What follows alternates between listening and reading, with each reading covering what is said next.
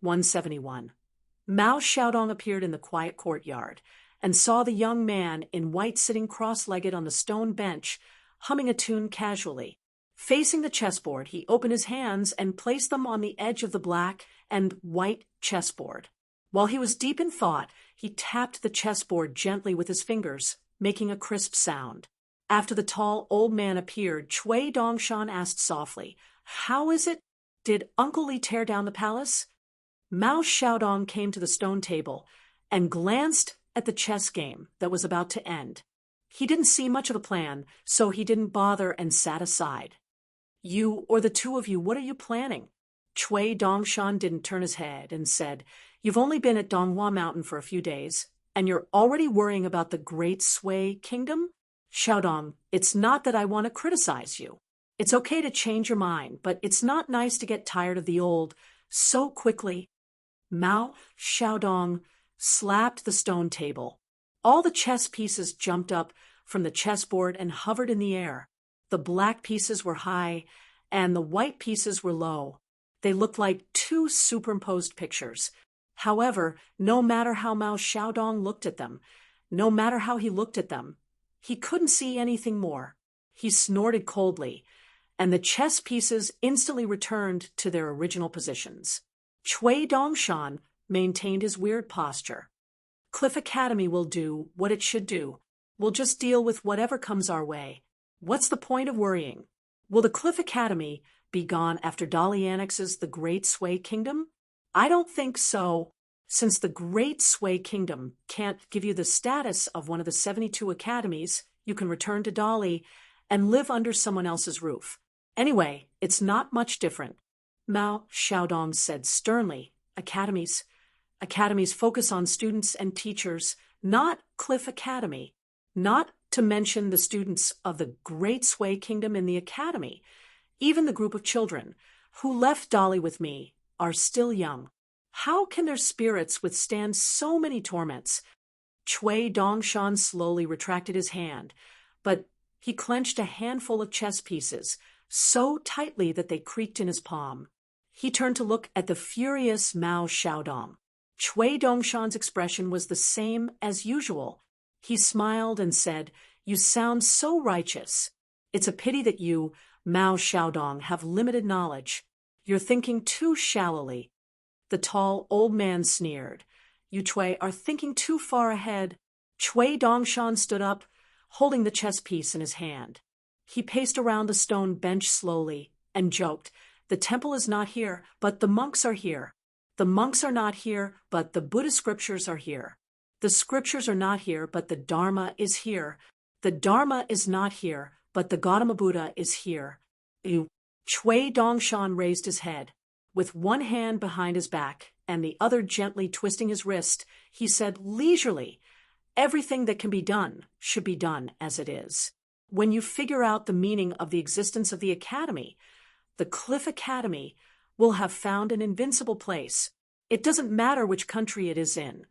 Mao Xiaodong sneered, "Do you think the Cliff Academy is a school? No matter the wind and rain, it will stand firm?" Cui Dongshan stopped and stared at the tall old man across a stone table and a chessboard. He asked, "Why not?" Cui Dongshan took a step forward. "Why don't we take a walk?" Mao Xiaodong looked dignified. He shook his head and said, "It's easy for you to say that." Cui Dongshan also shook his head and said, "You should really meet my master, Qin Pingan." The early winter sun hung high in the sky. The warm sunlight shone on the tall old man. The old man smiled and said, "Qin Pingan is naturally good for Qi Jingchun to entrust him with such an important task. But you must be a dog that can't change its habit. What are you scheming?" Cui Dongshan laughed and scolded, Hey, Xiaodong, your knowledge has gone to the dogs. Okay, no problem, but don't drag me into it." Mao Xiaodong didn't want to fight with this guy. He stood up and said, "Even the dogs on the roadside won't take a bite of your bullshit knowledge." Cui Dongshan laughed. "I'm jealous." Mao Xiaodong strode out of the courtyard with his back to Cui Dongshan. Second Master Li has broken into the Imperial Palace. The timing is just right. Don't push your luck. If he causes any trouble, I'll hold you responsible. Don't blame me for not warning you. Chui Dongshan looked at the back of the old man and said, awkwardly, that's not good. How can a ninth realm ant like me stop what Second Master Li wants to do? If my master was here, it wouldn't be difficult. He's better at talking reason and calmly than I am. Mao Xiaodong turned to look at the guy who was pretending to be in a difficult position and said, calmly, if I could, I'd really like to smash your head and see what's inside. Chui Dongshan stretched out a hand and pretended to be shy. Annoying. Mao Xiaodong turned and left with a dark face. The old man looked like he had stepped in a pile of dog poop. After Mao Xiaodong left, Chui Dongshan sat back down on the stone stool. His fist, which was holding a chess piece, hovered above the chessboard. He dropped 7 or 8 chess pieces in one breath, all of which were white. Therefore, this game was very irregular. In the end, Chui Dongshan squatted on the stone bench empty-handed and rested his chin on his knees. No one knew what he was thinking. Just as Mao Xiaodong said, there weren't many people in the world who could figure out what Chui Dong was thinking. Perhaps Qi Jingchun was the only exception. The sound of light and steady footsteps came from the courtyard door. Thank you for coming back from class. After putting down your things, you began to sweep the fallen leaves in the courtyard. As the broom swept across the ground, a gentle wind blew. Chui Dongshan murmured. Similarly, it starts from nothing. When the wind passes, the thunder rolls, the rolling stones cut down trees, and the branches kill the forest. Although it's weak, it still has its charm. The wind just passes through the alleys, moves the sand, and blows away the dust. It's very turbid. Although it's at its peak, it's still not worth mentioning. Thank you. Which do you think is better, Dali or the Great Sui Kingdom? This was the first time the girl was seriously asked a question by Chui Dongshan. She was flattered and held the broom in her arms, feeling uneasy. Fortunately, she was naturally quick-witted. Previously, she had made up her mind to spend all her time with this young master and not think too much about it. In any case, there was no benefit in worrying too much.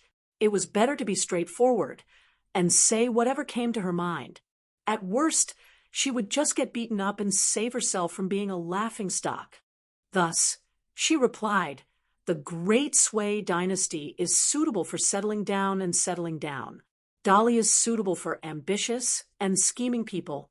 Now that it's cultivated both internally and externally, it's more powerful, full of vitality, and full of aggressiveness. The most frightening thing is that Dali is now gradually controlling the power of the mountains in its territory. It's getting closer and closer to being the true ruler of a country. Chui Dongshan nodded. He didn't say whether it was right or wrong, but it was rare that he didn't mock the girl. The young girl's heart calmed down. This trick was still effective. Yulu was right. To get along with this person, she had to force herself to think more in front of her and force herself to be more short-sighted. Suddenly, Chui Dongshan asked, why don't you go hang yourself? I've been waiting to collect your body for a long time. When the time comes, I'll carry your body down the mountain. While crying sadly, I'll complain about that old bastard Kai Jingshan. He's too shameless to sneak into the academy and even hurt such a beautiful girl like you, causing you to commit suicide out of shame. Then I'll fight with him again and avenge you. The girl was dumbfounded. Chui Dongshan turned his neck. Because of that night, I announced to the public that you were my disciple, so I had to lend you so many magic weapons. I feel a little bad. The girl with the green bamboo flute on her waist continued to bury her head in cleaning the yard. Chui Dongshan glanced at the girl's graceful figure and suddenly added, if my grandson Kai Jingshan climbs the mountain at night and breaks into your house, he won't lose anything. The girl raised her head and looked straight at Chui Dongshan. Chui Dongshan stared at the beautiful eyes and said regretfully, you only have this pair of eyes left, which is worthy of the name Xie Ling Yue. The girl was about to cry. She bowed her head and continued to sweep the floor. Chui Dongshan sighed and gently waved his hand to put the chessboard and the box into the jade seal in his sleeve. You're not sweeping the floor. You're clearly ruining your master's mood. Forget it. Go back to the room and read.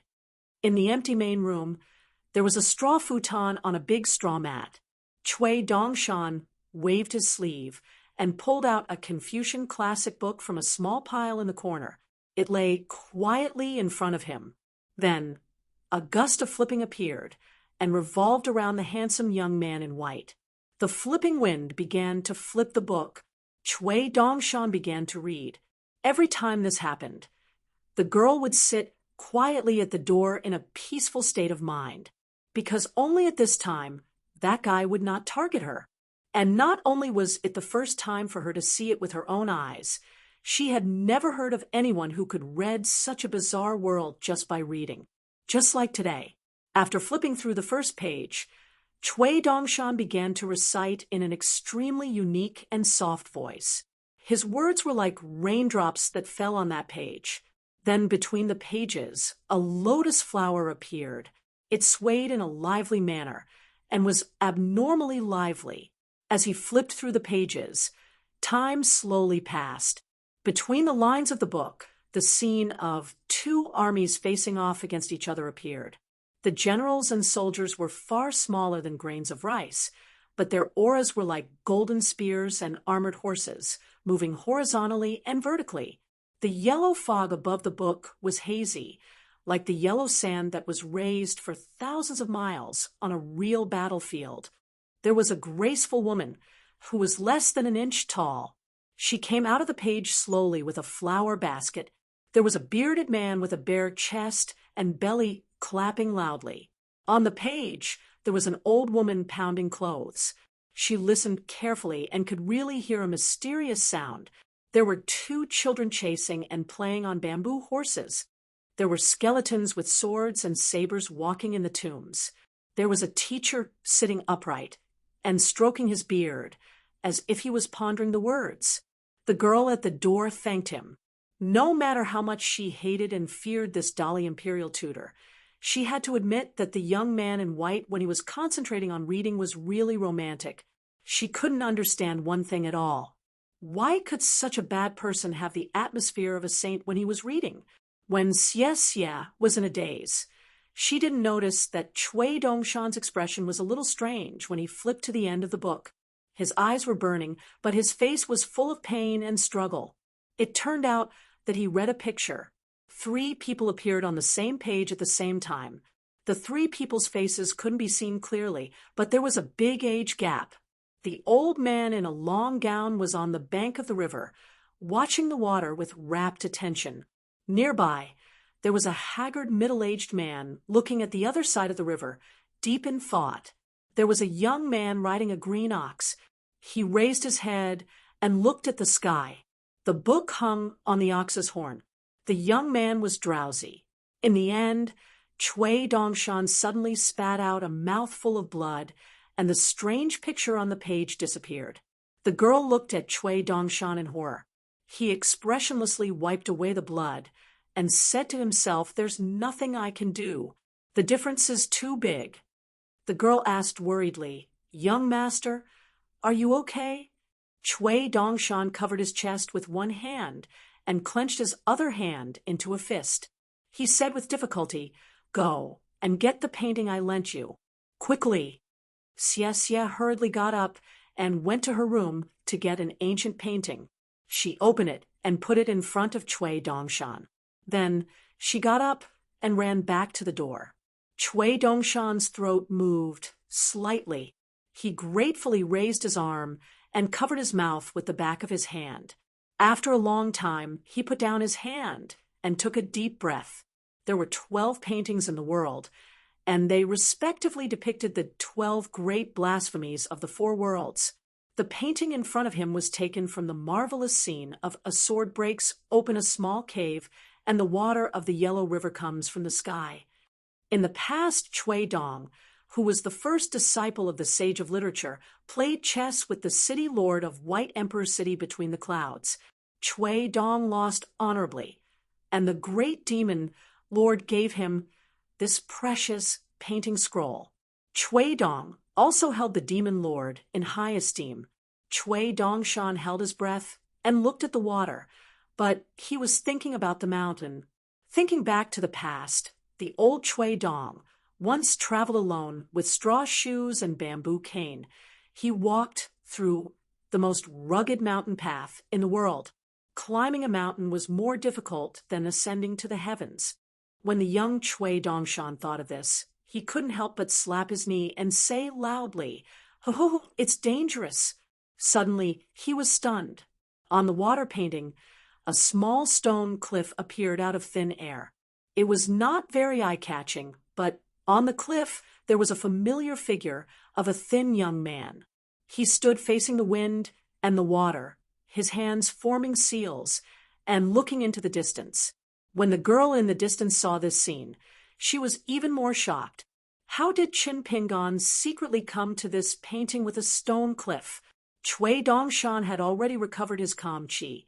At this moment, he put his palms together and said with a cheeky smile, "Sir, please accept this student's bow."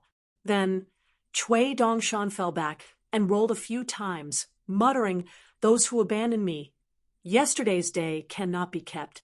Those who disturb my heart, today's day is full of worries.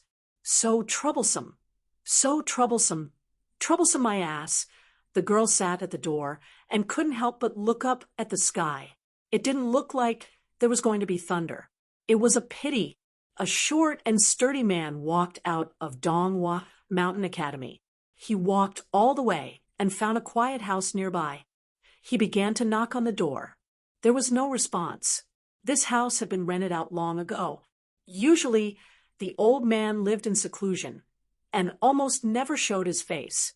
However, the fight between the immortals that night made people realize that there was a dragon entrenched in this house. Although the young man in white, who claimed to be the ancestor of the Chui family, was better than the old man in white at the peak of Donghua Mountain, and he had been bombarding the old man with magical weapons for the whole night, which could be described as splendid, the burly old man's various responses were also extraordinary. Even the experts with high enough realms admitted that if they were in the old man's position and faced the young man in white who threw magical weapons as if they were rotten cabbages, they definitely wouldn't be able to last until dawn. The man kicked the door open and strode in. He saw a burly old man with a gloomy expression. It was the Realm Tenchi Refinement warrior, Kai Jingshan. He stood in the courtyard with a pot of wine on the table. There were many exquisite dishes that went well with the wine. To a demigod in the eyes of ordinary people like him, this was better than nothing. It was really insignificant. Kai Jingshan was one of the bystanders of the battle in the palace yesterday. Now that he saw a foreigner who had reached the peak of martial arts, he naturally didn't have the slightest bit of confidence. However, this didn't mean that the old man had to lower his head and bow. He asked with a neither servile nor overbearing expression, "I have no quarrel with you. Why did you break in?" When Li Er saw Kai Jingshan, he didn't say a word. He quickly punched the old man, who was caught off guard, into the inner room. He spat out blood on the spot and broke the door and table. He fell to the ground in the corner under the plaque of the main hall and couldn't get up. Li Er turned and left. Kai Jingshan was a little stunned. He leaned against the wall and sat up. He thought that he should at least say a word or two before he attacked. As the saying goes, if you don't agree, you should at least have a word. How could this man be so unreasonable? If this wasn't bullying, then what was? The dignified level 10 Qi cultivator, the ancestor of the wealthy Kai family of the Great Sui Kingdom, couldn't help but curse, "Let's fight again if you dare." Then the man walked into the courtyard from the door that was no longer covered by the main door. He stood there and looked at Kai Jingshan, who was in the house. The old man swallowed. "I'm talking to the young man in white from the other day. It has nothing to do with you." After blurting out the sentence, the old man wished he could dig a hole and hide in it. The man had an empty wine pot hanging from his waist. He asked a strange question. "How much is that pot of wine on the table?" The white-haired burly old man was a little confused. Then he felt grief and indignation. He thought that he had no choice but to lower his head when he was under someone else's roof. He answered honestly, "I don't know the exact price. It's at least 30 to 40 taels of silver." Lier thought for a while. "Then I'll suppress my level to level 8. Let's fight again." Kai Jingshan was completely furious. "I'm just drinking a pot of wine. How did I provoke you?" After all, the old man wasn't someone who would let others bully him. Instead, he was recognized by the great practitioners of the Great Sway Kingdom to have a violent temperament and outstanding combat strength. He stood up angrily and said, "Let's fight. I'm not afraid of you." After a while, Lier left the courtyard and returned to the academy. The old man was lying in the courtyard. Although he wasn't seriously injured, he was destined to not be able to stand up for a while. The old man looked at the sky. For the first time in his life, he felt so aggrieved and bitter. He felt that he couldn't live on anymore. "My surname is Kai. I'm not a dish that goes with wine. After I recover, I'll go to the palace to meet the emperor. I'll leave this unlucky Donghua mountain and stay far away from the Cliff Academy. I won't stay in the capital of the Great Sway Kingdom either." Li Huai said that he would walk around the academy by himself, so he went back first. As a result, he found Li Baoping and Lin Shui both there. Not long after they arrived, Li Baoping was chatting with Li Huai's mother. "Annie, how long will you stay in the academy? Do you want me to walk around the capital with you? I've carefully studied the map of the capital of the Great Sway Kingdom. It's not easy to find the library. I've searched for a long time. Where do you want to go? I know the route." After Li Baoping arrived at the academy, the first thing she did was to understand the complicated rules of the academy and how she would be punished if she did something wrong. The second thing she did was to check the layout of the capital of the Great Sway Kingdom. She thought that if her youngest uncle came to the academy to find her in the future, she could take him shopping with her. The woman smiled and praised, "Little Baoping, you're so smart. Thanks to you, my Huaizi was not bullied." Li Huai's eyes almost popped out of their sockets. Throughout the journey, Li Baoping had bullied him the most. Not to mention the fact that he could summon wind and rain out of Liang's place, and even called him brother. He had never suffered a loss at Chinpingan's place. Besides, Li Baoping's mother didn't know how she threw her underwear on a tree at the school in her hometown. At that time, she even took him to Falu Street and wanted to quarrel with Li Baoping's elders. But when she saw the big lions, she didn't dare to knock on the door of the Li family. Li Baoping and his mother chatted for a while. In short, Li Huai had a headache listening to them. The two of them were like chickens talking to ducks. How could they still talk as if they were very congenial? One asked how many houses there were in the mansion on Falu Street, while the other answered that there were many houses in the academy, more than her own house. The young girl Li Lu was so annoyed by her brother that she could only agree to sew a new pair of cloth shoes. She sat quietly by the bed, carefully sewing the soles of the shoes stitch by stitch. Occasionally, she tilted her head and bit off the end of the thread before smiling at her mother and brother. If she met Lin Shuyi's gaze, she would smile and nod, and the youth would blush, feeling an indescribable embarrassment in his heart after drinking Alliance's gourd wine. This was the second time the young boy was so glad that he chose to leave the small town and travel with Chinpingan and Li Baoping. Li Baoping had just left when Li Er returned to his residence. When she saw the man, the little girl stopped suddenly and greeted with a smile, "Hello, Uncle Li." Li Er, who was clumsy, responded with a sigh and was very happy. When he was in the small town in his early years, he didn't go to school often. At that time, Li Huai would complain that his father was embarrassing, so Li Er didn't dare to go. But this little girl, who always wore red, was the only student who would call him Uncle Li.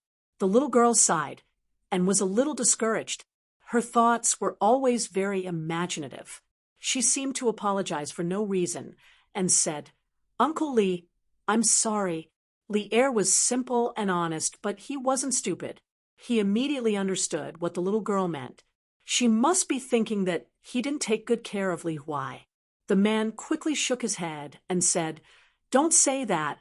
Li Baoping said seriously, "Uncle Li, Li Huai is actually more diligent than me in his studies. Teacher said that hard work can make up for stupidity. A great talent matures slowly. So don't be disappointed with Li Huai. Studying is a lifelong thing. Don't be anxious." At this point, the little girl raised her fist and said in a serious tone, "Don't be anxious." Li Er was very happy. This little girl was really likable. The man nodded and said, "I'm not anxious about Li Huai's studies." The man said in his heart, but there was something that could be done. As for how far his son could go in the end, it all depended on him. Li Baoping grinned and ran away. She was like a cheerful oriole. Li Er stopped and looked at the little girl's back. When she disappeared from his sight, he smiled and turned to leave. At the door, he bumped into Lin Shui, who was leaving the house. The young man called out to Uncle Li and left, facing other people. Even Li Lu's father, Lin Shui, didn't know how to respond warmly. When Li Er walked into the house, his wife was giving advice to his son. "This little girl is not bad, but her personality is a little too carefree. She doesn't seem like someone who knows how to take care of others.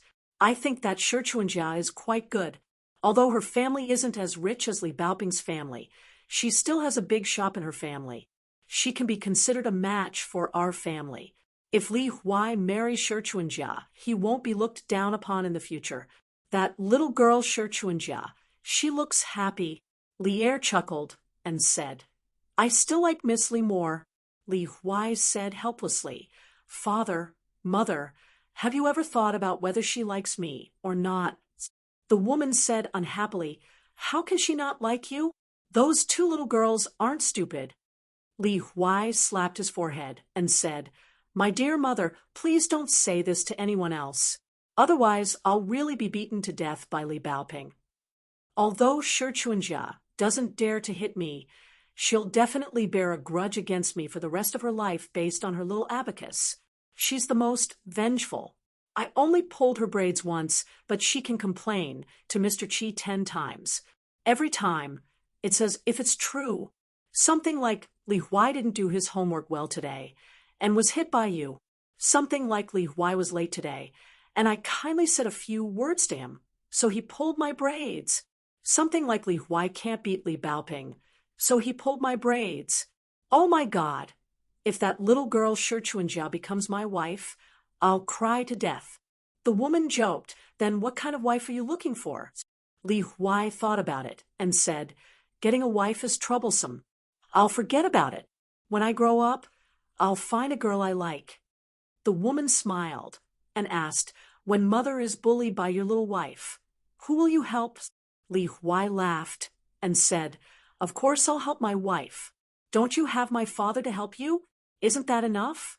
The woman pretended to be angry and said, "You're heartless." The woman got up and reached out to twist her son's ear. Li Huai ran around the house. The woman glanced at the man and asked, "Where did you go?" Li Er whispered, "I need to pee, so I went to the toilet." The woman's eyes were sharp. She immediately noticed the wine bottle at the man's waist. She sniffed it and said angrily, "You need so long to pee? Did you fall into the toilet? And the toilet isn't filled with feces and urine, but with wine?" Li Er was flabbergasted. He turned to look at his son and begged for help. Li Huai added insult to injury. "Father must have seen a gorgeously dressed little fox spirit. Look at how guilty you look." The woman rolled her eyes at the frightened man. For the first time, she didn't get to the bottom of it. She sat beside her daughter and touched Li Lu's hair. She sighed. "You've all grown up. Father and mother are old." Li Lu put down her shoes and gently held her mother's hand. Li Huai flattered, "Mother, you're old. You're still the same as when you gave birth to me. If you go out with Li Lu, You might be mistaken as a sister." The woman laughed. "Go, go, go. You can say this to your wife in the future." Li Lu suddenly said, "Mother, I want to buy a box of rouge."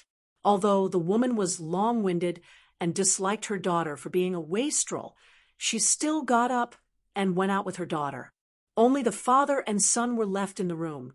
Li Er smiled and asked, "Son, do you want to drink some wine with father?" Li Huai widened his eyes. "Can I drink wine?" After drinking half a bowl of wine, Li Huai soon felt dizzy and dozed off on the table. Li Er reached out and held Li Huai's wrist. He took a deep breath, closed his eyes, and said, "The Divine Lord opened the mountain and created the cave." When the woman led Li Lu down the mountain, she passed by a young man in white under the archway at the foot of the mountain. The girl looked back and happened to meet the young man's eyes. The girl, who had always given others the impression that she was weak and willowy, quickly withdrew her smile at this moment.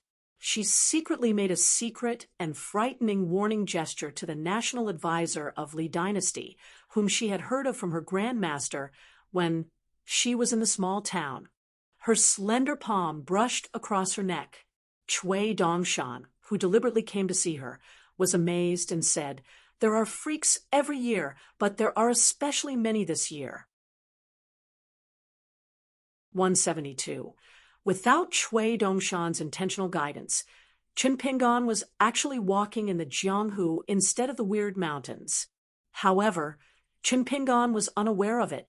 He only felt a little regretful that he did not encounter any more weird monsters. Now that he did not have to worry about the safety of Li Baoping and the rest during their study trip, Qin Pingan hoped to encounter more weird things. Of course, the premise was that it was best to observe from afar.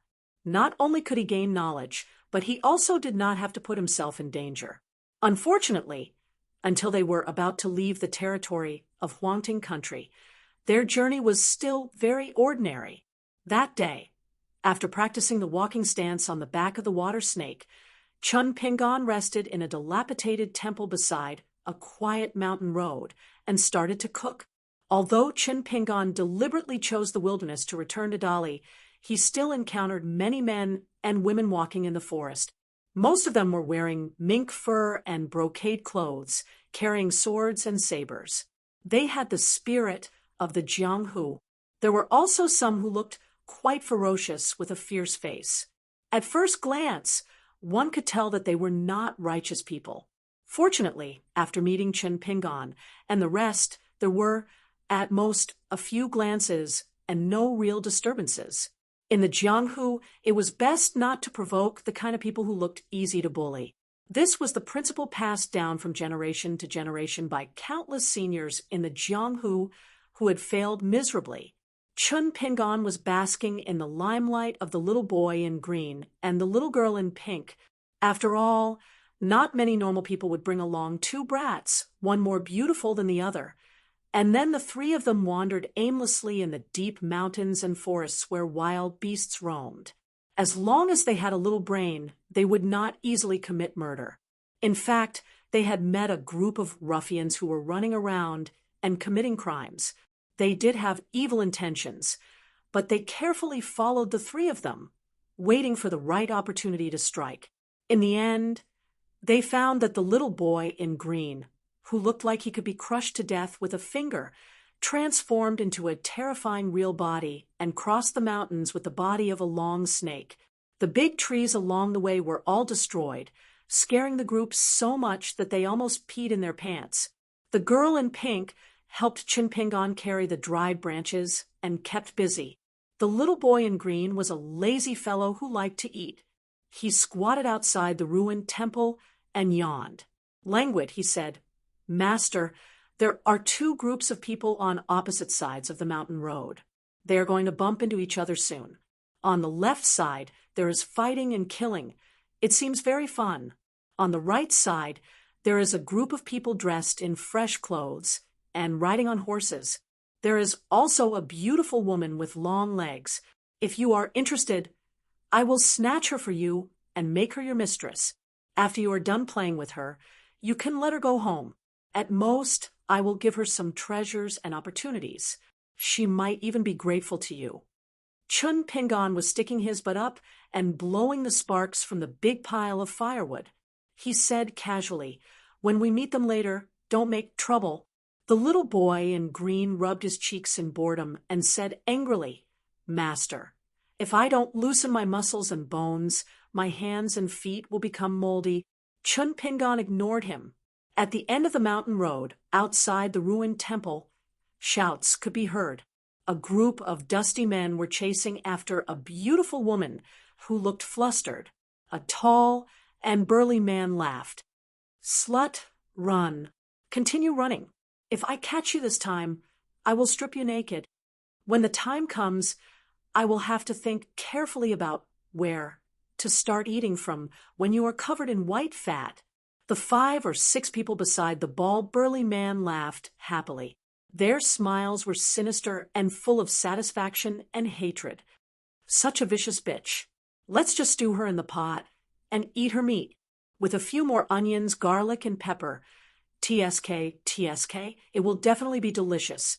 Her body weighs at least 50 kilograms. It will be enough for us to eat a few meals to our heart's content. Don't fight with me. I have loved eating pigeons since I was young." The eyes of the little boy in green lit up. Chun Pingon asked the girl in pink to cook for him, while he stood up and walked to the entrance of the ruined temple. The little boy in green was eager to try. However, Chun Pingon pressed his head down, and he could only stand on the spot obediently. On the other side of the mountain road, the sound of horse hooves and laughter could be heard. Soon they noticed something strange on the road. After hearing the filthy words of the bandit-like men, a young woman with a bow on her back had a frosty expression and was displeased. She glanced at the stumbling plump woman and quickly looked away. Looking at the bandits who were waving their swords and sabers, she snorted and squeezed the horse's belly with her slender thighs. Suddenly, she sped up and led the horse to charge forward. "I'll go save her." A young man with a silver sword tassel immediately followed the woman and rode side by side with her. At the same time, he smiled and reminded her in a low voice, "Longi, there were outsiders here before, so I couldn't say much.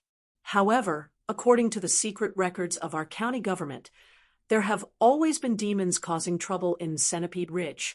The demons from several mountains even know how to help each other. They are extremely difficult to deal with. However, every time the government invites immortals to search the mountain, except for some insignificant demons, the big demons have long hidden away. They are very cunning. If the government hadn't led people to sweep Centipede Ridge not long ago, I wouldn't have dared to agree to let you enter the mountain." In addition to a silver longbow engraved with ancient runes on her back, the woman had a narrow saber in a black scabbard hanging from her waist. She pressed her hand on the saber's handle and said coldly, "It would be great if there were really demons. Killing demons and killing demons is not something that only the immortals on the mountain can do. We can do it too." The young man smiled helplessly and didn't say anything more. He urged the horse to gallop, only hoping that there wouldn't be any trouble in this chivalrous act. Unlike the woman who had just left her master school, he was the son of an official with a good family background. He had more experience with the dangers of the world. The woman's clothes were torn and did not cover her body, revealing a large area of white and tender skin. She looked miserable. Although she was a martial artist, she had been chased all the way and was already an arrow at the end of its flight. Her footsteps were light. When she saw the man and woman coming on horseback, she forced herself to take a breath and shouted loudly, "I beg you 2 righteous men to save me." The young woman took off her cloak and threw it to the woman. She skillfully rode the horse and just happened to brush past the woman. She pulled out her narrow saber and pulled the reins to stop the horse. She glared at the woman aggressively and said, "Get lost." The man stopped the horse beside the woman and smiled. "Madam, you are frightened." The woman covered her delicate body with the cloak and gasped for breath. Her face was pale, and she said in a trembling voice with lingering fear, "Young master, you must be careful. Those strong people in the mountains claim to be cultivators. They do know some Taoist techniques and supernatural powers. Young master, you should remind your friends not to act rashly. If it really doesn't work, young master, and that lady can help me block them, I will continue on my way. But this cloak, I am sorry for that chivalrous lady." The young man had been secretly observing the woman. After hearing these words, he didn't find any obvious flaws. He smiled and said, "Madam, you don't have to be in a hurry to escape. In broad daylight, they won't dare to do anything evil. If they are really the outlaws who are used to killing and robbing, then they are cultivators in the mountains. Madam, you don't have to worry too much. We have our own plans. Madam, you can relax." The woman wanted to say something but stopped. She didn't refute and said pitifully, "Young master, you should be careful. Those bad people can do all kinds of evil things. It is common for them to speak evil words. Be careful not to dirty everyone's ears." The young man slightly let down his guard and nodded with a smile. "Madam, you are so kind. You don't deserve this." When the woman heard this, she bit her lips and suddenly felt sad. She lowered her head and sobbed, "I just pity my husband's daughter. Really, my daughter is only 12 years old. I don't want to live anymore." The riders behind had already arrived beside the young master, and the pitiful woman, when they heard the woman's words, how could they not know what kind of tragedy they had encountered? Walking in the mountains and rivers, bandits robbed and raped. It was not common in Huangting country, but it was not rare. A young man who purposely had a beard like a halberd was instantly enraged. Although he wasn't an easygoing person in the sect and Jianghu, he hated to see the weak bullied the most. He angrily raised his whip and continued to rush forward. "Jilan, I will help you. These bandits deserve to die 1,000 times over." In front, the group of burly men first saw the heroine called Jilan. Seeing that the woman was about to escape, the leader of the burly men anxiously scolded, "Blind little girl, you want me to get lost?" The burly man saw that the little girl's face was full of killing intent and laughed angrily. "Get lost quickly. You are just a child who hasn't even grown out of your mother's milk. You dare to be a hero? If your sex elders were here, I would have slapped you. Get out of the way. That woman is an old demon who has done evil for 100 years. Wait until I peel her skin and pull out her tendons. Whether she is a human or a demon, it will be clear." The bearded young man, who galloped alone, pulled out his long sword and pointed it at the group of people. He laughed. "Oh, the bad guys are complaining first?" A green-robed old man behind the burly man frowned, pointing the sword at people. "Who taught you etiquette and rules?" The bearded young man glared. "Your ancestors." The green-robed old man sneered. "Old Song, you go and capture the witch first. I will teach these people a lesson. Don't delay too much. The old demon is obviously hiding her trump card. We need your art of rejuvenation, just in case." The burly man nodded with a dignified face and rushed out with the group of people, completely ignoring the woman and the young man who were blocking the way. The mountain road was not wide, only enough for 3 people to ride side by side. The beautiful woman with a narrow saber said sternly, "Why do you stop?" The burly man rushed through between the woman with a narrow saber and the bearded young man. The woman blocked with her saber, but the burly man gently lifted the saber in his hand and pushed her away. The woman, who regarded herself as a primary success in martial arts, was stunned on the spot, her face full of astonishment. The bearded young man, who also used a saber, was more hot-tempered. He quickly chopped down with his saber, but the burly man ignored it. He just stared at the woman in front of him. He grabbed the saber in his hand and threw it down the mountain. The 2 men and women of Jianghu who came down the mountain in high spirits were like 2 dull door gods, one on the left and the other on the right. They just let the wild mountain bandits gallop away.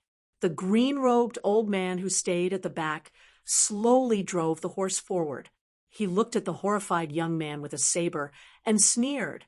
How dare a martial artist of the third state be so rash? Little kid, you don't know the immensity of heaven and earth. Do you know how many chi cultivators of the lower 5 states have died in the hands of the old witch? You can't even count them with 2 hands. Do you think you can protect her? She may be thinking about how to eat you, her saviors, alive little by little. The old man twitched the corner of his mouth. That's hard to say. The old witch is good at a vicious een and yang dual cultivation. She likes to nibble the blood essence of young men. A 3-legged brat like you can die under the peony flower and be a romantic ghost. The bearded young man's face flushed red. He flew into a rage out of humiliation. Old man, you're too much. The green-robed old man raised his arm and slapped the air. He was still quite a distance away from the bearded young man. However, the latter's face rang with a crisp sound. He was hit off the back of the horse and spun twice in the air before landing on the ground. If this was the knowledge of the Jianghu, it would be an ability that at least a master of the 4th or 5th state could have. The 6th and 7th states were all great masters who had the qualifications to establish their own sects within the borders of a country. As for the legendary 8th and 9th states, it was hard to even see them. Which one of them wasn't an important guest of the emperor of a secular dynasty? Hence, they had already transcended the Jianghu. The young woman's mind wasn't bad. She immediately turned her head and reminded her friend, "Be careful of that woman." In the blink of an eye, the woman in the cloak raised her head abruptly and grabbed a young man next to her off his horse. Grabbing his arm tightly, she smiled coquettishly. "I thought that I could at least help to stop them, but I didn't expect that they're all useless ants. If that's the case, I'll help the lady of Mount Qingya." However, just as the woman used her qi to absorb the young man's qi and blood to nourish her qi dwelling, she noticed from the corner of her eye that the straw sandals youth, who had been watching coldly from the side, was much stronger than she had imagined. He jumped up like a rabbit and smashed his fist towards her head.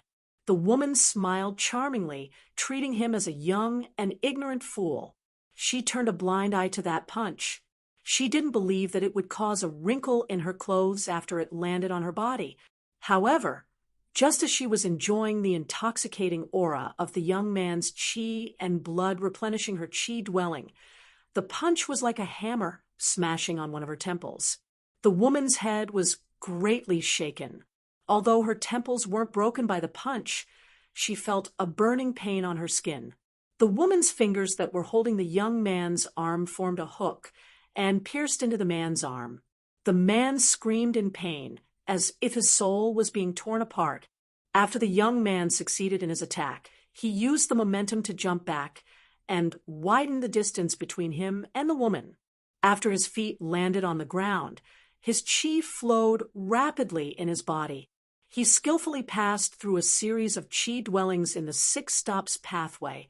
At the same time, he said in a deep voice, "Let's attack together." The brawny man was 1 step ahead of the young man. He was first shocked by the young man's swift and decisive attack. However, he was also afraid that their combined attack would hurt the innocent. He was caught in a dilemma. He could only make a hand gesture to signal his allies behind him to trap the old demon first. The brawny man continued to close the distance between them so that the young man wouldn't accidentally fail to kill the demon and instead become the old witch's bait to strengthen her qi. Compared to the reckless juniors of the Jianghu, the brawny man was much more pleasing to the eyes of this young man who seemed to be watching coldly from the sidelines. It was inevitable that one would encounter demons and monsters while walking among the mountains and lakes. Whether or not one had enough eyesight was often more important than one's ability. One should do as much as one had the ability. Otherwise, one shouldn't blindly cause trouble. This was the capital to live to 100 years old.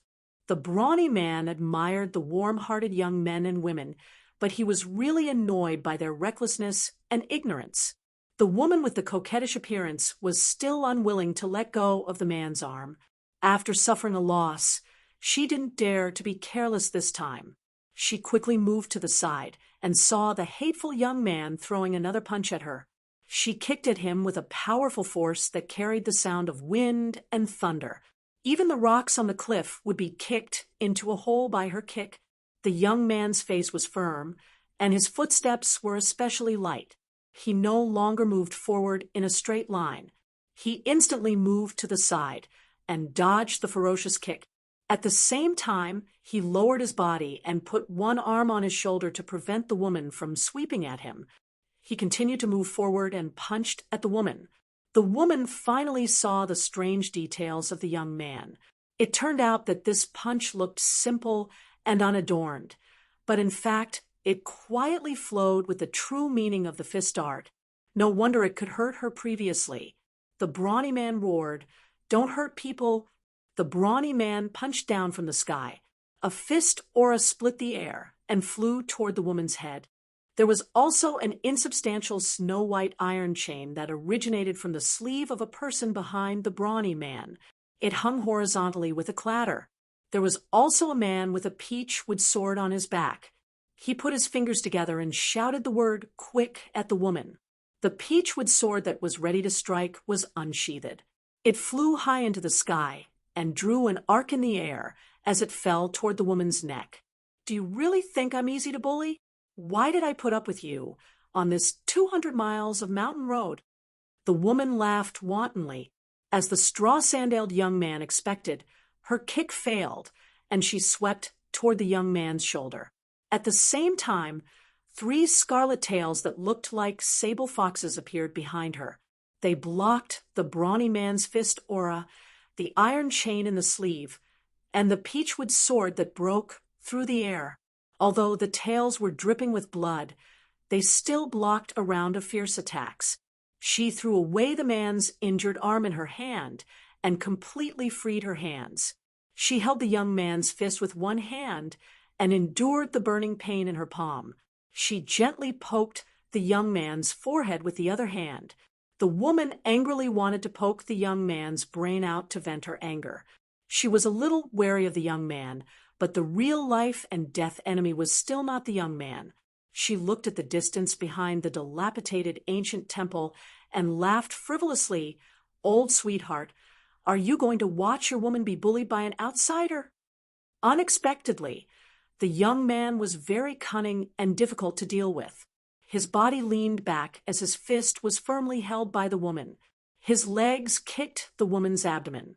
The woman felt a slight pain and subconsciously withdrew her hand. She did not chase after the young man. Instead, she winked at him and said, "I'll teach you a good lesson later. I'm famous for my bodhisattva's heart. I guarantee that you'll be so happy that you'll want to die." The burly man was relieved and could not help but give the young man a thumbs up. He laughed and praised. "Beautiful." After Chen Pingon retreated, he took a deep breath. In fact, the girl in pink, who had rushed out of the dilapidated temple, was almost crying. Master, that guy told me to protect you while he went to deal with the stronger one. But I really don't know how to fight. I was so anxious. Master, I'm sorry. I'm useless." Chen Pingon kept staring at the woman, but he reached out and patted the girl in pink's head. He comforted her. "It's okay. Just be careful next time." The girl in pink, who had been cultivating in the library since she was young, felt increasingly guilty and burst into tears. The burly man reminded them in a low voice, "There are still demon cultivators with high cultivation in Centipede Ridge. We'll act according to the situation. If it really doesn't work, we'll at least protect these children before retreating." Everyone nodded. Although they knew that it would be as difficult as ascending to the heavens if they encountered the worst possible outcome, they still had no objections. If it were not for the fact that the pursuit of the demon was too dangerous, and if it were not for the green-robed old man's art of rejuvenation, there would have been casualties in the team long ago. Plus, the demon had committed a heinous crime. How could they have spoken rudely to the woman when the situation was already decided? They really hated her so much that they wanted to boil her in a pot to vent their anger. After the woman laughed complacently, she found that there was nothing unusual in the distance.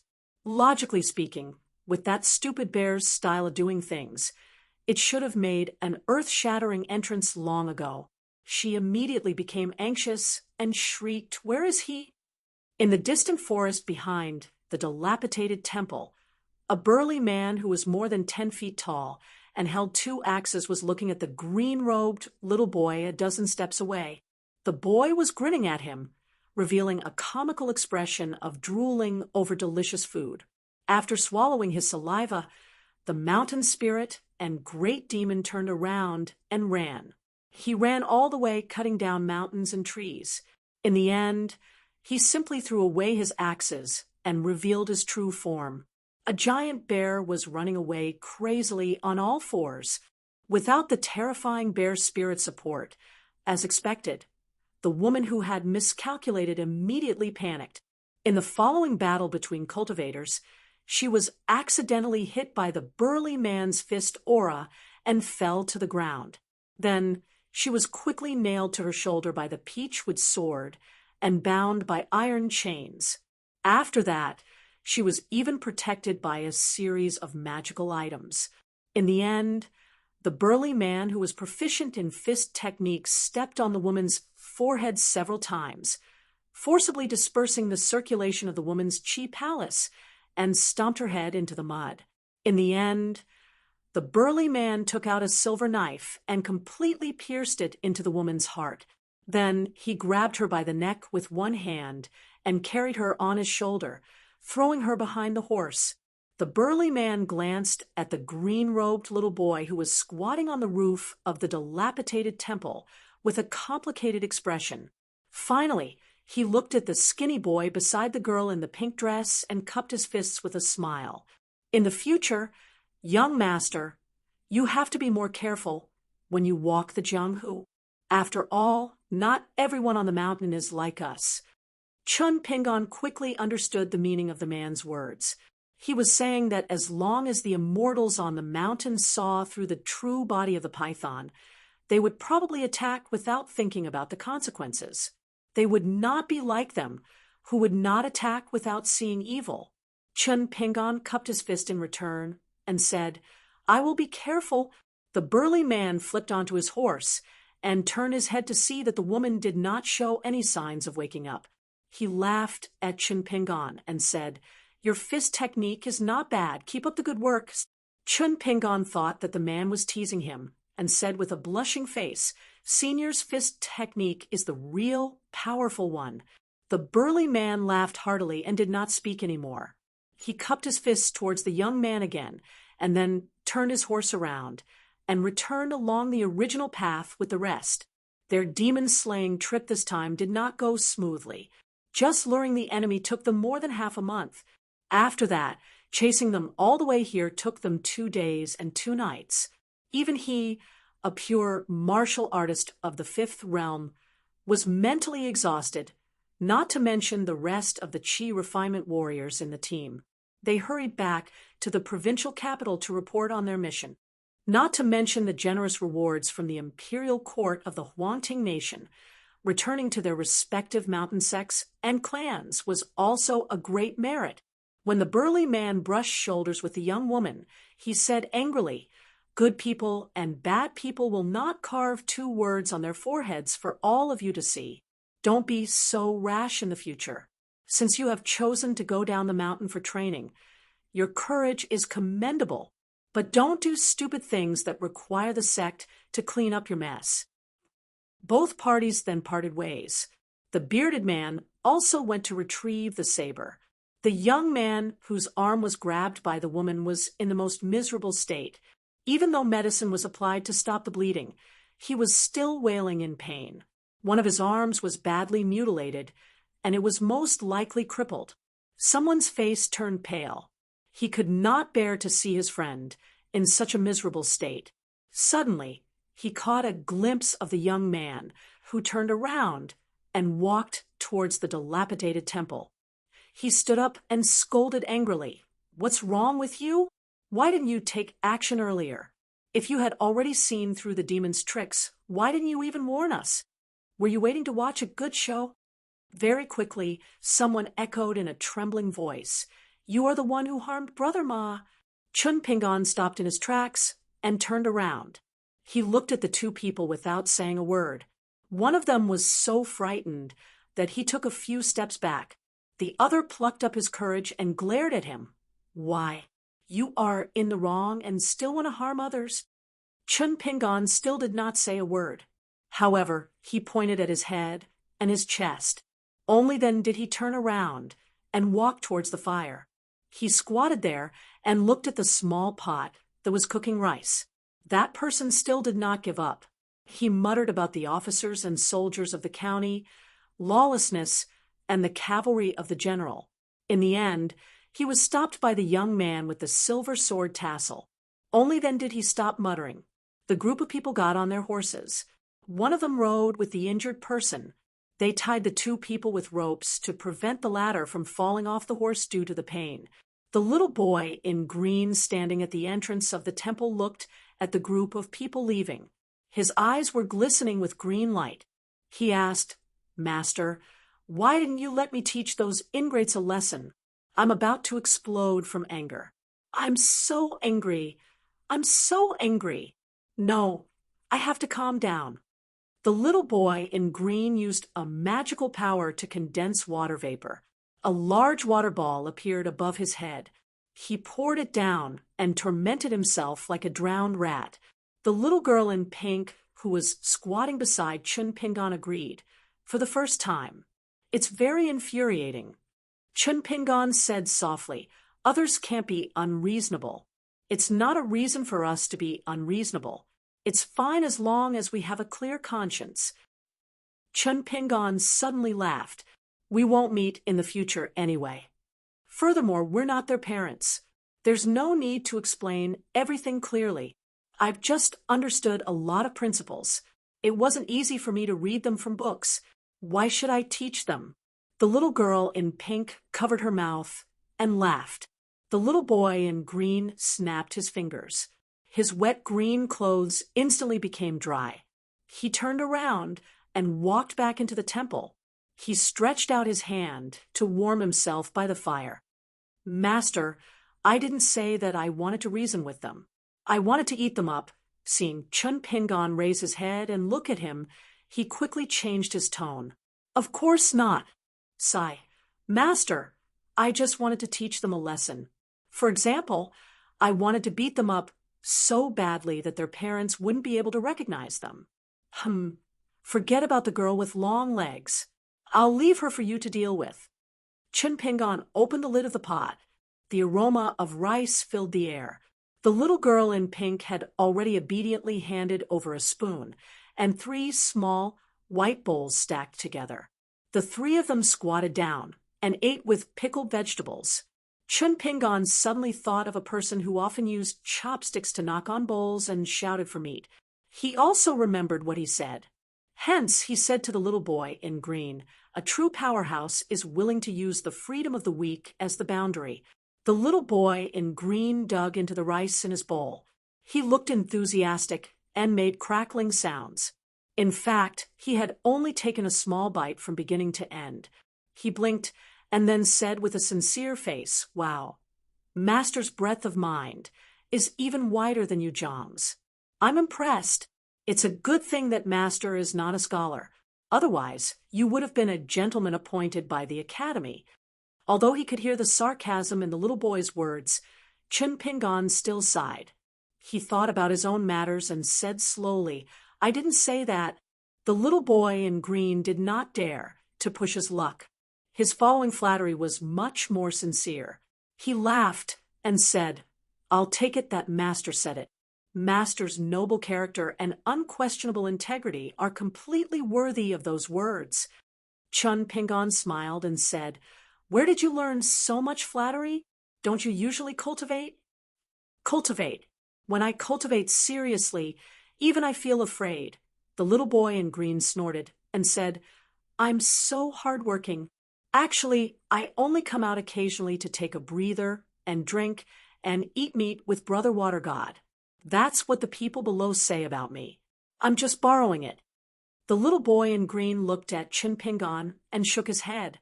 He said, in the past, I still had a little doubt that those little fellows were purely asking for rewards.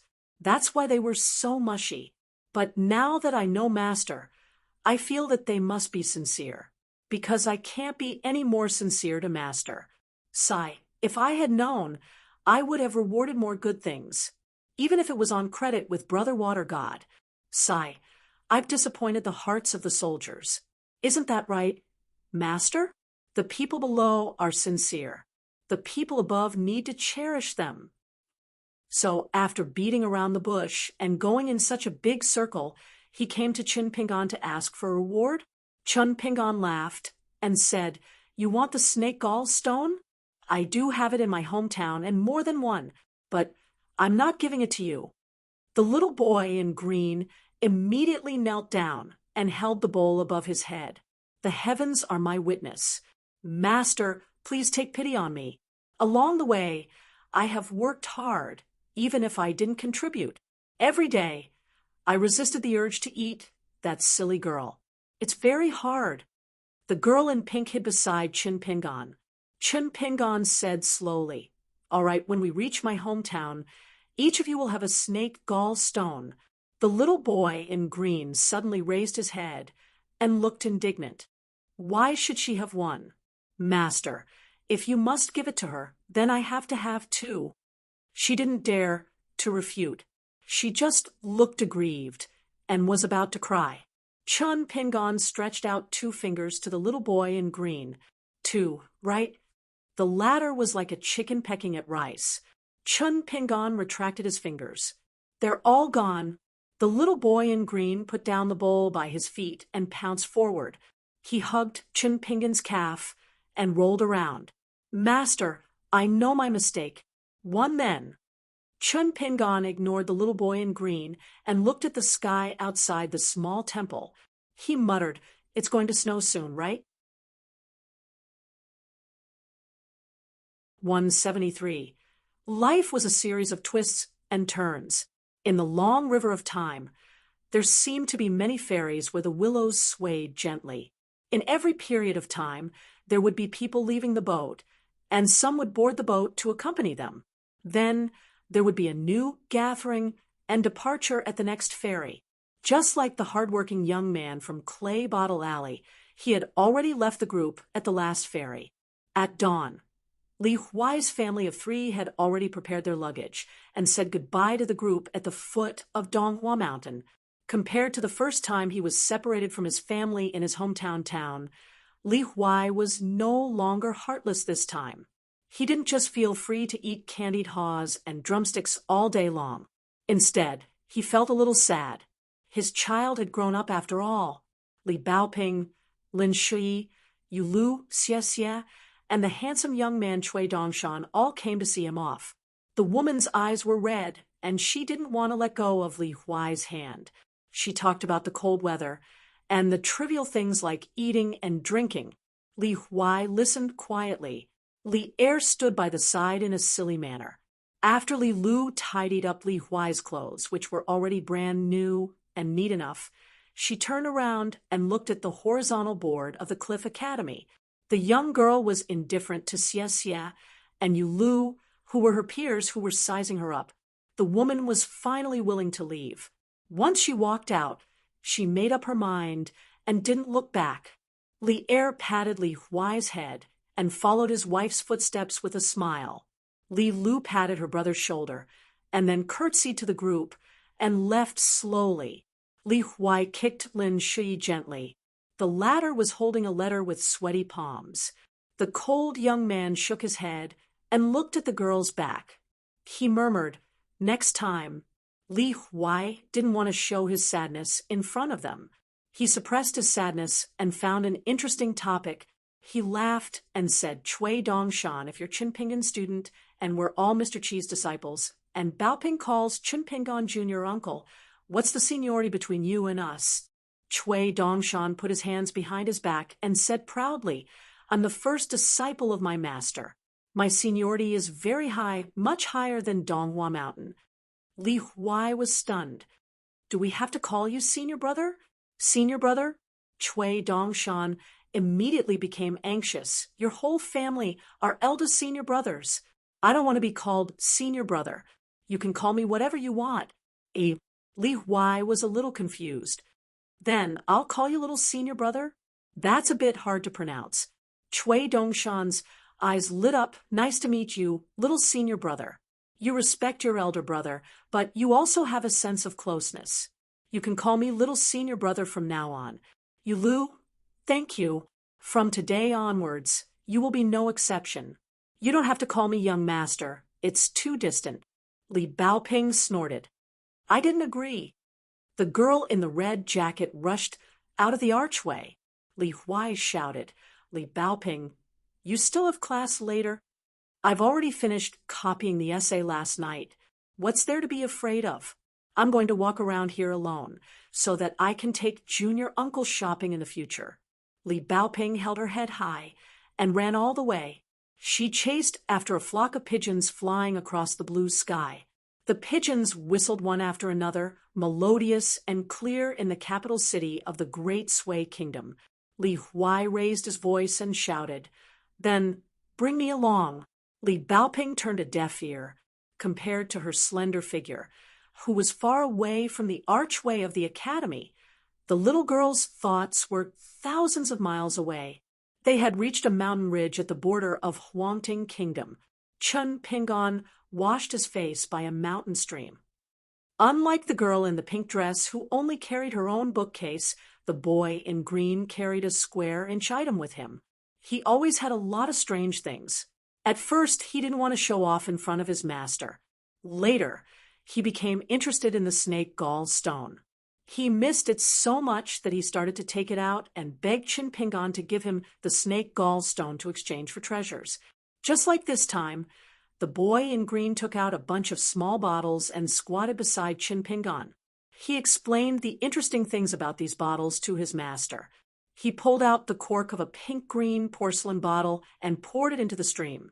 Soon, a large piece of soft moonlight flowed out of the porcelain bottle and sprinkled on the stream. It was like a dream. The boy in green smiled and said, "Master, it's beautiful, isn't it? This is the moonlight bottle that cultivators like. In addition, there are cloud bottle, sunlight bottle, and so on. They are specially collected from the 5 mountains. The spiritual qi contained in them is not much. Naturally, it can't be compared with the rich and abundant water in the blessed enclave. But it can't be compared with the beautiful scenery poured out of these bottles. What do you think, master?" Chun Pingon was indeed a little shocked. In the lush mountain forest, it was still slightly dark during the day. At this time, looking at the moonlight flowing slowly on the stream, he really felt that the world was really full of wonders. The boy in green patiently said, "Small bottle in exchange for master's snake gallstone is definitely not generous. I have 3 bottles here that are collectively known as the lingering beam bottle. The name comes from the lingering sound lingers in the beam for 3 days. They are all filled with all kinds of beautiful sounds of nature between heaven and earth. For example, the frog in this bottle, the sound of the tide in this bottle, and the sound of the pine waves in this bottle. Master, think about it. When you sleep, open one of the bottles and you hear the sound of the tide next to your pillow. How comfortable is that? I have so many precious bottles in exchange for a snake gall stone. Only 1 stone. As long as you nod your head, these 7 or 8 bottles will immediately belong to you. If you don't do this kind of business, you will be struck by lightning." Chun Pingon silently calculated the family's wealth in the small town. There were still many snake gallstones of excellent quality. He nodded and smiled. "Okay." The girl in pink waved her hand vigorously at the side and gave her master a look, wanting to dissuade Chun Pingon from agreeing to this business. The boy in green pushed all the bottles to Chin Pingon and jumped around happily. He stretched out 2 fingers at the girl in pink and said arrogantly, "I have 1 more than you. Now that I am 1 realm higher than you, when we reach Master's hometown, I will eat the stone, and I will be 2 realms higher than you, silly girl. When that time comes, you should know your place and don't stay by Master's side and embarrass Master. Master only has me as his little attendant. Why would he need a silly maid?" The girl in pink pouted and wrinkled her pink little face. A storm was coming. Chin Pingon said helplessly, "If you bully her again, I will go back on my word." The boy in green immediately coughed and said to her seriously, "In the future, when you take care of Master's basic needs, you have to be more attentive. Do you understand? For example, after eating that snake gallstone, quickly turn into a virgin girl's figure and appearance. When Master is young and full of vigor, he will feel that the night is long, and you have to take the initiative to warm his bed." Chin Pingon put away those rare bottles made of different materials and hit the boy's head with a chestnut. "Don't talk nonsense here." The boy in green put on an act and bowed. "Master is right to teach me a lesson." Chin Pingon squatted on the rock by the stream again and took out a dry biscuit to chew. He asked casually, "Do you know what the Dragon King's basket is?" The 2 little fellows turned pale at the same time. The boy in green's body stiffened. He could not even walk, let alone make jokes.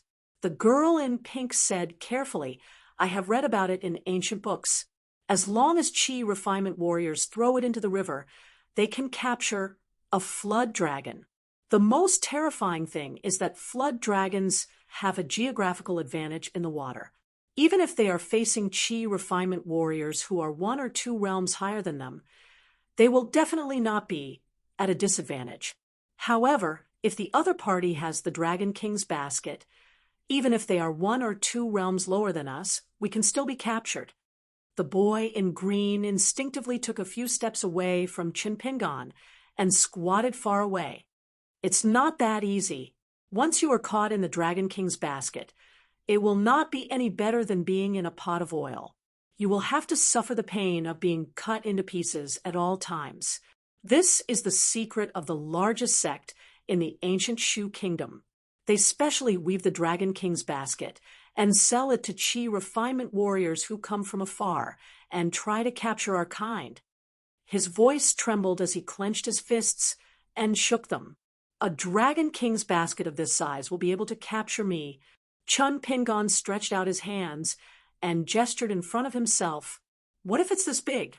This time, even the girl in pink was so scared that she did not dare to speak, let alone the boy in green, who knew the power of the Dragon King's basket. The boy in green said with a long face, "Old Master, I have not even heard of such a big Dragon King's basket, let alone seeing it. Don't tell me you have one?" He resisted the urge to take the second snake gallstone and said tentatively, "If there really is such an exaggerated Dragon King's basket, even if you are an ancestor who has transformed into a flood dragon for thousands of years, you will have to accept your fate obediently. Old Master, do you think that the pile of bottles is actually not very nice? Don't worry, Old Master can keep them and play with them. If you really don't like them, you can return them to me when we reach Old Master's hometown. As for the snake gallstone, Old Master will decide if you are in the mood to give it to me." Chin Pingon did not know whether to laugh or cry. "I don't have a Dragon King's basket. Even if I did, you don't have to be afraid of anything." It was no wonder that the prince of the Great Sui Kingdom, Gao Xian, felt bad after buying the golden carp and the Dragon King's basket. Other than giving him a bag of gold and copper coins, this time in the capital of the Great Sui Kingdom, he also wanted to express his gratitude. When he met the man who was carrying a basket and selling fish in the small town, Chin Pingon saw that there was something unusual about him at first glance. How could the carp still be alive after being out of the sea for so long? But first, he really did not have money. In a precarious life, how could he dare to spend money as he liked? After working as a kiln worker, he could more or less save some copper coins. Chin Pingon had never had any extra expenses. It was already extremely difficult to deal with the daily necessities. Second, he was intercepted by Gao Xian and the old man halfway. Chun Pingan threw a stone into the stream. The young man was a little sad at the moment. It was not that he lost a big fortune, but that he felt that several mountains of gold and silver had passed by him. So, in the end, he was still worried about the money. In fact, Chun Pingan did not know that the man was Li Huai's father, Li Er, one of old Yang's apprentices. At that time, Li Er was already a martial artist at the peak of the 9 realms of martial arts. Different from the gatekeeper who was responsible for receiving the gold and copper coins, Li Er had a good impression of Chun Pingan. As for why Li Er did not directly give Chun Pingan a gift, there was a big reason. The people on the path of his master, Old Yang, had always valued fairness. So Li Er casually gave a price at that time to bargain with the young man in the mud bottle alley, which seemed more realistic. Unfortunately, the prince of the Great Sui Kingdom came out of nowhere. Li Er, who had broken the rules first, was immediately alerted and did not dare to give Chun Pingan this great fortune. After that, Old Yang also reprimanded Li Er and told him the cruel truth. If Chun Pingan really took the fish basket and carp, he was not sure if he could leave the town alive. Chun Pingan still did not know all of these undercurrents in the town.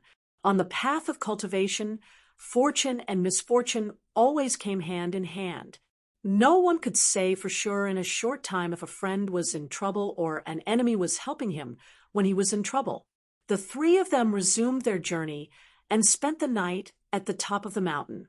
Although Chun Pingan was no longer needed to keep watch at night, Chun Pingan still had the habit of going to bed late after the practice. He would stay by the bonfire for a while before going to sleep. Late at night, the top of the mountain was silent. Beside the bonfire, the little boy in green added some firewood to the fire and hooked his finger at the girl in pink. "Silly girl, come here." The girl leaned against the book box, left by Cui Dongshan in the distance, and shook her head vigorously. "No." The little boy in green smiled and said, "I won't eat you." The girl would not go near him, even if she was beaten to death. The little boy in green said angrily, "If you don't come over, I will really eat you. What's wrong with you? You won't listen to good words and must be beaten?" The girl in pink could only pluck up her courage and sit opposite the bonfire. He asked, "You said that Master is a very ordinary and boring person. How can he have such a ferocious and terrifying disciple?" She thought for a while. "Master is kind. Good people will be rewarded." The little boy in green sneered. "Can a good person feed you?"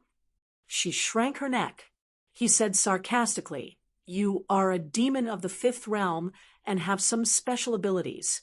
Can't you have some backbone?" This time, she really did have some backbone. She retorted softly, "You chased after the Grand Supreme Elder of the Ling Yun sect for 2,000 miles on a sword. Why don't I see you having some backbone?" For the first time, the green-robed child did not get angry. He patiently explained, "I'm not afraid of that old witch. She's really shameless. She's already so old, yet she still smears a few pounds of rouge on her face. I'm a hero who can't defeat 2 fists. If I eat that old witch, I'll offend the entire Ling Yun sect. When that time comes, I'll implicate my water god brother, and I'll feel bad." The girl in pink quietly turned her head and secretly rolled her eyes. She only dared to do so. The little boy in green said angrily, "Silly girl, are you trying to rebel? If you don't get beaten up for 3 days, you will become a troublemaker. Just because you have the support of my master, you don't care about me, right?" She was so frightened that she wanted to shout for Chun Pingan. The little boy in green hurriedly waved his hand, indicating that she should not act rashly. He sighed and changed the topic. "Our master is only a 2nd realm martial artist. Although he is not much worse than an ordinary 3rd realm martial artist, you and I both know that he is still very weak. Moreover, looking at his clothes, food, housing, transportation, speech, and actions, He does not look like a child from a big family. Does he really have 5 mountains in his hometown? How can he have so many snake gallstones?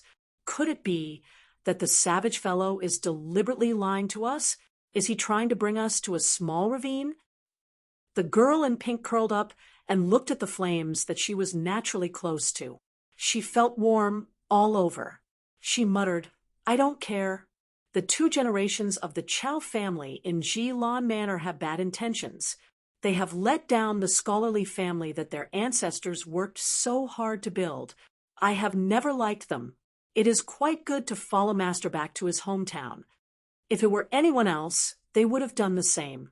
To be able to become an immortal who would be willing to stupidly study and obtain scholarly honors, all that talk about doing good for oneself and the world is just a lie from the saints of Confucianism.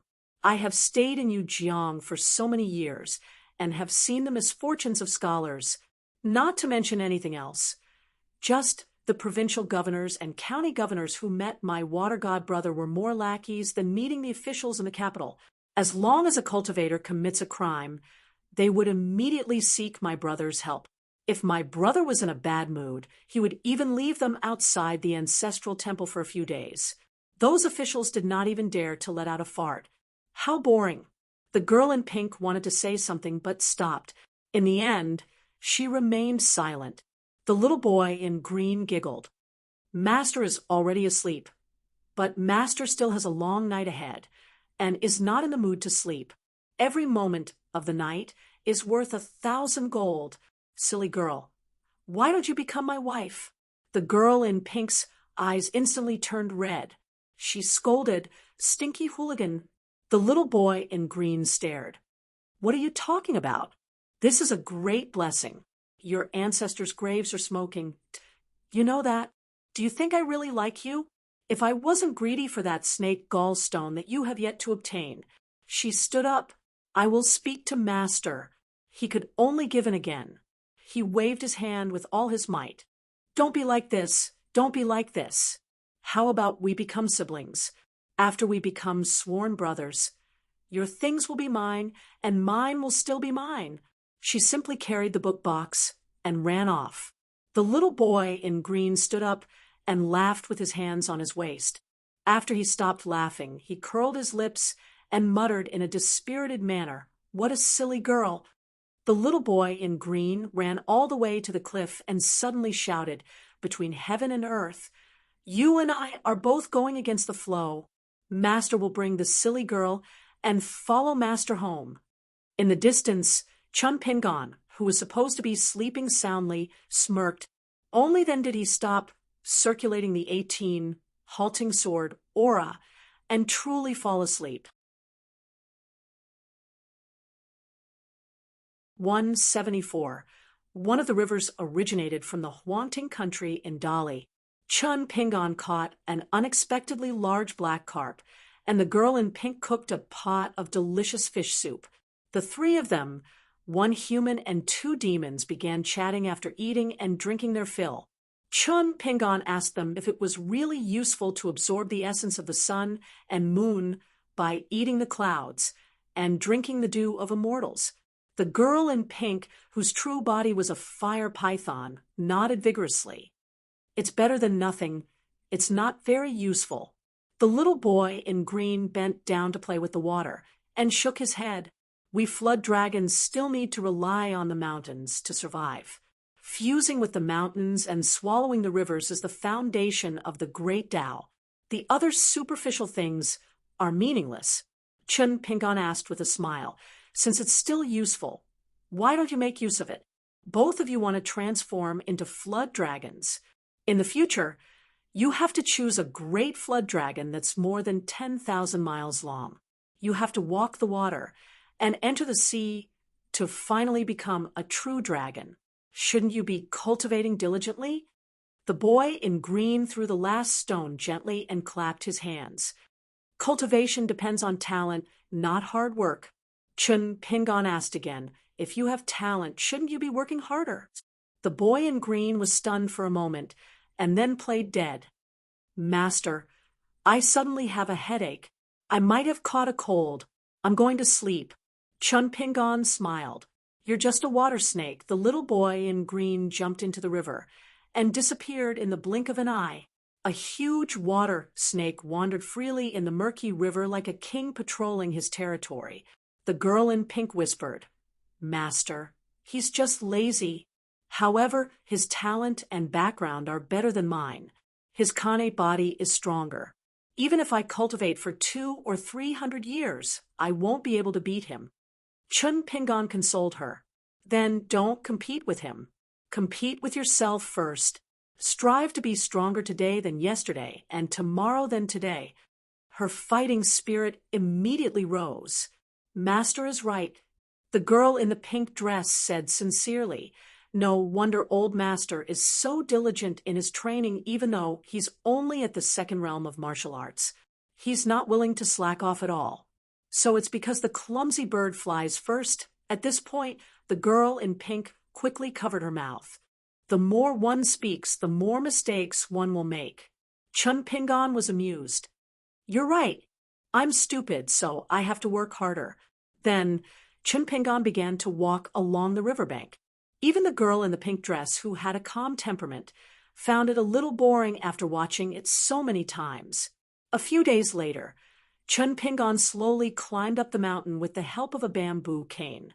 During this time, he solemnly grabbed a handful of soil and carefully put it into a small cotton bag that he had prepared beforehand. The bags of soil of various colors gradually became the heaviest weight in the basket. The little boy in green and the girl in pink tacitly did not ask about it. They only thought that it was some unspeakable secret of cultivation. At first, the little boy in green felt that it was very leisurely since he did not have to use his real body to lead the way. However, after walking so slowly for so long, he could not help but feel a little annoyed. However, he did not dare to criticize his master's itinerary and could only try to find something to talk about. Old Master, why don't we spend more money when we pass by that county city? Old Master doesn't have much money on him, but I have money. Don't be afraid of being extravagant. Even if I spend all the money I have now, I just have to find a random river, and I'll be able to fish out some treasures quickly. Those are all money. Chun Pingon said, I've heard people say that cultivation is the most expensive thing. The little boy in green immediately changed his words. Old Master, I'm a pauper. I was just bragging to you. In order to not listen to Chun Pingon's country bumpkin logic, he could be considered unscrupulous. The little boy in green was someone who could not stand loneliness. After Chun Pingon fell silent, he took the initiative to persuade him. Old Master, it's not that I want to nag you, but we cultivate for the sake of coming back after spending all our money. If there's a disagreement, we'll kill in all directions. Isn't it heroic and extraordinary? It's not for the sake of personal gain, cowardly and petty. Chun Pingon did not refute him. He just walked slowly on the mountain path. It was different. Even if they were walking on the same path, there would definitely be a fork in the road one day. This was one of the greatest insights that Chun Pingon had from escorting Li Baoping and the others on their journey to study. At the border between Huangting country and Dali country, Chun Pingon encountered a great anomaly that caused the mountains to tremble and the earth to quake. At the peak of a mountain, he saw dust rising from a place in the distance. For this reason, Chun Pingon specially pulled them to rush over there. In the end, in this small city of Huangting country, they saw a tragedy in the human world. Countless city walls, houses, and ancestral temples had collapsed. Almost half of the citizens in the city were dressed in mourning clothes. Every household was grieving, and there were constantly old and young Taoists entering and leaving in a hurry. There were the expressions of the young Taoists who bemoaned the state of the universe and pitied the fate of mankind. And there were also the joyful expressions of the old Taoists who received money and had bulging pockets. Fortunately, the order in the city wasn't too chaotic. Chun Pingon only bumped into a group of local ruffians who wanted to humiliate a young brother and sister whose parents had just died due to a strange phenomenon. Chun Pingon stopped them and didn't let them kidnap the young girl to sell her body. That group of ruffians was taking advantage of the situation and didn't have any reason at all. After Chun Pingon beat them back with a punch and a kick, they slipped away resentfully. Chun Pingon left 20 taels of silver to the poor brother and sister and left. Finally, he rested at a martial saint temple that no one cared about. He found that this small temple that gave people a feeling of frailness was actually standing tall and not damaged at all in the earthquake. A painted clay statue of the martial saint was high up and looked at the world angrily with its long beard. The little boy in green only glanced at the statue of the martial saint and saw through the mystery. The incense here is not clean, and the place is small. The incense here is obviously not enough. If you don't have enough food, you will starve to death. Humans and gods are like this. So the god who is in charge of this place has long been gone. Naturally, he can't protect the county and can only barely maintain the peace of this small piece of land. The little girl in pink did not have the eyesight and experience of the little boy in green. Her heart was more pure and flawless. Instead, she bowed respectfully to the statue of the martial saint. After that, she saw that Chun Pingon had already started to clean the ground, so she helped to wipe the dust on the altar. The little boy in green did not dare to ridicule his master, so he could only sneer at her and say, "You are just a fire python who has read some lousy books. Why are you getting close to this kind of god? Besides, the great war that affected the whole world that year changed the world greatly. As the descendants of the flood dragon, we are real traitors. Fortunately, this little god is not here. Otherwise, your worship will definitely be regarded as a provocation. Maybe the god will come out of his body and travel to the human world in the form of a golden body. Then he will smash your head with one punch. Bang! Wow, I will definitely clap my hands and cheer at that time." Ooh. Chun Pingon asked curiously, "Why are you flood dragons traitors?" The little boy in green knew that he had said something wrong. He quickly shut his mouth and shook his head hard. The little girl in pink covered her mouth with both hands and looked at Chun Pingon pitifully. She had a cute look that said, "Master, please don't ask me. Even if I know, I won't dare to say it." The sky was filled with burning clouds.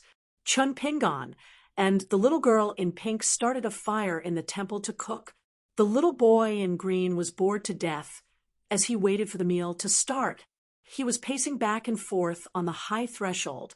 Suddenly, he jumped down and walked down the steps quickly. He walked in front of the siblings and moistened his throat. He put on airs and said, "Are you looking for my master? Tell me, what is it? If you want my master to help you more, I advise you to go home quickly." If the green-robed child smiled mischievously as he sized up the young girl. She was dressed shabbily, just like his master. Her complexion was only average, but she had a good figure.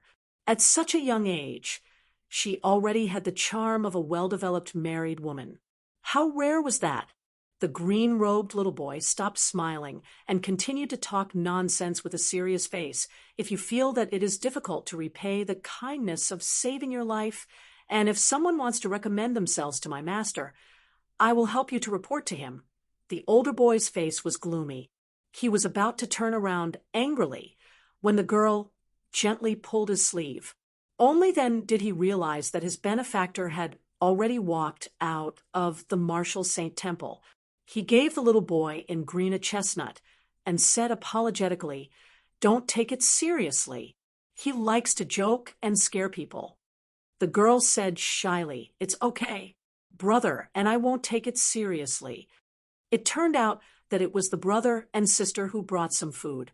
After Chun Pingon received it, both of them were not good with words, so the young man quickly went back. The young girl awkwardly curtsied and then bid farewell to her benefactor, whom she had met by chance. Chun Pingon sighed and walked back to the martial saint temple. He saw the little boy in green jumping on the doorstep and said softly, "I know you don't have any bad intentions, but in the future, don't talk to everyone in an improper manner. Some unintentional words can hurt people. Some people will remember it for many years. The little boy in Green's dark green eyes that were filled with treachery showed some impatience. However, he concealed it very well. He lowered his head and said, "Oh," and didn't say anything else. Chun Pingon also didn't say anything else. He sat in the Martial Saint Temple and practiced the sword furnace stance. Gu Ken, who lived at the end of the Mud Bottle Alley, remembered many enemies at a young age. When he talked with Chun Pingon in private, Gu Ken would always grit his teeth and be filled with killing intent. Such a young child already had the thought of secretly digging up other people's ancestral tombs. It was very difficult to say what was right or wrong in this. However, according to the words of the sage of literature, if it was according to the order, many of the knots in Gu Ken's heart actually originated from the ridicule, and ridicule that didn't even add up to 1 or 2 layers. The little boy in green looked at the girl in pink who was busy in the room, as well as Chun Pingon who was concentrating his chi. He wanted to say something, but stopped. In the end, he swallowed the words back into his stomach. It was just that he seemed to have accumulated some grievances that couldn't be dispelled. His pace on the doorstep became a little more hurried. In the end, he really felt that he needed to get it all out. His feet were nailed to the doorstep, and his short body swayed greatly like a swing. He fell into the temple, and then fell back out of the temple. He said to Chun Pingon, that poor youth didn't know what was good for him. He couldn't even take a joke or two. He didn't have any ability, but his heart was higher than the heavens. He deserved to suffer a lifetime of suffering. Chun Pingon still sat on the ground and practiced the sword furnace stance with his eyes closed. He didn't say anything. The little boy in green was silent for a moment. His voice was low, and a pair of deep eyes that were suffused with a cold mist stared fixedly at Chun Pingon. He tried to use a joking tone to say, "Master, when we come out to mingle in the Jianghu, we have to help those who are close to us and not those who are right. Only then can we live well. Furthermore, I don't do anything to the brother and sister.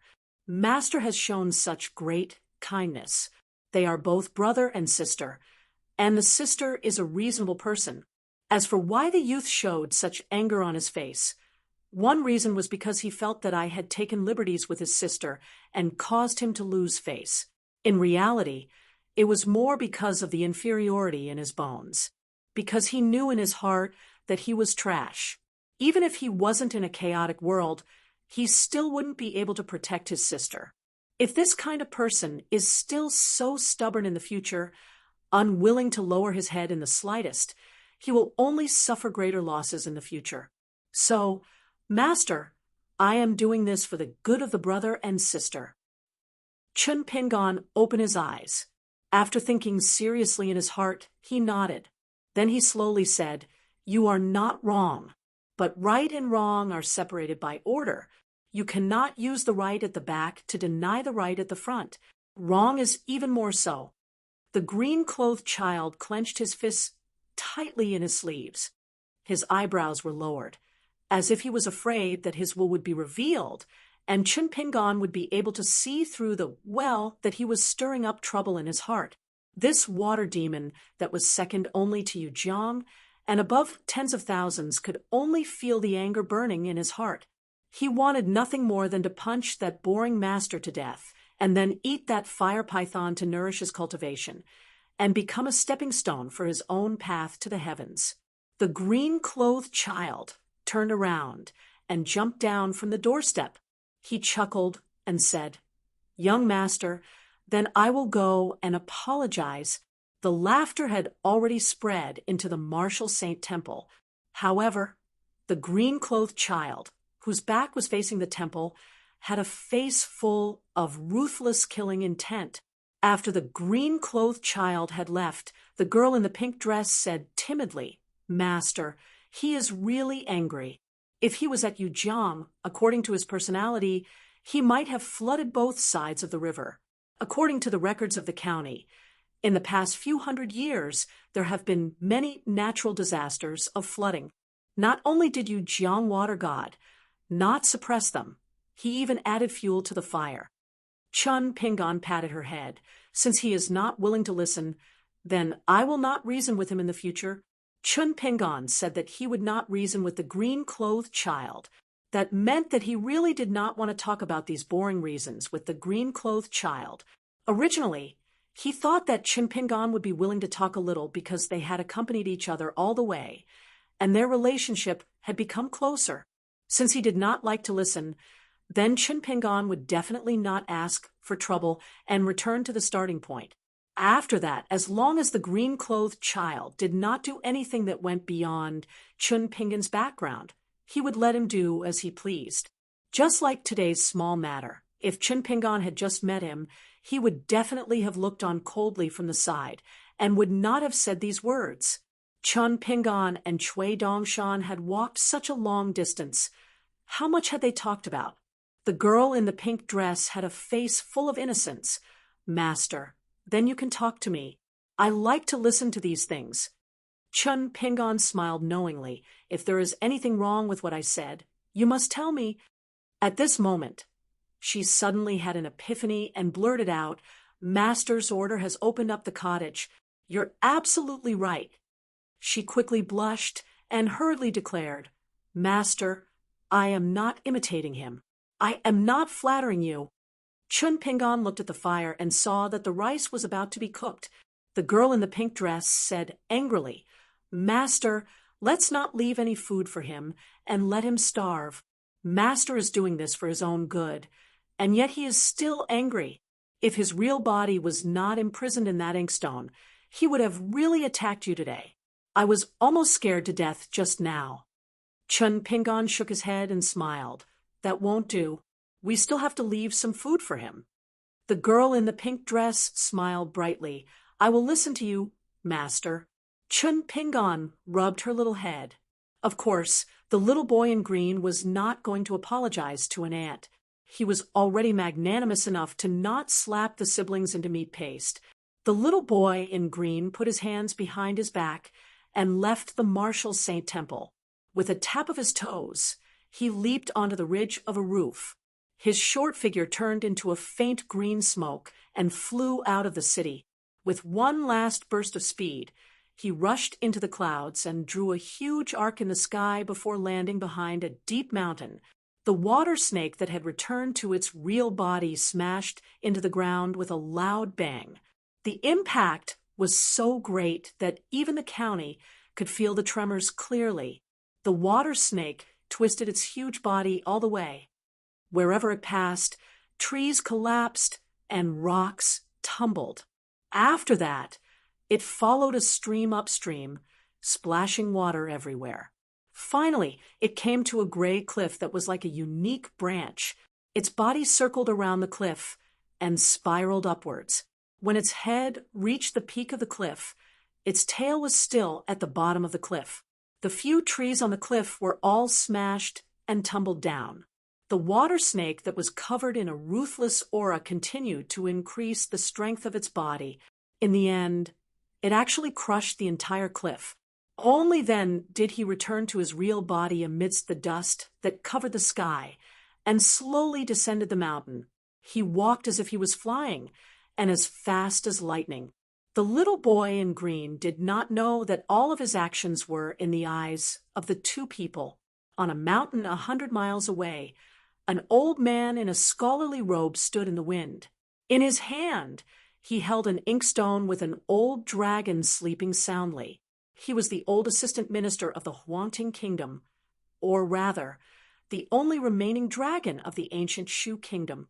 After the old dragon obtained the golden words from the sage of literature's palm, he made a secret agreement with the Dali imperial tutor. After sending the young man's body, Chui Dong, to the Great Sui Kingdom, the old man began to return to the Huangting Kingdom. He secretly captured all the dragon bastards and kept them all in the inkstone. He really used his great supernatural power to scour the ground 3 feet deep and dive 1,000 feet into the water. Other than the little boy in green and the little girl in pink that were captured by Chui Dong, there were now more than 10 small creatures swimming in the inkstone. At this moment, There was an old woman with a hunchback standing beside the old man. Her real body was a red snake that grew up in the wilderness. After obtaining a cultivation opportunity, she cultivated hard for 500 years to reach her current state. She had just reached the 7th level of cultivation. This time, the old man found her hiding place. He directly dug a hole 1,000 feet deep into the mountain and caught the old woman's real body. She had no choice but to live under someone else's roof. However, the old woman only felt that she was not happy enough to serve the famous old man in a scholarly robe. She did not feel wronged and cowardly. The old man asked indifferently, "What do you think?" The old woman replied respectfully, "Ancestor, this water snake is still stubborn in the end. However, even I am a little envious of his roots and bloodline." The old man nodded and said, "His origin is not bad. It's a pity that his aptitude is dull and his temperament is unstable. He is useless and squandered a hidden opportunity to molt." The old woman was stunned. She did not know why the old man said that.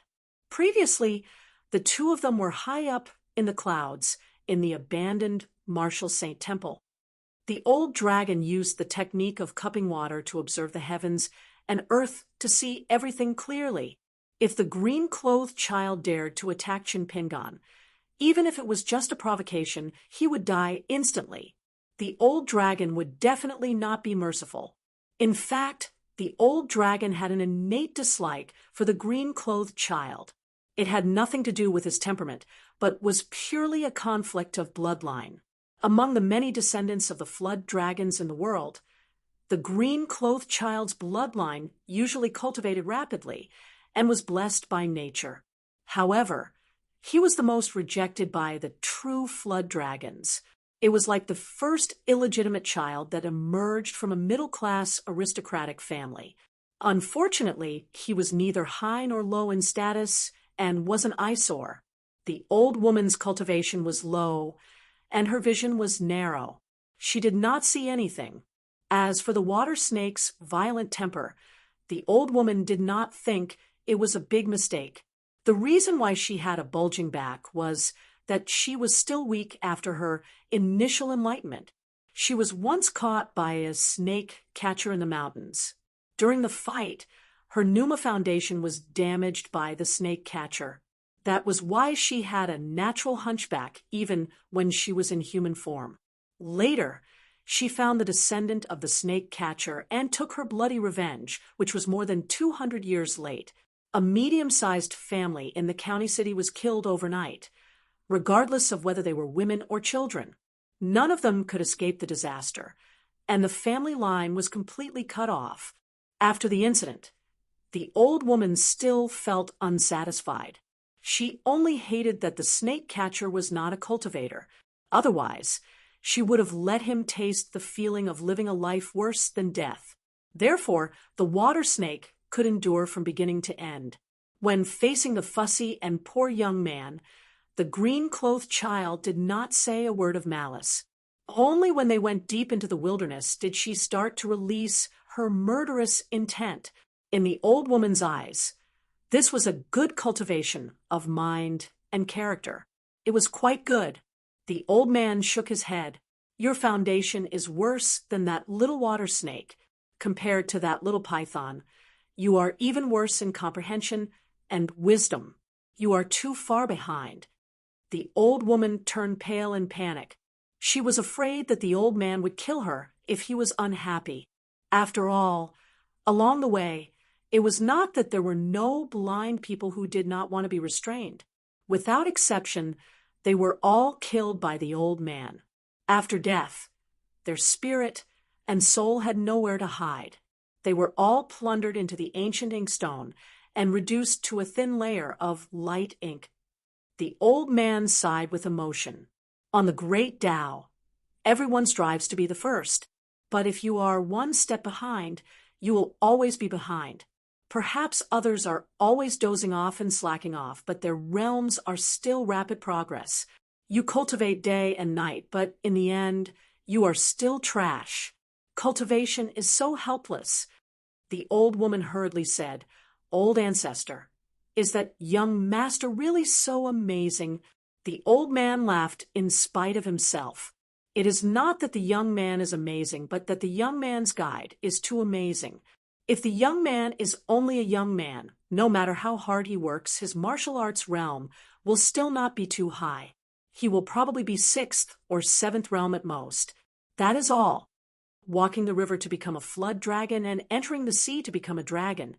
These were the two great trials that the flood dragons yearned for, even in their dreams. During this process, it would be extremely bumpy and difficult. Not only would it be a bloody mess, it would also have to endure the torment of being reborn. The molting that happened when one's realm rose was called a small molting. It happened many times. The last 2 times would be called a large molting.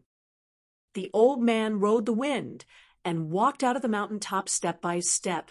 The old woman could only follow him in her true form. A 70 to 80 feet long crimson snake was wagging its tail beside the old man. Old Flood Dragon smiled and said, "I'm not saying that the young man's path is definitely right. It might be a path that leads to the top of the world, or it might be a dead end with no future. But then again, even if it's a dead end, it's definitely enough for the little water snake to transform into a flood dragon. It's a pity that he doesn't know how lucky he is and cut off his own path. No wonder the heavens didn't reward him with food." The crimson snake spoke in human language. Old ancestors' cultivation is profound and has already seen the changes of the world. Naturally, your vision is far-reaching. We only need to follow old ancestors' orders, and we will be satisfied. To us, this is already a great fortune. The old man smiled, but did not say anything. Actually, there were still many things that the old dragon did not reveal to this crimson snake. He even deliberately said some words that went against his identity. The young man's martial talent was indeed not outstanding. However, the young man named Chin Pingon was definitely not as unremarkable as the old dragon described him to be. Back then, when the old dragon first saw the group of traveling students in his own house, the old dragon used his divine ability to look at them for the first time. Chun Pingon was the last person that entered his eyes. However, as he looked, the old dragon discovered that everyone was circling around Chun Pingon. It was not just their words and actions. Instead, it was a kind of mysterious aura. On that rainy night, there was a spirited young man in white, a little girl in a red cotton-padded jacket who carried a small bookcase, a cold young man who was already on the path of cultivation, a slender young woman with a wonderful bone structure, a tall young man whose cultivation was hidden and whose dragon chi was even more obscure, and a strong and dignified child. Clearly, the last one was the young man in straw sandals who held a hatchet and led the way. At first glance, he was the most unremarkable existence. However, as the old dragon looked over and over again, he discovered that there was something very unusual about him, like the stars surrounding the moon, like the mountains worshiping the great mountain. That young man took the lead, as if he was saying, "Don't worry, just follow behind me, because the heavens are big, and the earth is big. I can already shoulder it." After the green-clothed child returned to the Martial Saint Temple, he resumed his mischievous attitude. Chun Pingon still treated him with a normal attitude. At first, the little boy in green was still a little worried that Chun Pingon would go back on his word and ignore the 2 snake gallstones that he had promised him. After probing twice and getting an accurate answer, the little boy in green was somewhat relieved. However, in the process of getting along with Chun Pingon after that, even if Chun Pingon did not have the slightest bit of abnormality, he continued to let him feed his fists when he needed to practice martial arts, and continued to let him show his true form when he needed to ride on the road. Regarding his unreasonable behavior, Chun Pingon was still helpless and did not feel the slightest bit annoyed. However, the green-clothed child always felt that something was missing. As for what it was, he could not tell. As they got closer to the old master's hometown, the green-clothed child only knew that the girl in pink was getting happier and happier. This made him more and more unhappy. Therefore, after he crossed the mountains and officially entered the borders of Dolly, the green-clothed child used his trump card. In the evening, on a cliff-plank road that had been abandoned for countless years, the three of them started a fire and rested in a slightly spacious concave cave. He carefully took out a large porcelain bowl from the square-inch object. The bowl was half filled with clear water and was filled with spiritual energy. It was different from the ordinary rootless water in the world. The girl in pink blinked her watery eyes and immediately understood the trick. However, she was too embarrassed to take a closer look. Fortunately, the green-clothed child was already holding the bowl with both hands and sat down beside Chinpingon. He said mysteriously, "Old master, let me show you something good. It's almost done. There's only 15 minutes left." The green-clothed child turned his head and grinned at the girl in pink. He stretched out his palm and said, "I still have 5 bowls of water like this from 5 different immortal residences. There's also a bucket of water from the Rolling Thunder Pond on Xinjiang Mountain. Do you know how much it cost me? Even if I sold you, silly girl, it wouldn't be enough. At most, I have 7 big bowls. Of course, you're a fire python. Similar items should be a special piece of firewood or an incense stick. However, I'm sure you don't have any of them, right?" Chun Pingon looked at the arrogant green-clothed child and the embarrassed girl in pink. He asked, "What can you see through this small bowl of water?" The green-clothed child only grinned, deliberately keeping them in suspense. The girl in pink explained softly, "Old master, I've read in the notes of some predecessors in the library that cultivating in the mountains requires a lot of money. Many immortal sects are good at making money. They open up some interesting scenes to the public at appropriate times. For example, some of the wonders of the sects that can only be encountered by chance, the daily lives of some famous cultivation geniuses, or the flying elegance of some cultivation seniors. Outsiders can see everything from thousands of miles away without going to the mountains of those sections. It saves them time and effort. Yes, it doesn't save money at all." Although the girl in pink was mumbling, she had been secretly looking at the bowl of water.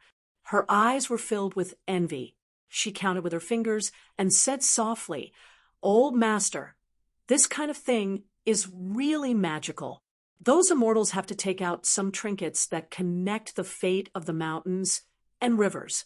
For example, a small piece of stone that is chiseled out of the image wall, a beautiful tree that is cut down from the mountain gate, or the water from the deep pool of Xinjiang Mountain contained in this white bowl. Before the wonders are opened to the public, a line of text will appear to remind the buyer. As for whether the buyer is willing to consume the spiritual energy of the object to view it from afar, it's up to the buyer. If they are willing, they only need to inject a little spiritual energy. Through the spells and abilities of the other sects, the buyer can see the various scenes displayed in the text. It's very interesting." The girl in pink became more and more disappointed as she spoke. "In my early years after I saw it in the notes, I once begged the Chao clan of Jilan to help me find a piece of wood like this. However, after I gave them benefits as promised, the Chao clan kept beating around the bush with all sorts of excuses to delay the matter. In the end, I was too embarrassed to ask again, and just pretended that it didn't happen." The green-robed child said gleefully, "That's because you're weak. If it were me, do you think the Chao clan of Jilan would dare to take the money and not do the work?" Her expression dimmed. Chun Pingon patted her maidservant's hair bun and consoled her gently. "It's a blessing to be taken advantage of. Take advantage of it first, and trust that you won't always be taken advantage of in the future." The girl in pink raised her head and nodded with a smile. The green-robed child rolled his eyes. These 2 fools, one big and one small. A moment later, he exclaimed in surprise, "Here comes the show Ripples appeared in the clear water in the bowl. The green-robed child snapped his fingers, and the clear water rose into the air slowly, like a fountain. Eventually, it turned into a water screen that was as large as a painting of mountains and rivers. First, a towering mountain peak appeared on the water screen that was surrounded by other peaks. Then, a white-robed woman tore through the air on her sword and appeared in the painting without any warning. The woman had an ancient gourd hanging by her waist as she rode on her flying sword and soared towards the peak of the mountain. In the water screen, the tiny figure that was initially the size of a grain of rice gradually grew to the size of a palm. Her face was cold, and she had an otherworldly aura.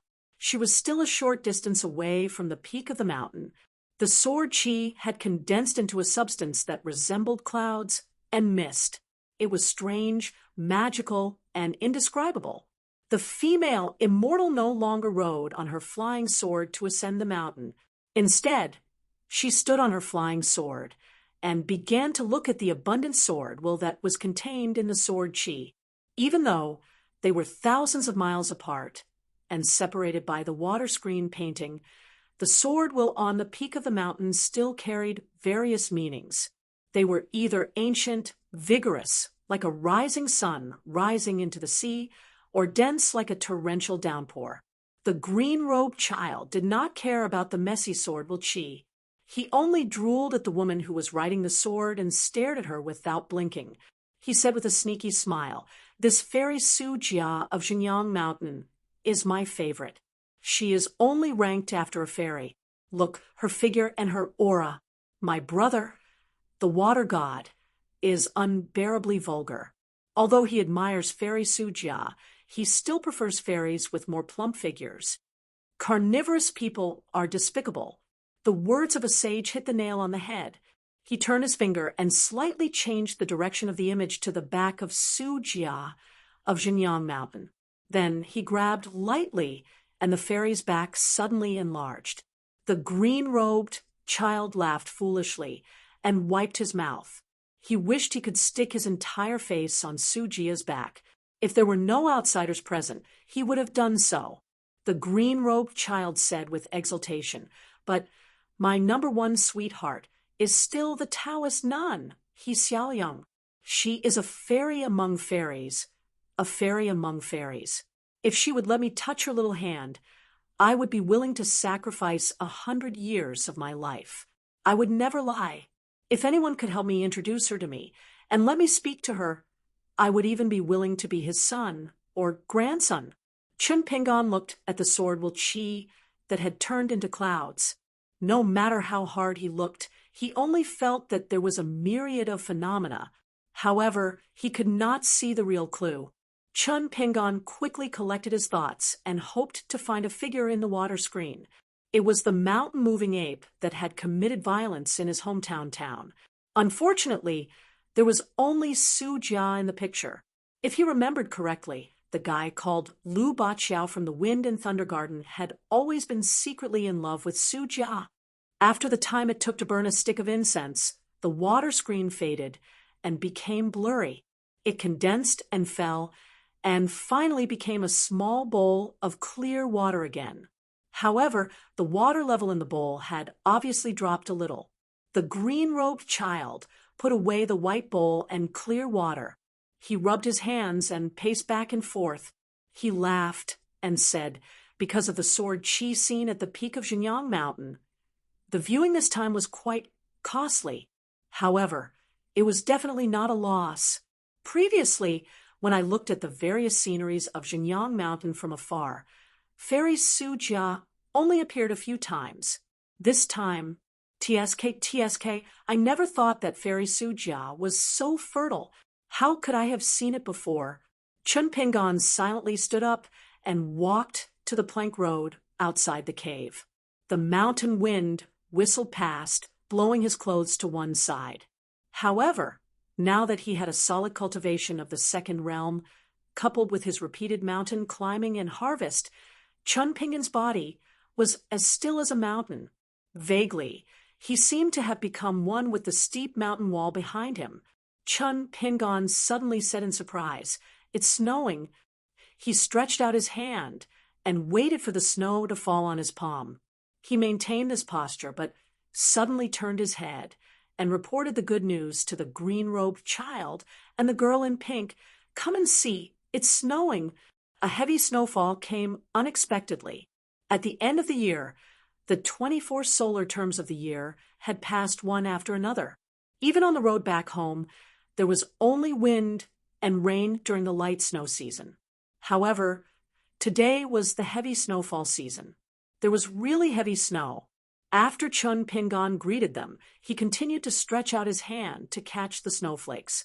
He raised his head and murmured happily, "It's snowing, it's snowing." The girl in pink had never seen her master so happy. She happily skipped over. The green-robed child had never seen such a childish fellow. He stayed where he was and mumbled, feeling that life was meaningless.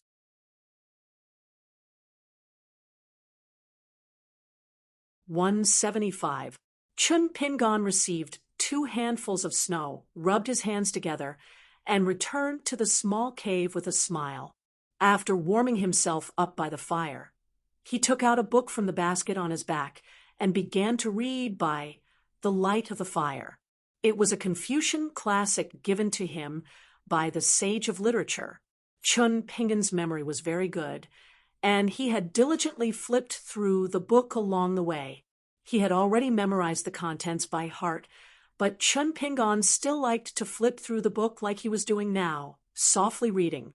Li Baoping once said, "Reading 100 times will reveal its meaning." Chun Pingon felt that this sentence was too well said. Therefore, every time he followed the records of Han's Han repertoire, he would use this sentence before and after Zhan Shan's dance. He told himself in his heart, "Reading is like this, boxing is also like this." Maybe after practicing for 1,000,000 times, the fist will come naturally. After all, he had been practicing martial arts diligently day and night. Every day, he would spend 14 to 16 hours sewing and mending his body that was originally like a broken house and broken windows. The results were obvious, especially with the breathing method taught by Old Man Yang, coupled with the 18 stops of qi circulation. Chun Pingon could clearly feel his body gradually becoming stronger. Therefore, survival was no longer his only goal. Chun Pingon wanted more. For example, if he had the chance to meet again, he would show Zhan Shan's dance to a girl. She would not be as dumb as she was in the ancestral house in Mud Bottle Alley, as if saying, "How could there be such an idiot in the world?" Instead, she would give him a thumbs up and say the word "handsome" again. The book in Chun Pingon's hand was slowly flipped page by page. He was reading very seriously. The flickering bonfire shone on the young man's dark face. If others looked at him for a long time, they would have a different expression. Although the girl in the pink dress was the real body of a fire python, she had a child's heart. In Jilan Chao's library, she lived in seclusion and did not dare to show her face for fear of disaster. This time, she followed Chun Pingon back home and became more and more lively. At this time, she was busy building a snowman on the plank road. She only hated that God did not reward her with more snow, although the green-clothed little boy was a water snake and was naturally attracted to water. He was not interested in such an ordinary winter snow. He curled up next to the bonfire listlessly, feeling sad that he had met an unworthy person and that his life was full of misfortune. The girl in the pink dress made a lifelike snowman of her master. Just as she was about to ask Chun Pingon for praise, she suddenly changed her expression and ran back to the cliff cave. She looked panicked and said, "Master, Master, there is a man and a woman on the plank road. I can't see anything about the man, but the woman has a strong demonic aura. What should we do?" "Ooh, Master, Master, let me tell you, there are many beautiful demonic foxes in the world. Look, Master."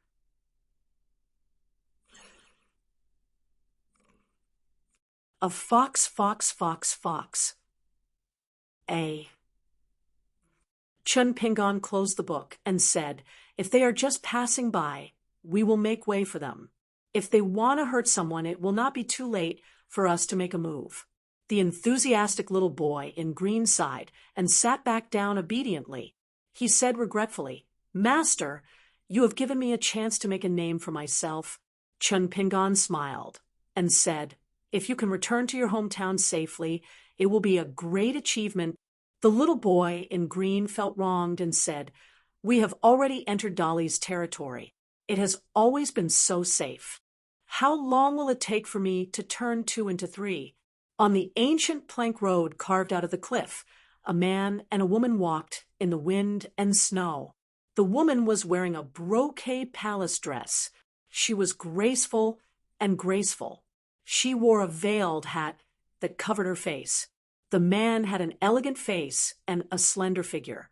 He wore a snow-white marten fur coat and a red wine gourd on his waist. His whole person seemed to have blended into the wind and snow of the night. When the two of them passed by the cliff cave, the woman turned her head and looked at the 3 people in the cave. She did not look at them anymore. This casual glance made the little boy in green, who was eager to try, feel as if he had been struck by lightning. He sat even more upright than Chun Pingon. On the other hand, the girl in pink, who was slightly inferior in terms of cultivation, could not help but take another look at the man and woman before she knew the severity of the situation. Chun Pingon put the book on his lap and reached out to warm himself by the fire. He looked calm and did not look sideways. When the man passed by the snowman, he squinted his eyes and smiled. He found it interesting. He hesitated for a moment and turned to the cliff cave. However, he did not ask for a yard after taking an inch. He stopped outside the door and looked directly at Chun Pingon. He asked in fluent Eastern Aquarius continent's official language, "My maid and I are really tired. Mister, can you let us rest for a while?" Chun Pingon turned his head and looked. It was a man with a gentle temperament. Chun Pingon knew that this unavoidable encounter was a blessing or a curse. If the other party had bad intentions, it did not make a difference whether he nodded or not. So he simply smiled and said, "Sure." The man entered. The woman in the veiled hat, who he called his maid, did not follow. She stood at the entrance of the cliff cave and straightened her back. The man sat cross-legged with his back to the cliff cave. He took off the wine gourd and was ready to drink. Before drinking, he said frankly, "My maid is a fox demon. She sensed the existence of the 3 of you before, so I let her release some demon aura as a greeting to avoid unnecessary conflicts. We have no bad intentions." After Chun Pingon found that the little boy in green was nervous, he knew that things were not good. However, since things had come to this point, Chun Pingon did not think much about it. He just held his breath and focused his mind, ready to deal with the man and his maid at any time. Whether it was immortals or demons on the mountain, it was hard to tell whether they were good or bad. Once the enemy was in front of them, life and death were usually decided. Chun Pingon was no stranger to this. He confronted Kai Chinchien and Fu Nanhua in the alley, then fought with the mountain-moving ape, fought with Ma Kuxuan in the Immortal Tomb, fought with the White Python on Chidun Mountain, faced the assassination of Zhu Lu at the Pillow Inn, and so on. After a series of storms, Chun Pingon was able to live until now because of the 2 words, mental stability, which was very important. The man drank a mouthful of wine. His eyes were as clear as the moonlight.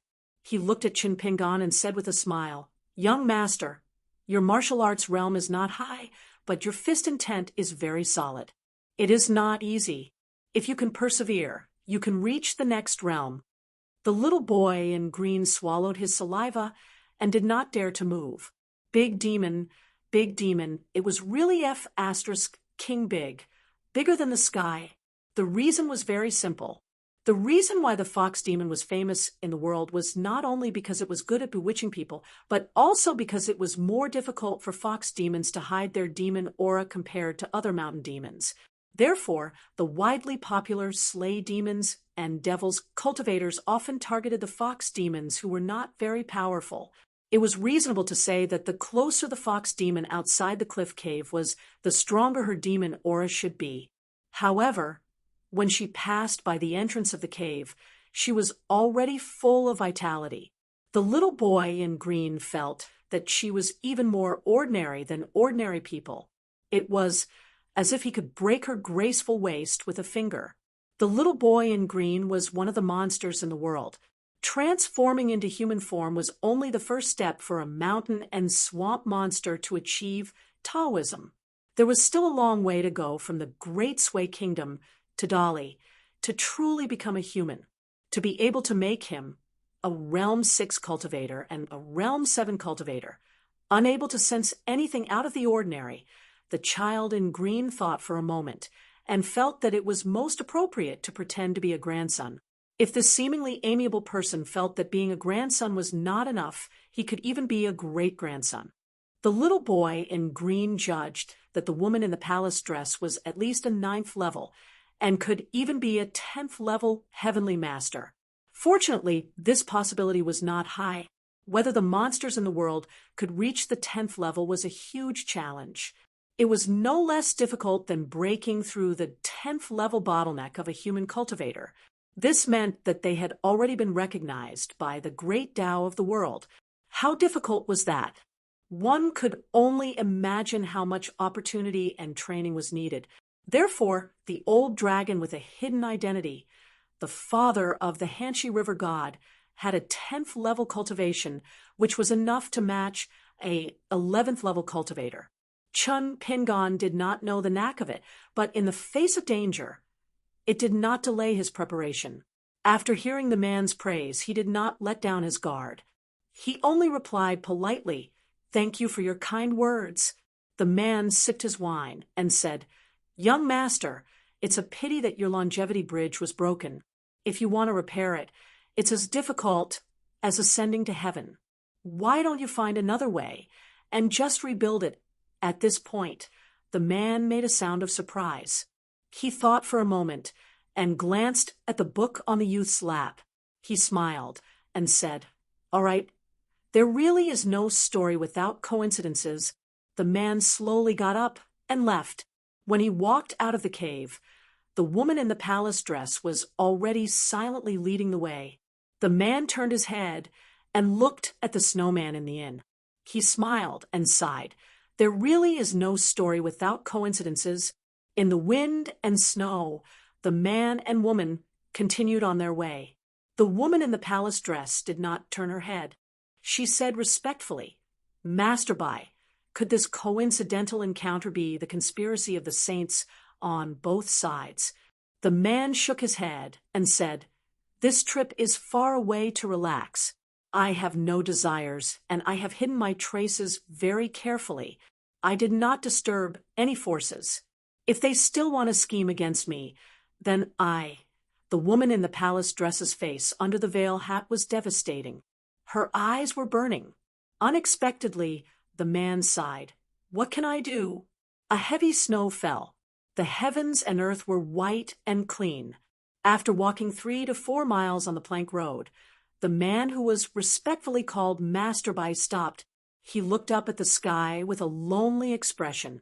The woman in the palace dress could only follow and stop.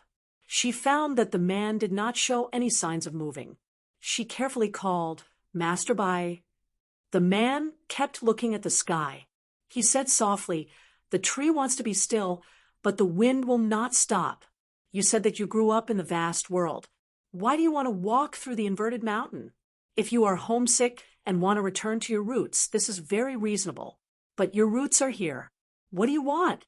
The world is in a catastrophe, and 9 out of 10 houses are empty. Is it fun?" The woman in the palace dress was scared out of her wits. She turned around and knelt on the ground. If one looked down from above, her enchanting figure was like a mountain. She said in a trembling voice, "Master Bai, please spare my life." The man turned a deaf ear and answered his own question. "I don't think it's fun. It's not interesting at all." The woman in the palace dress was extremely frightened. She gritted her teeth and instantly exploded with a majestic aura that could move mountains and overturn seas. The next moment, an 8-tailed giant fox as big as a mountain appeared on the plank road. It was snow white all over.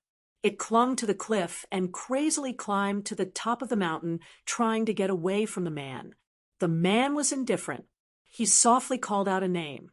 Ching-ying, with a bang. A mass of blood spilled down the cliff like a rainstorm. It was a foxtail that exploded on the spot. Countless snowflakes were soaked in blood.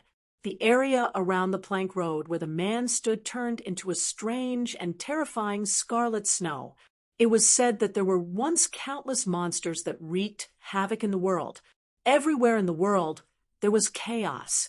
Mortals did not know their names and were helpless. Later on, there was a sage of virtue who cast a cauldron to inscribe the names of the monsters and record their origins. Later on, he ordered people to make more than 1,000 cauldrons and place them on the peaks of various mountains in various continents for the people at the foot of the mountain to remember. Mortal masters did not hesitate to take risks to climb the mountain. After this experience, it was the beginning of the cultivators on the mountain. Most of those mountains became the 5 sacred mountains of later countries, enjoying the worship of countless monarchs and mortals. The colossal monster on the cliff fell into the cliff like a comet. Obviously, it was not as simple as losing one of its tails and severely damaging its cultivation. With the innate violent nature of monsters, the ferocity that erupted when they were on the verge of death or heavily injured was often even more terrifying. All the mysteries lay in the name of Ching-ying and the person who announced this name. The fox demon fell heavily to the bottom of the cliff, sending countless snowflakes flying. It looked like it was on the verge of death, and the bloody mist it breathed out caused the surrounding snow to melt away, revealing a large patch of muddy ground that looked like a scar. The man stood in front of the fox demon unknowingly, holding a red wine gourd and drinking a mouthful of wine. Compared to the giant fox demon that was curled up together, he was no different from an ant standing in front of a human, incomparably insignificant. Before you cultivate the 8th tail again, stay by my side obediently. There are some things that you can't meddle in for the time being. The man said slowly, if it wasn't for the incense back then, you would already be dead. Since you are still alive now, cherish it well. Let's go. Let's continue our journey. The man waved his sleeve and removed the secret restriction of heaven and earth, returning the small world that he had casually cut out to the big world. The fox demon gradually changed back to human form. It struggled to get up and staggered behind the man. The woman in the palace dress looked desolate. The difference of one tail was like heaven and earth. In the past, it was enough for it to look down on its own kind. But now, it was nothing. However, it did not have any thoughts of revenge. To them that were born and raised in this world, old Master Bai's joy and anger were the might of the heavens. In the cave, the green-robed child wiped the sweat from his forehead and said with lingering fear, "It's too scary, too scary." The girl in pink was ignorant. Is that senior's wife very powerful? The green-robed child stomped his feet and scolded, "Silly girl, you're really a silly girl.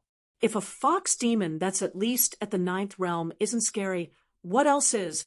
Furthermore, if a maidservant is so powerful, wouldn't the man, who is the master of the fox demon, be even more perverted?" The girl in pink said meekly, "Our master isn't as powerful as us." Chun Pingan could not help but chuckle. The green-robed child's eyes lit up. That's right. Ooh. The green-robed child laughed out loud. Then he coughed a few times and said bitterly, "I've lost my composure. I've lost my composure. I've embarrassed myself in front of you, master. Everyone makes mistakes. Let this flaw go with the wind and forget about it." Chun Pingan continued reading. However, he could not calm down and could only put away the Confucian classic. After thinking for a moment, he found the few prescriptions of the young Taoist Master Lu. They were all written in small, square script. Then he picked up a thin branch and squatted on the snow-covered ground at the entrance of the cave to copy the words. In order to prevent the prescriptions from getting wet from the snow, he had to protect them carefully and could only copy one word at a time. The green-robed child who had embarrassed himself tonight wanted to sleep. The girl in pink walked around Chun Pingan and continued to perfect the snowman.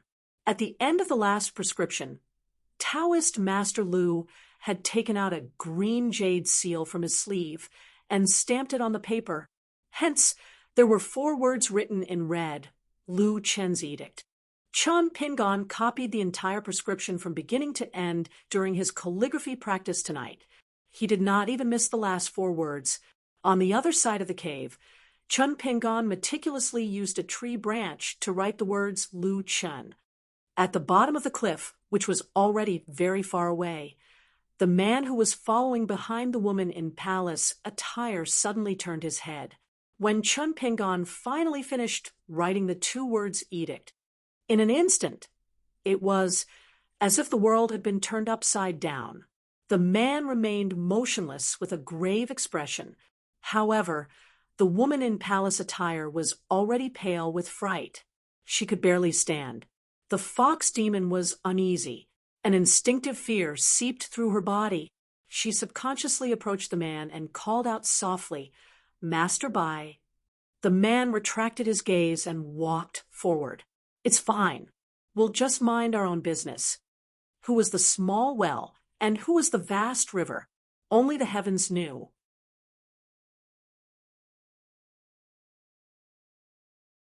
176. That's all for today. Early in the morning, the 3 of them set off on their journey. Facing the wind and snow, Chun Pingan, who was leading the way in front, suddenly stopped after he finished practicing a boxing stance. The girl in pink asked softly, "Who is the master thinking of?" Languid. The boy in green said, "In this damn weather, the master may want to find a beautiful place to take a dump. At least his but won't be cold." The girl in pink said angrily, disgusting. The boy in green sighed. Good advice is unpleasant to the ears. The Southern Stream Kingdom, which was full of Taoists and famous scholars, was particularly lively this year. A grand ceremony had just come to an end. At the border of the Southern Stream Kingdom, behind a towering mountain, there was a deep path between the mountains and forests. A young Taoist nun was walking slowly, holding an emerald bamboo branch in her hand. Her fingers were gently twisting it, and behind her was a smart and magical white elk. A man in white with a long sword was walking side by side with her, looking lonely. She said helplessly, "I've told you more than once. It's not that I don't like you just because you're in the lower 5 states, but it's also not that I'll like you just because you're in the upper 5 states. Wei Jin, it's really impossible between us. Why are you still unwilling to give up? Otherwise, tell me, how can I give up?" To ask a Taoist nun, who was devoted to Taoism, to speak so bluntly, it seemed that the man was really entangled with her, which made her a little annoyed. The man was Wei Jin, the genius sword practitioner of the immortal level of the Wind Snow Temple. The so-called geniuses of the cultivators on the mountain were actually divided into 3, 6, and 9 classes. Wei Jin was worthy of being the first class of such a young swordsman of the 11th state. His speed of breaking through the state was far faster than his peers. Wei Jin looked dispirited. He didn't look like a man who had just broken through the threshold of the 10th state. He said with a wry smile, "Is it because you have someone you like? For example, the martial uncle in your sect?" The young Taoist nun stopped in her tracks and turned around to look at the sword cultivator of the Wind Snow Temple, whose name shook the whole continent. She was so angry that she laughed and said, "Wei Jin, why are you so unreasonable?" Although Wei Jin was expressionless, he felt somewhat wronged in his heart. He did not know how to explain or redeem himself, so he remained silent for a moment. Even though Wei Jin was so disheartened, his clothes wrinkled, in the eyes of outsiders, no matter where he stood, he was still the most vigorous sword in the world. Unfortunately, this outsider did not include the young Taoist nun in front of Wei Jin. The heart of the sword was as clear as glass, but it did not necessarily mean that one was well versed in the ways of the world, especially in matters of love, which was the most unreasonable thing in the world. It was even more vexing. Wei Jin whispered, "He Xiaoyang, I only have one last question for you." She nodded and said, "Just ask." Wei Jin hesitated for a moment, and then he turned his gaze away and said with a hoarse voice, "You value fate the most. Then, if one day you finally encounter someone who's fated with you, then even if you don't like him in your heart, would you still choose to become Tao companions with him for the sake of the so-called Grand Tao?" All was silent. It was as if even the invisible wisps of wind between heaven and earth had frozen at this moment. The young Taoist nun smiled and said, "Yes." Wei Jin's eyes were completely dim, and he still did not look at the woman who had fallen in love at first sight. His eyes were red. "Even if you and he become immortal companions in the eyes of the world, you will still be unhappy. He Xiaoyang, I won't lie to you, I don't want to see you unhappy." The young Taoist nun sighed softly. Although there was a trace of sadness, her Tao heart was still as firm as a rock. "Wei Jin, even if there really is such a day, and I don't live a good life, I will never go back on my words, and I will never turn around, and like you, Wei Jin." Wei Jin murmured, "Is that so?" The young Taoist nun turned and left. Wei Jin was unwilling to move for a long time. She did not regret it, but he already regretted it. He regretted asking such a stupid question that hurt others and hurt himself. A young Taoist walked out from the depths of the dense forest, and beside him were two big fish, one green and one red, swimming in the air. Wei Jin retracted his gaze. After the Taoist nun, He Xiaoyang had walked far away. He dared to stare at her back that was getting farther and farther away. He did not look at the golden boy in the eastern bottle continent, and said coldly, "If you dare to say a word, I will dare to draw my sword and kill you." Although the young Taoist was somewhat afraid of this 11th-state sword cultivator, this forest was located at the back of the mountain of the sect. He believed that Wei Jin would dare to draw his sword and kill him if he did not agree with him. But the Taoist did not believe that he would die, so he sneered and said, "An 11th-state sword cultivator of the Wind Snow Temple can be violent in our Shinho sect?" The young Taoist emphasized the word sect. There were 3 Taoist sects in the Aquarius continent, and among them, the Shinho sect of the Southern Stream country was the most respected. The last time he went down the mountain with He Xiaoyang, they went to the Dali dynasty's Pearl Grotto heaven. Along the way up north, everywhere they went, whether it was the secular emperors, monarchs, or immortals of various countries, they all treated him and He Xiaoyang with respect, and did not dare to slight them. The Shunho sect was located at the border of the Southern Stream country, and it monopolized one of the 72 blessed lands, Qingtan Blessed Land. The sect leader, Qizhen, held the title of Immortal of the 4 countries, and his Taoist skills reached the heavens. He was one of the few true immortals in the Eastern Bottle continent. Although the Shinho sect was a lower sect of their sect, Qizhen was still an important figure even if he went to the Orthodox sect in the Central Divine Continent. And this golden boy was coincidentally the last disciple of the sect leader, Qizhen. As for his senior sister, He Xiaoyang, her master was the Taoist Dark Talisman. This Taoist Dark Talisman was different from the sect leader's junior brother, Qizhen, as he only took in He Xiaoyang as his disciple. When He Xiaoyang first entered the Shunho sect, she was not famous, her talent was not obvious, and her background was unknown. Only the Taoist Dark Talisman took a liking to her at first sight. Later on, it was proven that everyone was wrong. The Taoist Dark Talisman was the only one who caught a peerless jade. He did not even need to do anything, as the blessed He Xiaoyang rose rapidly. The golden boy and jade girl of the eastern bottle continent had a high possibility of becoming Taoist companions, even if they were not in the same sect. Their respective sects were always happy to see this happen. In the history of the eastern Aquarius continent, including the two of them, there had only been 3 golden boy and jade girl who came from the same master like him and Yi Xiaoyang. All of them had become Tao companions who ascended to the upper 5 realms together. Therefore, he did not want to be the first exception. Wei Jin turned to look at the young Taoist. Suddenly, he was a little dispirited. "You are not qualified for me to draw my sword. Your master, Qizhen, is..." It was common knowledge that an 11th realm sword cultivator's combat power was equal to a 12th realm Qi cultivator outside of the military school. Moreover, the sect leader of the Shenhou sect had been stuck at the peak of the 11th realm for many years. The reason why he held a celebration this year was to celebrate his breakthrough. Therefore, Wei Jin and the sect leader, Qizhen, were both Qi cultivators who had broken through not long ago. If the two of them fought in another place, it was hard to say who would win. However, this was the territory of the Shenhou sect, where there were all kinds of formations. It was also the territory of a perfected cultivator.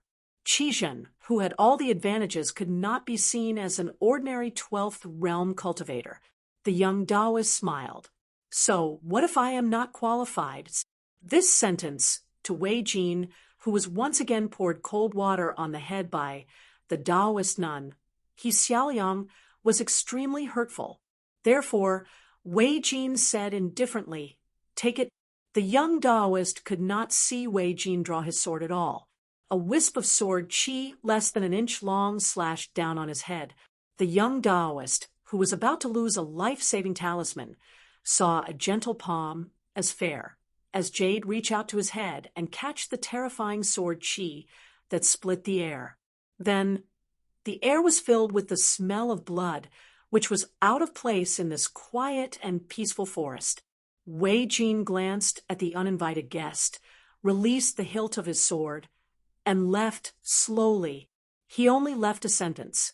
"Take care." A Taoist priest with a face as white as jade stood in front of the golden boy of the Shenhou sect. He withdrew the palm that blocked Wei Jin's sword qi. The wound on his palm was so deep that the bone could be seen. The Taoist priest said gently, "Those who seek Tao do not have enough time to cultivate their hearts. Why are you so quick with your words?" The golden boy of the orthodoxy said respectfully, "Uncle Master, I know I was wrong." The handsome Taoist priest smiled and lectured, "If you know you were wrong, then correct it. Don't just admit it." The young Taoist priest with 2 big fish swimming beside him blushed and said, "Uncle Master, I really know I was wrong. I will definitely change." The Taoist priest, who was called Uncle Master, was actually quite young. He looked like he was not even 30 years old. He smiled and said, "If you don't want to change, I can't do anything about it. After all, your master is my senior brother." The golden boy felt a headache coming. He was afraid that his Uncle Master would talk to someone like this. In fact, even sect Master Qizhen would be afraid.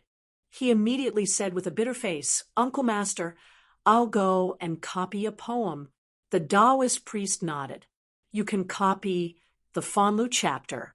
Give it to me in 3 days." The golden boy left quickly, looking pitiful. It was obviously going to be 3 days and 3 nights. How miserable. The Taoist priest took a step forward and instantly arrived at a lotus pond. He stood beside the Taoist nun, He Xiaoyang, and asked directly, "The great Tao often goes against the customs of the world. After all, this is the vast world. Have you thought it through?" He Xiaoyang reached out and gently patted the white deer's soft back. She nodded and said, "Uncle Master, I have." The young Taoist nun's face dimmed. The Taoist priest looked at the pond full of green lotus leaves. In the cold winter, countless lotus leaves had been frozen outside the mountain. Here, the plants were still slender and elegant, like the midsummer scene. He said softly, "If it really comes to that, I will stand by your side." He Xiaoyang not only did not shed any tears of gratitude, but also sighed. The great Tao is really ruthless. The Taoist priest nodded. Indeed, it's good for your cultivation that you can think this way. The reason why he stood on his Xiaoyang's side and chose to stand opposite his senior brother, Taoist Master Xianfu, was not that he felt pity for his Xiaoyang, but that he stood on the great Tao. It just so happened that his Xiaoyang was on this great Tao. If one day this pair of master and disciple were reversed, he would also make the same choice. His Xiaoyang put away her thoughts and asked with a smile, "Uncle Master, that guy we jokingly call Lil Uncle Master Lu, who is he?" "He has been stranded at the border of Southern Stream Kingdom for nearly a year." The Taoist priest shook his head and said, "I can't divine that person's origin, since he is willing to call me senior brother, and I lost him in chess. I can only let him be. I can only divine that he is in Liju Cave Heaven, the dead end of the deadlock." But Shi Jingchuan's actions were unexpected, so he still had no chance to make a move in the end. And he has some relations with the orthodox sect of the divine grandeur sect. That's all. I can't divine anything more. Even Yi Xiaoyang felt a little creeped out, although Qi Jingchuan's last attack was quickly concealed by the various sages. Yi Xiaoyang had not only seen the beginning of the great battle with her own eyes, but also felt the aftershocks of the great battle. Even if she had comprehended it, it was already the end of the great waves crashing onto the shore. The ripples on the shore had already shocked Yi Xiaoyang. At the same time, Yi Xiaoyang was even more determined to pursue the Tao. The world is so vast, and the masters are so lofty. Why don't I, Yi Xiaoyang, go there and have a look? The Taoist priest smiled and said, "Don't think too much. When the water falls, the stone will come out."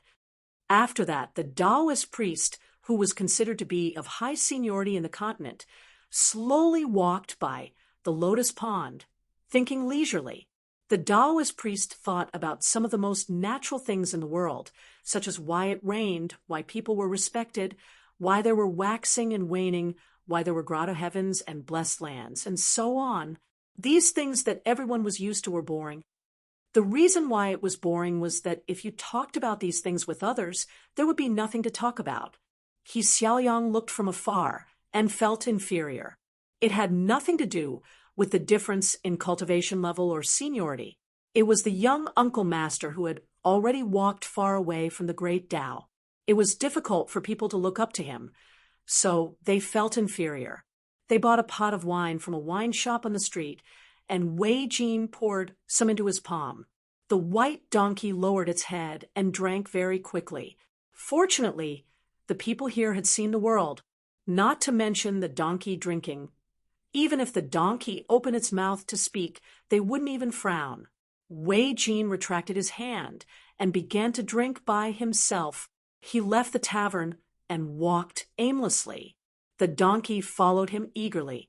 After walking out of the town at the foot of the mountain of the divine grandeur sect, Wei Jin, who had always regarded himself as a man of Jianghu, was still unwilling to fly on the sword.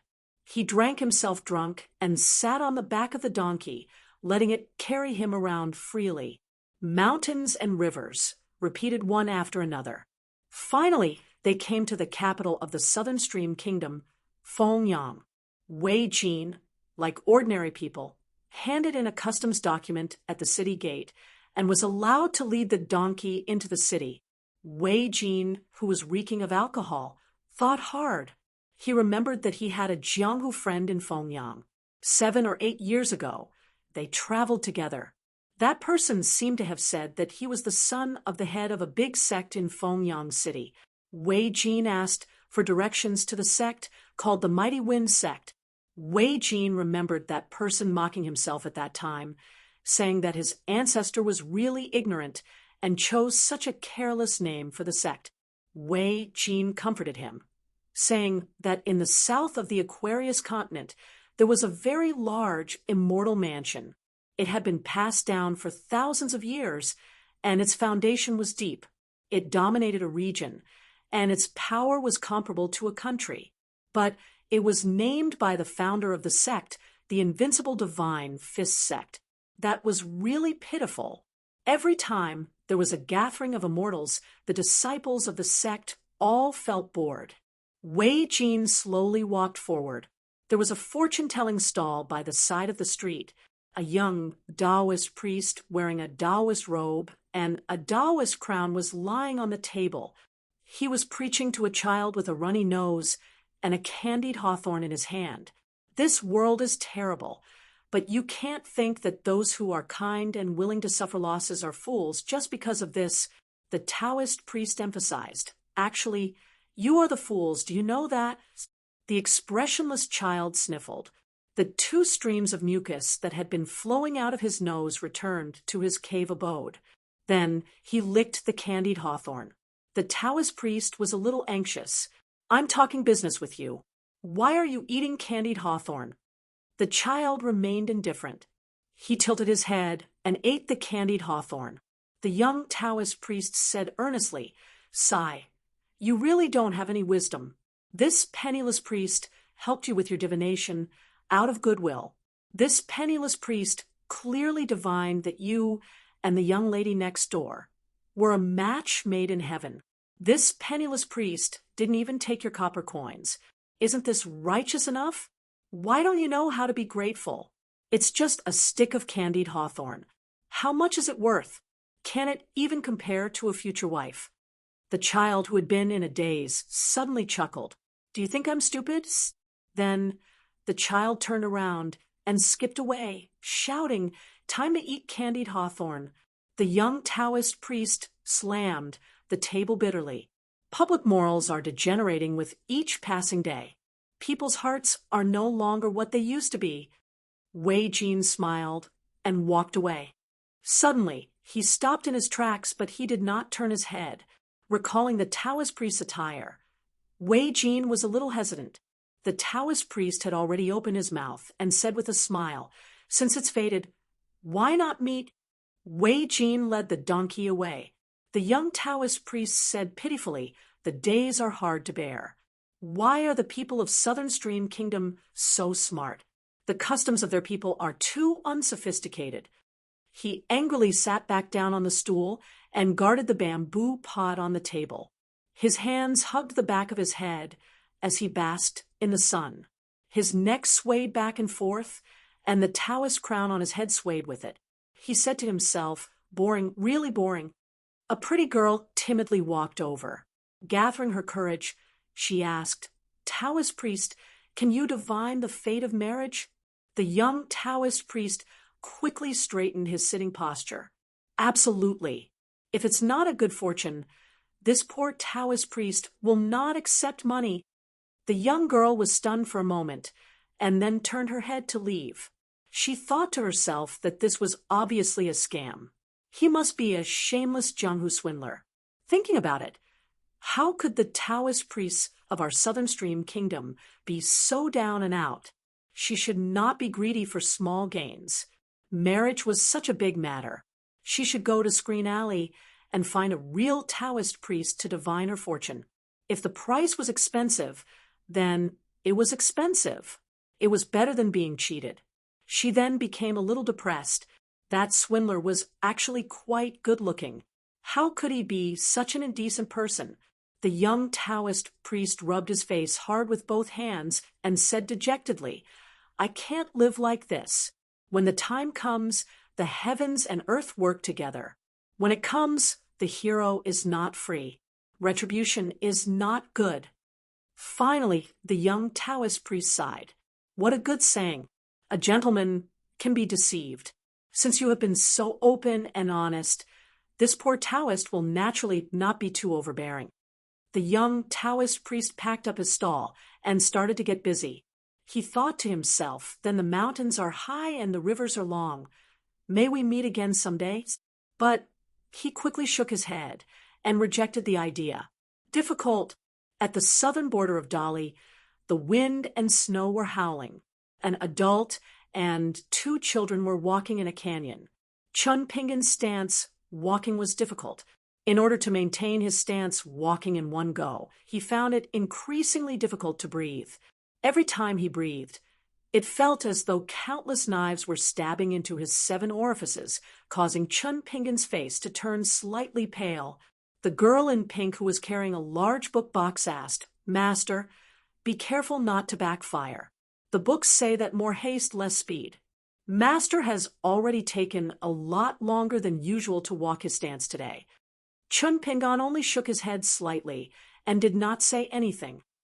Otherwise, the breath he had been accumulating would dissipate. The boy in green purposely lagged behind and shouted, "Silly girl." The girl in pink turned her head and saw him waving at her. She even secretly raised her finger and made a shushing gesture. She wanted to ignore it, but the boy in green glared at her so fiercely that she had no choice but to slow down quietly. Soon, the two of them were walking side by side. The boy in green had a gloomy expression and did not say a word. The girl in pink was silent for a moment, as well, before whispering, "Do you want to apologize to Master?" The boy in green was furious.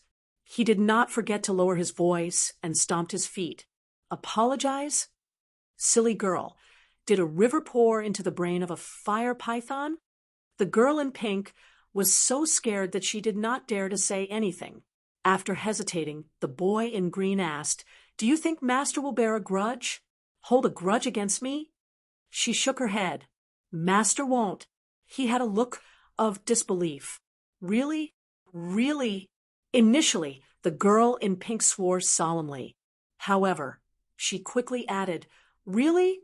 The boy in green was so angry that he exuded a restless aura. He wanted nothing more than to reveal his true form and smash the walls on both sides of the valley.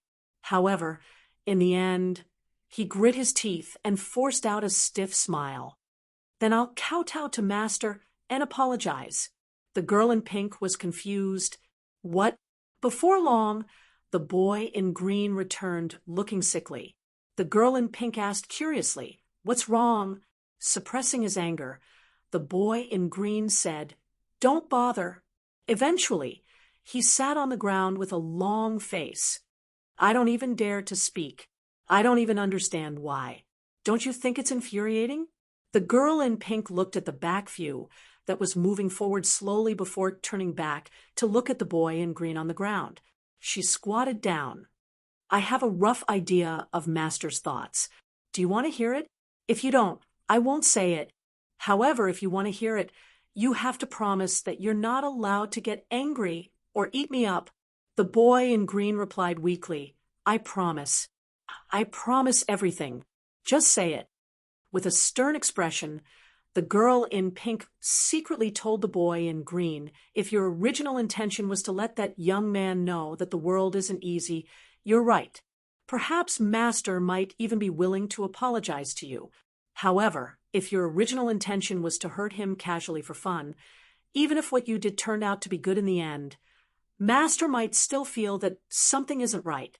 That's just my imagination running wild, and I can't be sure. They might not be Master's true thoughts. Actually, I think it's best if you talk to Master himself." The boy in green was stunned when he heard that. Then he muttered, "Of course, I thought it was fun. Whether that young man lives or dies in the future has nothing to do with me." The girl in pink was exasperated. "Then I can't help you." Suddenly, the boy in green asked, "Do you think that I'm wrong?" She wanted to say something but stopped. He harumphed coldly, "Tell me the truth." She changed her direction and faced her master with the small book box. She hid under the book box, as though that way she could speak without worry. "I think that Master is definitely not wrong. However, you don't have to care too much about his opinion. Actually, Master doesn't care if you care about his opinion. If you can think that way, things will be much simpler." The boy in green was deep in thought as he nodded. "Continue."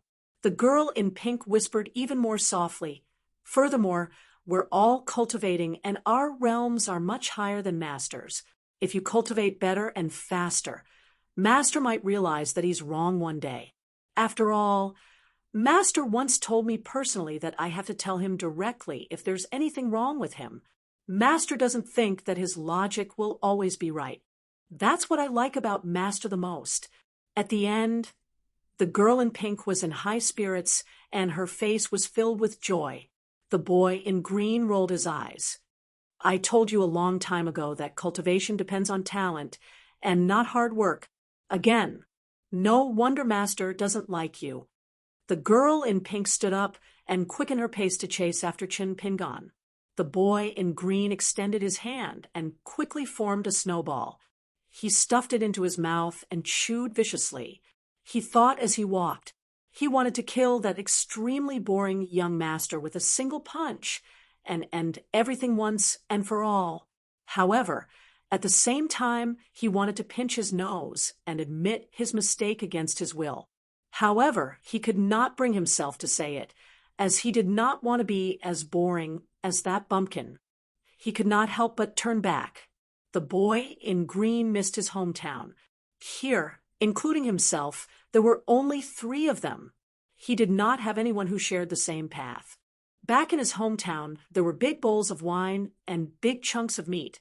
There were many distinguished guests there, and they were happy to settle grudges. There was no right or wrong that haunted one's heart. There was no *T logic that spoiled one's appetite. There was no Master that made him so unhappy.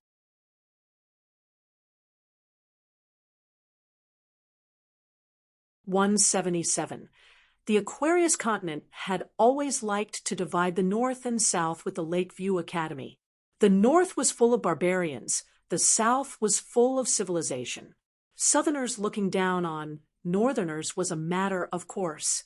Even if it was the great Sui dynasty of the North, when faced with the refined scholars of the Southern Stream Kingdom, they would still have to admit that they were inferior by a head. Therefore, the noble families of the South were ashamed of marrying into the North. Near the end of the year, in a bustling market in the South, there was a barefoot middle-aged monk carrying an alms bowl. His face was firm and resolute, walking slowly. A juggler used all his skills to win cheers. The monk saw a small monkey tied to a wooden stake, thin and skinny, which made its eyes look big. The monk squatted down, took out half of a hard biscuit, broke it a little, placed it in the palm of his hand, and extended it to the skinny monkey. However, it was frightened by the monk's kindness and fled back in panic. The iron chain was straightened in an instant, and with a rebound, the little monkey covered in whip marks fell to the ground. Its body curled up, and it whimpered softly. The monk gently placed the broken biscuit near the wooden stake, broke the remaining half of the biscuit in half, and scattered them on the ground. He then put down the iron alms bowl, got up and retreated, and finally sat cross-legged 3 or 4 steps away from the wooden stake. He closed his eyes, moved his lips slightly, and silently recited the scriptures. He cultivated when he walked. He cultivated when he sat. He cultivated when he walked. He cultivated when he sat. After the monk sat down, the little monkey looked at him timidly for a long time, and finally plucked up the courage to grab a piece of biscuit, returned to its original position, and ate it. Seeing that the monk was indifferent, it became bolder and stole another piece. After repeating this, it found that there was some clear water in the iron alms bowl and drank it. In the middle of winter, the clear water in the alms bowl was warm, which made the little monkey feel comfortable and was even less afraid of the monk. Its big eyes stared blankly at the barefoot and bald guy, as if it was full of puzzlement. After the monk finished reciting the scriptures, he opened his eyes and got up. The little monkey hid again, and the monk just bent down to take back the iron alms bowl and left. The little monkey held onto the wooden stake, looked at the monk's back, and soon disappeared into the crowd. For the first time, it let out a light burp, scratched its skinny and fleshless cheeks, and blinked its big eyes. The barefoot monk walked with his head down in the crowd, And even if a passerby bumped into his shoulder, he did not raise his head, but bowed with his right hand in front of his chest, nodded slightly, and continued to walk. There was a crazy old man in the market. His hair and eyebrows were in knots, and his clothes were ragged. Whenever he met children, he would ask them the same question, regardless of whether their parents were rich or poor. Most of the people were not surprised by this. Most of them took their children's hands and walked away quickly. Some of them laughed and scolded him. Some of the young men with bad tempers would even push the old man. From the beginning to the end, the old man just repeated the same strange question. A group of young prodigals who knew the old man well blocked him. One of them asked with a smirk, "I have a child who hasn't been named yet. What do you want?" Of.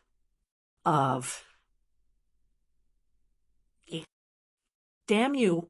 The old man was kicked in the stomach by the young man and fell to the ground. The old man held his stomach and rolled on the ground. A monk crouched down and helped the old man up. The group of wanderers laughed and left. After the old man was helped up, he grabbed the monk's arm tightly and asked the monk the very disrespectful question again. "Have you named your child?" The middle-aged monk looked at the old man, shook his head, and patted the old man's dust before continuing to walk. The old man was still asking for trouble in the market, and he was looked down upon and scolded by countless people. Pedestrians. The monk walked with his head down. If he saw small insects, he would pick them up and put them on the side of the road. Finally, he saw an old temple that had been abandoned for a long time. The monk saluted with one hand outside the door and slowly walked in. In the corridor under the eaves, outside the main hall, the monk began to sit cross-legged and continue to practice after eating the food in the bowl. In the twilight, Crazy Ole staggered back. He did not look at the monk and went straight to the main hall. He fell on a pile of straw, rolled up a piece of broken quilt, and tried to cover his hands and feet as much as possible. Then he fell asleep. Nothing happened that night. The old man liked to give people random names. He woke up at noon. After waking up, he left the temple and went to the city to gather with the people. As for the middle-aged monk, the old man did not see him at all. At first, people had guessed that Crazy Ole might be an eccentric person, but later they found out that he was just an old piece of trash. He didn't fight back when you hit him. He didn't talk back when you scolded him. He would cry when you hit him, and if you hit him hard, he would bleed. In the end, only some idlers were willing to make fun of him. The old man had lived in this abandoned temple for many years. In the next half year, day after day, the monk lived here temporarily. Occasionally, he would go to the city with the old man to beg alms. Occasionally, he would go out of the city with the old man and return to his residence. The two did not talk to each other. They even rarely looked at each other. Every time the old man saw the monk, he was at a loss and could not remember anything. That night, it was raining heavily. Lightning flashed and thunder roared. Amidst the storm, it was likely that even the shouts that were close at hand could not be heard clearly. The old man huddled in the straw shop would tremble with fear every time the thunder roared. The sleeping old man clenched his fists and kept murmuring, "It's Grandpa's fault for giving you a bad name. It's Grandpa's fault. It's Grandpa's fault. It's Grandpa's fault." There were no tears left on the old man's dry face, but it seemed particularly heart-wrenching. As the rapid thunder became intermittent, the old man's murmuring faded away, although the rain was still dense and frightening. But just as the old man fell into a deep sleep, the monk bent his finger and gently knocked. Dong! The sound of a wooden fish echoed in the ancient temple. It sounded like thunder in the corridor. The old man shuddered and suddenly sat up. He looked around. At first, he was at a loss, then relieved, and finally sorrowful. He stood up and walked out of the hall. The short old man in ragged clothes walked with a fierce momentum, like a tiger coming down from the mountain, and a dragon crossing the river. But although the momentum was amazing, the old man's body was still very weak. He was just a tiger that refused to fall. The old man walked out of the temple and looked up. He was speechless for a long time. In the end, there was only disappointment left. The monk said softly, "All sentiments are bitter." The old man did not even look at the monk. He sneered, "What bitter? I'm happy. How can being a heartless immortal be carefree? What **T immortality? All of them are high and mighty. They only remember immortals and forget people. Ha ha. Ordinary people who forget their roots will be struck by lightning. Immortals who forget their roots are real immortals. What a joke." Ooh, the middle-aged monk said again. "All sentient beings are bitter." The old man was silent. He sat cross-legged and clenched his fists on his knees. He mocked himself. It feels like a lifetime has passed. At dawn, the old man who had fallen asleep suddenly woke up. His eyes turned cloudy again, and then he continued his day in a daze. Just like that, a month passed. On a full moon night in mid-autumn, the old man finally woke up. But this time, his spirit was not as good as before. He looked old. He and the monk sat in the corridor under the eaves and looked at the bright moon. The old man muttered to himself, "My grandson is very smart, the smartest scholar in the world. It is a pity that his surname is Chui. It is unfortunate that he met a grandfather like me. He is even more unfortunate. It should not be like this. It should not be like this." The middle-aged monk was silent. There was a saying in Aquarius Continent's Chui clan, "There is a temple but no monk. The wind sweeps the floor. There is incense but no fire. The moon lights the lamp. When winter came, the snow fell." The old man slept in the temple. His teeth were chattering, and his face was ashen. It was as if he could not survive the winter. The monk entered with an alms bowl and gave the old man a warm, dry biscuit. The old man received it in a daze and threw it on the ground. His eyes regained some clarity. He looked at the monk who picked up the dry biscuit and handed it over again. The old man shook his head. "I only want to see my grandson once. If not, I will not be able to rest in peace. I cannot swallow this anger. I want to apologize to him. It is grandfather who has let him down. I cannot go crazy. I need to wake up. Monk, save me." The old man gripped the monk's arm tightly. "Monk, as long as you let me see my grandson with a clear mind, I'm willing to do anything for you. I'll kowtow to you right now and become your disciple. Yes, yes, yes. Monk, you are very resourceful. You will definitely be able to help me escape from the sea of bitterness." The old man who woke up this time had his spirit and chi withered like rotten wood. He showed signs of dying and his consciousness was no longer clear. The monk said indifferently, "Why can't you let go of your obsession? Even if you see him, what can you do now that things have come to this?" Ooh, the old man looked sad. "How can I let it go? It is not just my problem. I can't let it go. I can't let it go for the rest of my life." The middle-aged monk thought for a moment. "Since you can't let it go, then take it up first." The old man asked in a daze, "How?" The monk answered, "Go to Dolly." The old man nodded. "Yes, my grandson is in Dolly."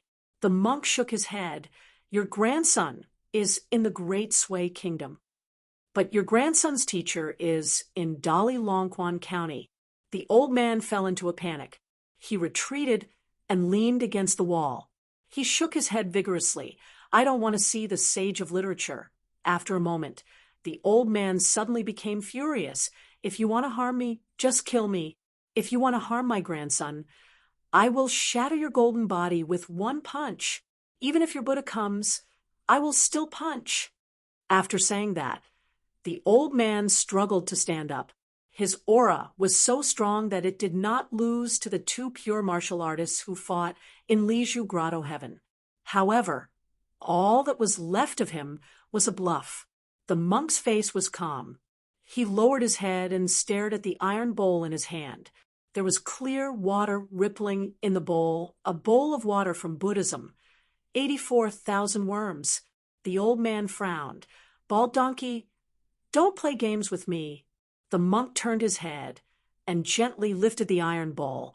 This is the most interesting thing about your grandson. He saw the word small. I think I can talk to his teacher. The old man's eyes were resolute. Monk, your plan is too big. I will never agree to it. The monk sighed. Rootless grass. The monk got up and left just like that. The old man took the time to sit cross-legged and began to breathe. His originally withered skin slowly glowed with a golden light. Then he carved the words Dolly Longquan County on his palm with his finger. It was a bloody mess. He kept telling himself, go here. You must go here. Just look. Don't talk. Don't ask. Don't do. His heart was surging and engraved in his heart. The old man returned to the temple and fell asleep immediately. The snow outside the temple was getting heavier, but just as the cold air approached the temple door, it automatically melted.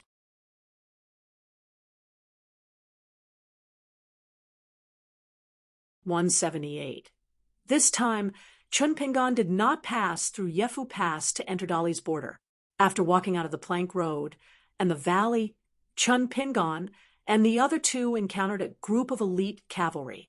In the vast wind and snow, the two sides faced each other.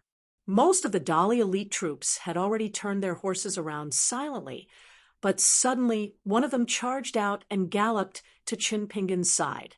It was a young and determined face, full of vigilance and scrutiny. In the depths of the Dali scout's eyes, there was also a hint of determination that Chun Pingan did not understand at that time. When this rider suddenly charged out, the rest of his comrades also gritted their teeth and followed. For a moment, snow flew everywhere and hit them in the face. Chun Pingan shouted in Dali's official language, "We are from Longquan County. We returned from Huangting country and entered the pass through Niuli at the same time." Chun Pingan took out the customs clearance document issued by the Longquan County government from his bosom. He had traveled thousands of miles and was covered with the official seals of various countries and passes. Seeing that the horseman was about to get off his horse, Chun Pingan jogged forward in 3 steps and extended his hand high up. The horseman's body became even more tense, and the pupils of the entire group of scouts constricted, as if they were facing a great enemy. The scout bent over and took the customs clearance document. After carefully reading it, his smile suddenly brightened. The hand that was originally tightly holding the hilt of his sword secretly made a safe troop gesture behind his back. The rider still insisted on dismounting and returning the document. After Chun Pingan carefully put it away, the young rider smiled and said, "In such terrible weather, if you run into trouble, you can temporarily rest at our beacon and prepare food. It won't be too late to continue your journey when the wind and snow lessens." Chun Pingan felt the rider's sincerity from the bottom of his heart. He immediately saluted with a smile and said, "It's fine. I can use this opportunity to practice my boxing stance. It's hard to endure, but I can still bear it." Dali valued martial arts, and its people were valiant. Its name shook the entire continent. The young man in straw sandals was so tenacious that he quickly won the favor of this pair of elite scouts. Even an old sergeant with a rough face and a serious face at the border also smiled knowingly. Both sides then parted. The scouts continued south to investigate, while Chun Pingan continued north to return to his hometown. The sergeant looked back at the backs of the 3 people returning north. He restrained his smile and turned to reprimand the rider under his command. "Why are you acting like a hero? Do you want to die?" Let's not talk about the young man's depth. The 2 maidservants and attendants in thin clothes beside him are obviously cultivators with cultivation. Otherwise, how could they withstand the training of this weather? Otherwise, how could they bear the hardships of this weather? We were in close proximity just now. Can't you see that they look well? If the 3 of them are really spies from the enemy, Your rash questioning will not only cause our entire team to be wiped out, but will also delay the transmission of the spy report. The young cavalryman stammered. He was still somewhat unconvinced. Corporal, as B-class scouts at the border, we are still within the borders of the Li dynasty. No matter where the Qi refinement warriors are from, they have to follow the rules of the border army, right? If they really dare to kill us, we will definitely make them suffer after the investigation. Taking 10,000 steps back, isn't the prince still around?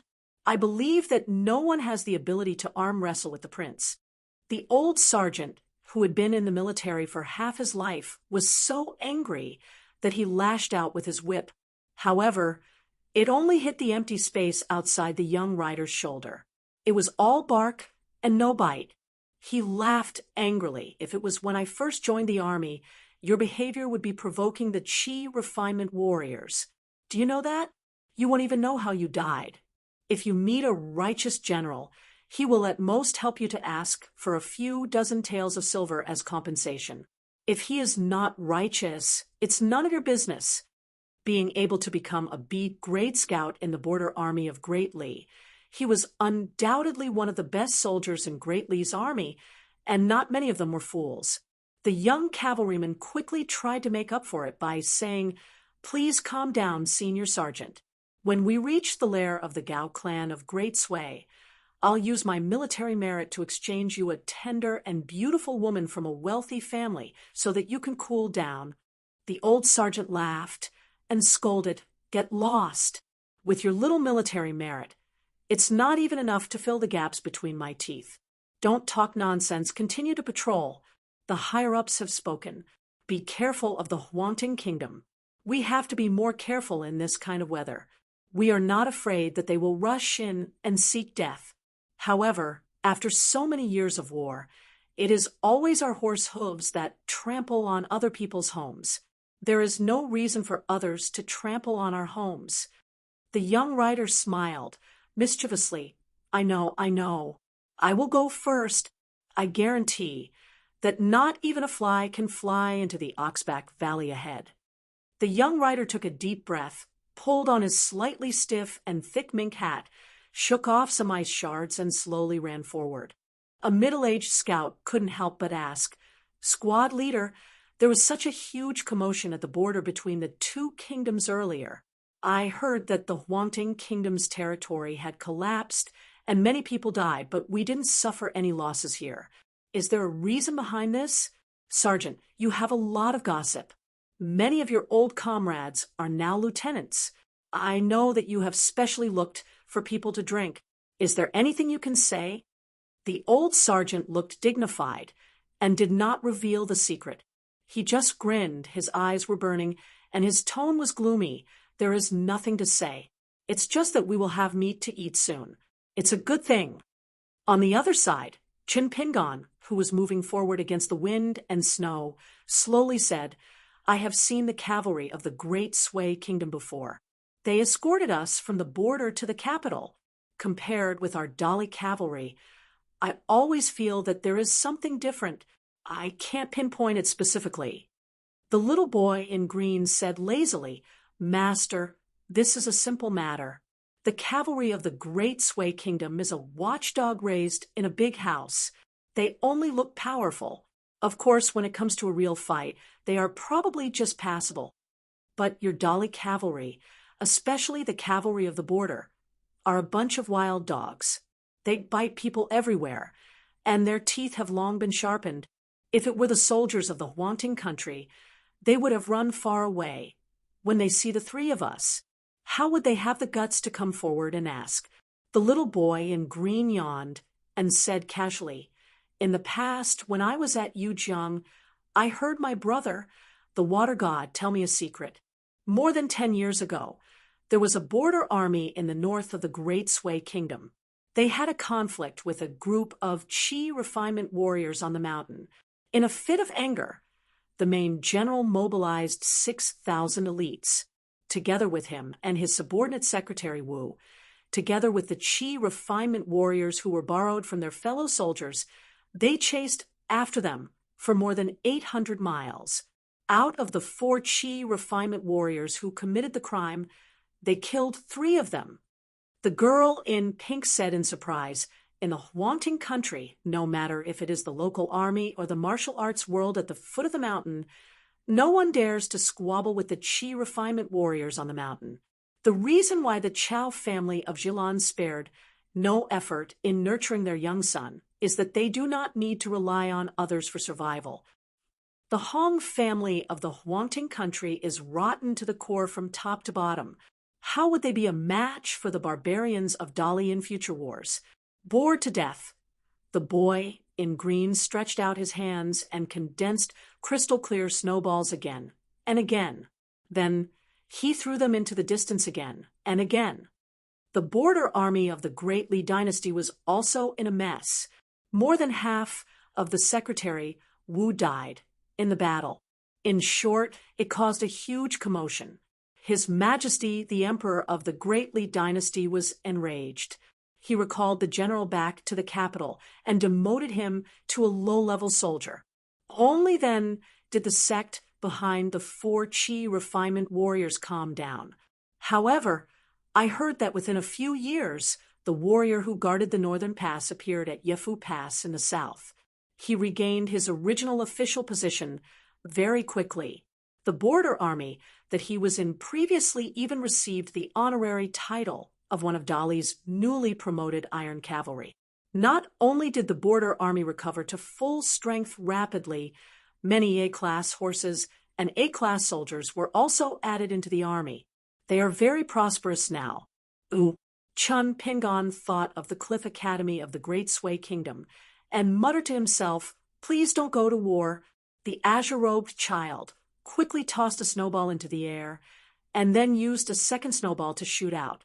Both sides shattered with a loud bang. The arrow has already been knocked, but it has to be released. I don't think we can escape from this war of annihilation. The key is whether the Great Sui Kingdom can live up to expectations or not. However, if the Baek Kyung building of Dali is really as powerful as the rumors say, I think most of the dominant forces in the Great Sui Kingdom will choose to protect themselves. After all, no one is willing to be killed by a flying sword from the Baek Kyung building in an instant in the cave residence protected by the formation. Then they will die with grievances. Who is willing to try the killing power of the flying sword of the Baek Kyung building? The higher the realm, the more the Qi refinement warriors cherish their lives and fear death. Anyway, my water god brother said that as long as the flying sword of the Baek Kyung building is half as powerful as the rumors say, he will take the initiative to surrender. Based on the style of the Dali Imperial Palace, they might even keep his deity position as the Imperial River Water God. The girl in pink looked confused. What is the Baek Kyung building? Can a flying sword come out? The green-robed child laughed out loud and flicked his finger gently. A snowball hit the pink-dressed girl's forehead. With a whoosh, a flying sword will fly out from the white jade capital of Dali's capital city. With the speed of a land sword immortal of the 5 realms, it will fly across thousands of mountains and rivers in the blink of an eye and pierce through your head. Is it fun? The girl in pink covered her forehead with both hands. She was scared out of her wits. The little boy in green sneered and said, "With your insignificant skills, do we need to use the flying sword of the Baek Kyung building to kill you? It's true that you are a silly girl, but the Dali Imperial Court is not stupid. The dozens of flying swords of the Baek Kyung building are now targeting the Qi refinement warriors. They are all those old tortoise bastards hiding under the water in the Great Sui Kingdom. I'm guessing that some of the Great Sui Kingdom Qi refinement warriors who are qualified to be on the list must have secretly left the territory of the Great Sui Kingdom in order to avoid the sharpness." Although Chin Pingon did not interrupt, he felt that most of the arguments and guesses of the Imperial River Water Snake were reasonable and well-founded. Therefore, he listened to all of them silently and remembered them in his heart. Therefore, Chin Pingon could not understand why such a smart guy who could see through the problem would be willing to be the scapegoat of the water god, who had ulterior motives in his hometown of the Imperial River? Could it be that he was hiding under the light? Chun Pingon did not open his mouth to ask. After all, this was the matter of the little boy in green. Chun Pingon began to walk silently against the wind and snow, over and over again. In the knee-deep snow, the movement of the mountain's shaking fist manual had to be extremely slow. The longer Chun Pingon walked from the cliff plank path to here, the more energy and mental energy he spent. The further he went, the more it would be 10 times or even 100 times more than usual. From the outside to the inside, Chun Pingon was almost frozen into a block of ice. In the later stage, Chun Pingon did not even need to deliberately circulate the 18 halting sword aura. The mysterious chi that was like a fire dragon patrolling the pass would automatically move quickly on its own and help Chun Pingon to barely maintain a breath of vital chi. Every time he breathed in and out, it was a pain that penetrated to the bone marrow. The mischievous little boy in green felt a headache coming on. He felt that it was unreasonable. Was it not good to accept one's fate if one's talent was poor? Other people made rapid progress on the path of cultivation, but Chun Pingon was here every day to achieve half the results with twice the effort. How embarrassing! The girl in the pink dress was about to die of heartache. After half an hour, the wind and snow gradually subsided. The journey after that was not too difficult. The three of them bypassed 2 passes and dozens of towering beacons of various sizes. Chun Pingon was still looking for trouble. Every day, after practicing his boxing stance, he took the initiative to spar with the little boy in green. He was often punched by the little boy into the deep snow and could not be seen. However, the second level was still a pitiful second level. Chun Pingon's advancement in martial arts was really unshakable. It was unknown whether the little boy in green was lamenting his misfortune or angry at his failure to strive. There were a few times when he hit his master hard, causing him to fly out like a kite with a broken string. He had to struggle for a long time before he could stand up. The girl in the pink dress who was watching from the side turned her head away, unable to bear to watch. On this monotonous journey home, the first snow of the year came to an end. The three of them finally arrived at a town marked on the map as Phinyak County. Because Chun Pingon had chosen a path that led to his hometown, the West Mountain, they would not pass by the Shilhua River, Red Candle Town, and Chiduan Mountain. Chun Pingon wanted to visit more unfamiliar places. Reading a few books, learning more than 1,000 words, traveling thousands of miles, and practicing millions of punches. This was Chun Pingon's current wish. After all, he had to walk step by step. Chun Pingon's journey home this time was very fulfilling every day. Of course, he suffered a lot. Compared to rushing to the Great Sway Kingdom's academy to study, he could spare more time to strengthen his body by practicing punches and temper his spirit with chi. Dripping water could penetrate stone, and swallows could carry mud. Every little thing was nourishing.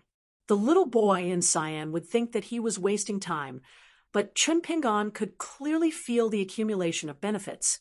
This feeling was like a young man in Clay Bottle Alley who worked hard every day. It was equivalent to a few more copper coins coming into his account. His family's wealth was quietly increasing. Outsiders might find it boring, but Chun Pingon himself felt very good. As the end of the year approached, they entered the bustling county market. Phinyak Town was different from other towns at the border of Dali. It was more scholarly because there were obviously more bookstores. Of course, it was not an extravagant hope to have a unique, good book.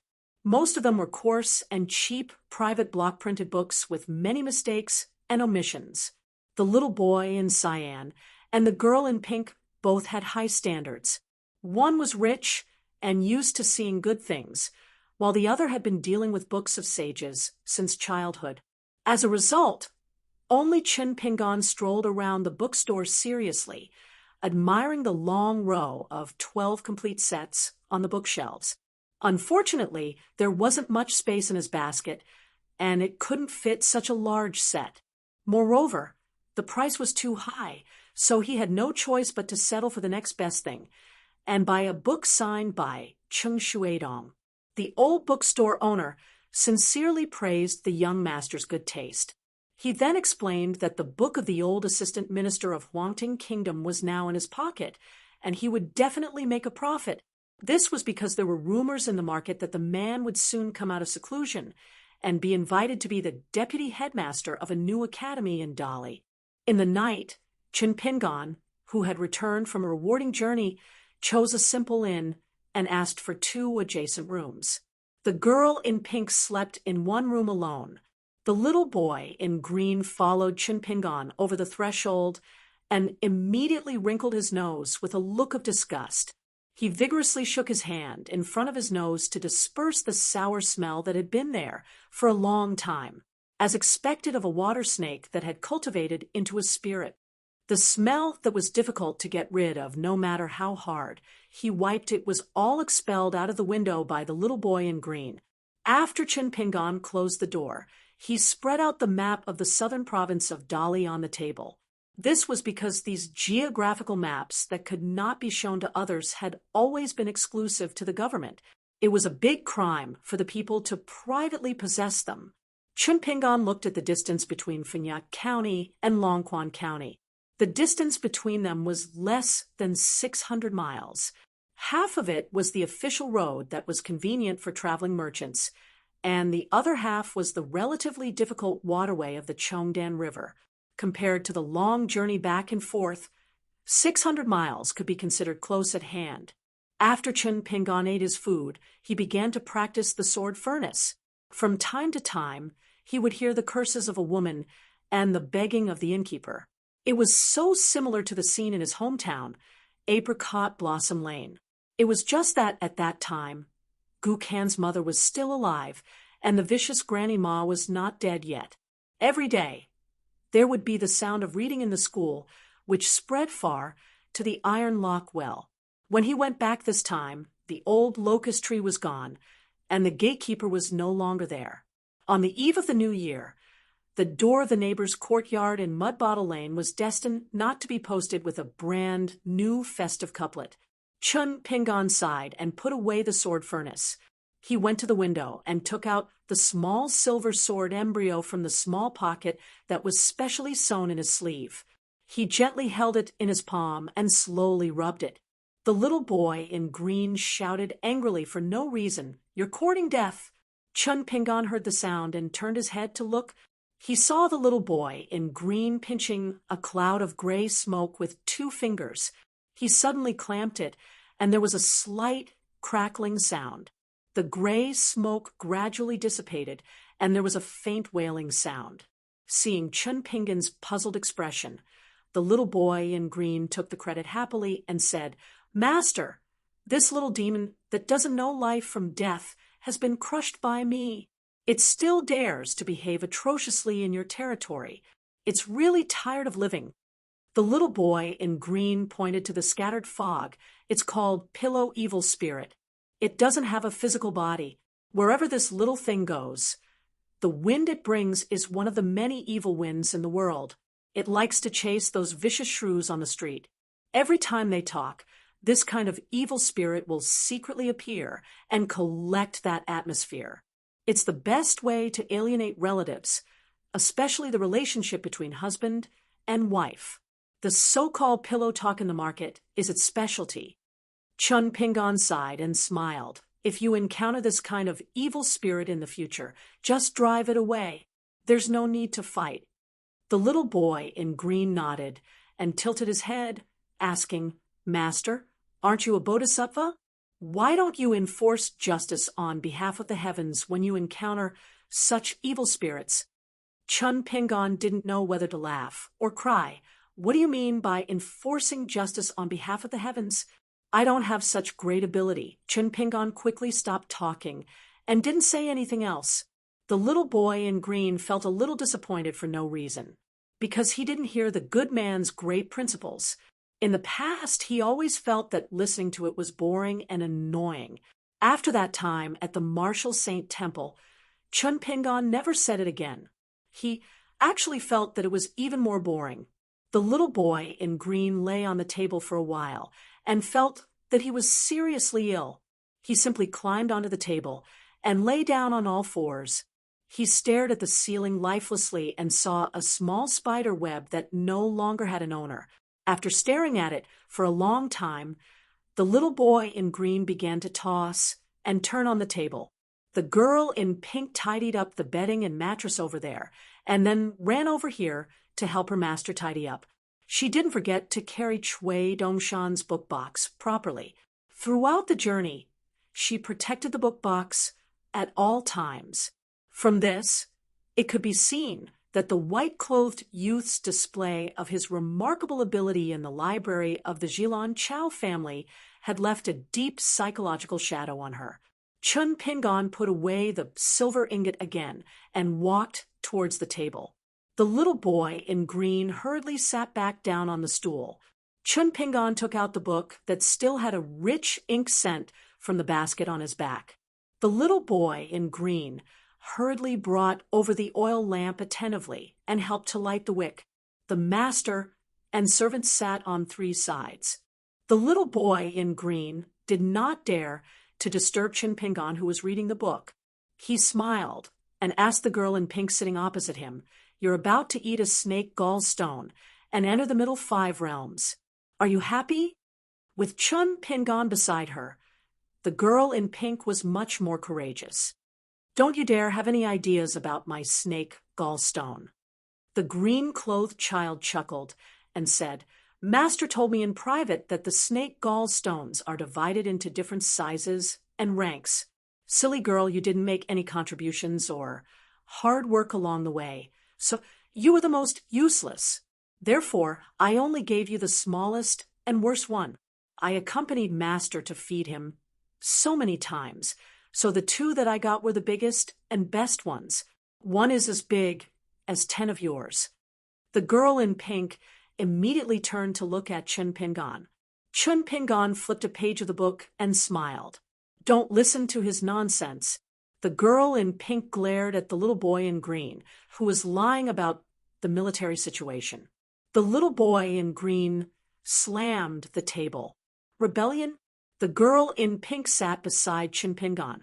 Chun Pingon was used to this and did not deliberately support the little fire python. He continued to read quietly. With the dim light of the oil lamp, Chun Pingon flipped through the book page by page. He even took out a bamboo slip left over from Chiduan Mountain and a small carving knife given to him by the shop owner when he bought the jade hairpin. When he read some good sentences that lit up his eyes, he would carve them stroke by stroke on the bamboo slip. The little boy in green put his cheek on the table and rolled his eyes, pretending to be mysterious. The girl in pink did not dare to look him in the eyes.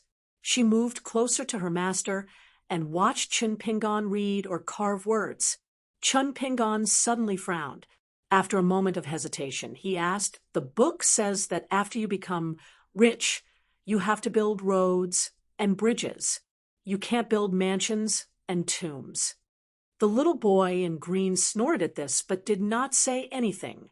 He maintained his half-dead posture. The girl in pink nodded and said softly, "Master, some scholars are particular about this. They hope that after they become rich, they will do good deeds and bring benefits to the village." Chun Pingon felt a little helpless. He had originally planned to immediately spend money to build a large tomb for his parents before the end of the year. It would be grand and stylish, and there wouldn't even be a decent tombstone. The little boy in green could not help but say, "Master, you are no longer a scholar. Why are you so particular about this? Besides, if you are really worried about something, you can just build roads and bridges. When the time comes, I will personally help. Not only will we spend money, but we will also do the work ourselves. The heavens will definitely have nothing to say." Chun Pingon was enlightened. The knot in his heart was quickly untied. He turned to look at the little boy in green and gave him a thumbs up. He said happily, "Well done, well said." The girl in pink was happy with her master. The little boy in green was stunned. He quickly lowered his head and almost cried. As they walked past the official roads and waterways. The atmosphere was harmonious. Finally, they saw the silhouette of a lonely mountain. Chun Pingon stopped in his tracks. He reached out and patted the heads of the little boy in green and the girl in pink. Then he pointed at the mountain. He smiled and looked at the mountain called Luapa Mountain. This time, Chun Pingon did not hold back. "We're home. My home." The second volume ended.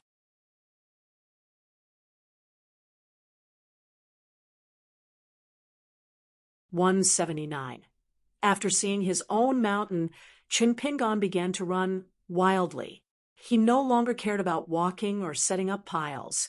He did not have the slightest bit of melancholy due to his homesickness. Chun Pingon only focused on running. The bags of soil that occupied more than half of the basket were stacked layer by layer. They rustled as his shoulders moved up and down. The little boy in green and the girl in pink followed behind him.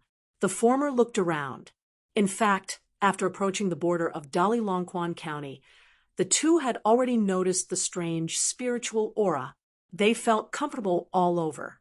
At this moment, the big mountain that fell into their eyes made the water snake swallow constantly. It was simply drooling, as if it saw the most sumptuous meal on the table.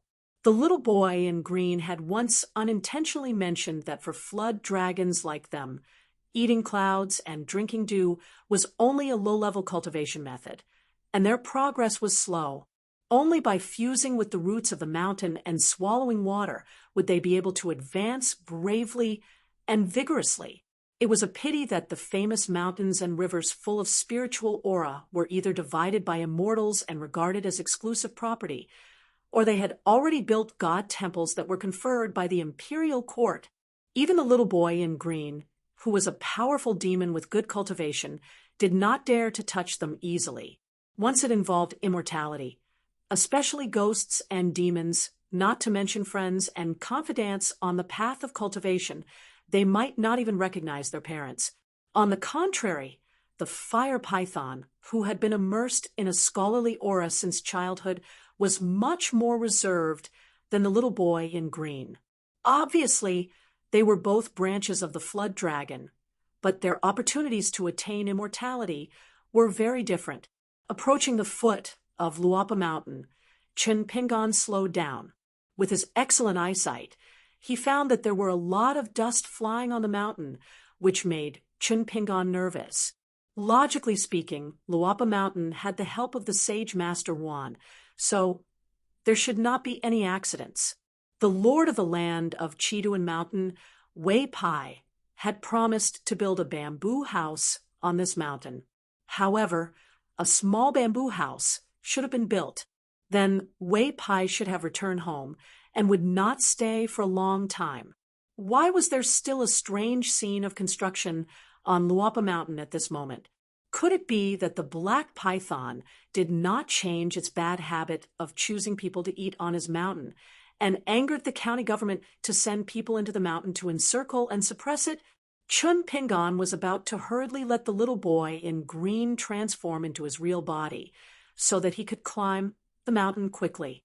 Suddenly, he remembered a sentence that he had recently read in a book. It was about the principle of not panic in the face of trouble. The words were very beautiful. Just by reading it twice, Chun Pingon felt that it was less tacky. He had specially engraved it on the bamboo slips before. Chun Pingon immediately took a deep breath, forcing himself to calm, and silently told himself, "Don't rush, don't rush." What the book said is the principle of burning porcelain. The book. Just as he was about to start climbing the mountain, Chun Pingon saw a blur in front of his eyes. He looked carefully and found an acquaintance in white standing at the foot of the mountain with a smile. He blurted out, "Wei Pai?" The little girl in pink could not help but exclaim. The silly girl was amazed. This was the second immortal she had seen in her life, after the young Chui Dong. He was so handsome that it was unreasonable. She immediately felt a little embarrassed and hid behind her master Chun Pingon. The little boy in green was stunned on the spot and then turned his head aggressively and asked, "Master, is this guy here to snatch the territory?" "Of course not." Chun Pingon shook his head and smiled. He looked at the lord of the land, who was more outstanding than when he was in Chituan Mountain, and asked curiously, "Why are you still in Luapa Mountain, you gods of mountains and rivers? Aren't you not good to leave your territory for too long?" Wei Pai smiled and said, "What a coincidence. Now I have moved to Mount Biyun and become your neighbor.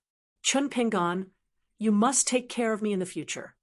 Speaking of this, the god of the North Peak of Shishui country, who had fallen from the altar in the past, was now about to become the honorable god of the North Peak of Dali. He even jokingly bowed to Chun Pingon. Chun Pingon was too embarrassed to accept this bow, so he turned sideways to avoid it and asked with a smile, "Is the bamboo house finished?" Wei Pai straightened his back and nodded. "It's done. I guarantee that there are no shortcuts. It's on Luapa Mountain. Shall I show you?" Originally, I chose the best place for it to take root, but it was occupied by the mountain god temple of Luapa Mountain, so I had to change the site. But it's not bad. The view is wide, the sky is high, and the ground is far away. The scenery is very beautiful. I have been staying there for the past year. You are not allowed to burn the bridge after crossing the river and drive me away. The girl in pink thought that the guy in front of her was good-looking, but she didn't expect that he had a good temper. Then the little girl was a little proud. Her master was so powerful that even his good friends were so handsome. The more the blue-clothed boy looked, the more guilty he felt. Suddenly, without warning, the white-clothed Wei Ba bared his fangs and brandished his claws, making a threatening gesture towards him. The blue-clothed boy was so scared that he retreated hundreds of feet. Wei Ba laughed heartily. "With that black python on the mountain, our Luopa Mountain will be lively." Chun Pingon corrected him. "Luopa Mountain is not yours." Wei Pai said helplessly, "Yes, yes, yes. You, Chun Pingon, are the master. I'm just a guest. Okay?" The group began to climb the mountain. Wei Pai explained to Chun Pingon considerately, "Now, the big and small mountains to the west of the town are all owned. They are all breaking ground and busy with the mountain opening. In addition to opening up the mountain roads, they are also building pavilions and so on. Luopa Mountain has a mountain god temple, so it is even busier. The Ministry of Works of the Dali Imperial Court is in charge of spending a lot of money. In addition to the tens of thousands of convicts of the Liu dynasty who can be ordered around for free, the Longquan Commandery Office and the county government have also hired many of your local youths to help build immortal mansions. It seems like they won't stop until they have created a paradise on Earth. It's a bit of a waste of money and manpower." Wei Pai pointed to the wide yellow ground. "In the future, this place will be paved with stone slabs transported from other places. Anyway, it's not worse than the bluestone ground of Peach Leaf Alley on Falu Street." Chun Pingon asked cautiously, "I don't need to pay for it myself?" Wei Pai smiled and pointed to the sky. "As long as you don't want to build a cable bridge in the air and connect it to other mountains, then you don't need to spend a single copper coin." Chun Pingon said in shock, "Could it be that someone has done that?" Wei Pai nodded and said, "Yes, there are more than one or two families. Between several mountains in the north, they have already mobilized their families' consecrators or hired chi refinement warriors who specialize in building grotto heavens and blessed lands. They have started to build long bridges. One of them is not an iron cable bridge, but a stone bridge. I heard that the stones were all fished out from the lake. I estimate that from the beginning to the end, it will cost at least 1,000,000 taels of silver. But the effect is definitely great. Walking on the stone bridge, surrounded by smoke, I feel like an immortal. Looking at the sunrise and sunset and the clouds rolling, even I am tempted." Chun Pingon clicked his tongue and said, Tiske, they are so rich." Wei Pai joked, "If you are willing to sell a Rosy Clouds Peak or Immortal Grass Mountain, You will immediately become a rich man. You will also be able to be so extravagant. Chun Pingon said in annoyance. What are you thinking about? Why would I want those flowery shelves? The mountains are the foundation of my life. Ooh, Wei Pai laughed loudly. A money grubber was still a money grubber. The second realm was still the second realm. He had changed his straw sandals, but the young man was still the same young man. The little boy in green found Wei Pai annoying no matter how he looked at him. He could not wait to kick that guy's ass and kick him until he fell flat on his face. On the way up the mountain, he saw several groups of prisoners and survivors of the Liu dynasty. There were old and young, young and strong, and women. Most of them were haggard and looked haggard. However, the Dali soldiers supervising them on the side should have received the orders of the imperial court. They did not purposely make things difficult for these prisoners of the fallen country. Some of the old and weak who had fainted were supported by their friends and family to the side of the blazing stove, where they were fed a few mouthfuls of food and a mouthful of hot water. Wei Pai said casually, "It was not so good in the beginning. The prisoners of the Liu dynasty died from exhaustion, freezing, and falling. Of course, there were also those who were beaten to death or committed suicide because they could not bear the humiliation. In the short span of 2 months, there were as many as 600 people. Later, it was Wu Yuan, who was promoted to governor of Longquan on the spot, who submitted a memorial to the imperial court at the risk of losing his official position. Only then was the sudden decline in the number of refugees stopped." Chun Pingon asked in confusion. "Governor?" Wei Pai drew a large circle with his hand. The vast territory of the Dragon Pearl Cave originally had a radius of 1,000 miles. Even though the borderlands are now being fought over by the neighboring provinces and counties, each of them asking someone in the imperial court to plead for leniency, and then dividing some of the land. If Longquan is still just a county, it still can't manage everything. Even if it is promoted to Longquan County, it is still a bit far-fetched. Chun Pingon nodded. Along the way, he had already gained a clear understanding of the size of the territories of the provinces and counties. After all, it was measured step by step. He asked, "The black python on the Chiduan mountain did not cause any trouble when it came here, did it?" Wei Pai shook his head. "It has been cultivating obediently in the Luapa mountain and has never hurt anyone. Now, even if it went out to look for water and was bumped into by someone on the way, it would not be strange and would be fine. Some bold local youths even dared to throw stones at it from afar, but it still endured it." Chun Pingon frowned. "This won't do. I have to find someone to make it clear. Wei Pai, do you know who is in charge of this place? No matter the result, I have to make it clear that there is no reason to bully people like this." "How is it bullying people? That is just a wild python that has just been enlightened." Wei Pai laughed involuntarily at first, but then he teased, "Besides, the black python has rough skin and thick flesh. Even if it was slashed a few times, it would not hurt or itch. Chun Pingon, you don't have to make a fuss. Besides, if I remember correctly, you don't have a good impression of the black python. Why are you favoring it now that you have just returned to the Luapa Mountain?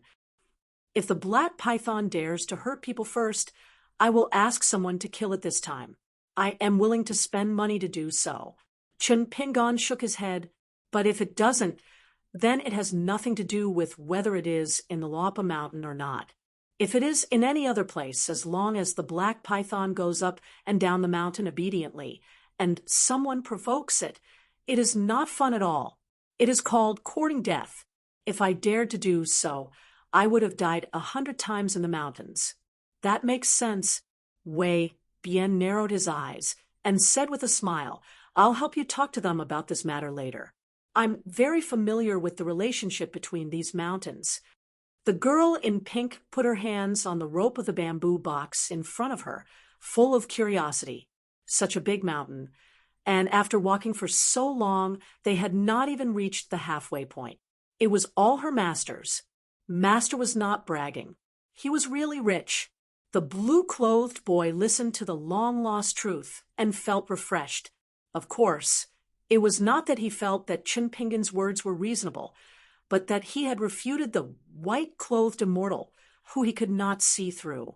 It made the blue-clothed boy feel very excited. Chunpingan seemed to ask casually, Wei Pai, do you know Wan Xiu? She is a girl in the blacksmith shop by the Dragon Whisker River. Wei Pai pretended to be deep in thought, then came to a realization. You are talking about the daughter of Saint Wan Jiao. I have seen her a few times from afar. Her family's Shinxiu Mountain was built with the greatest effort by the Dali Imperial Court.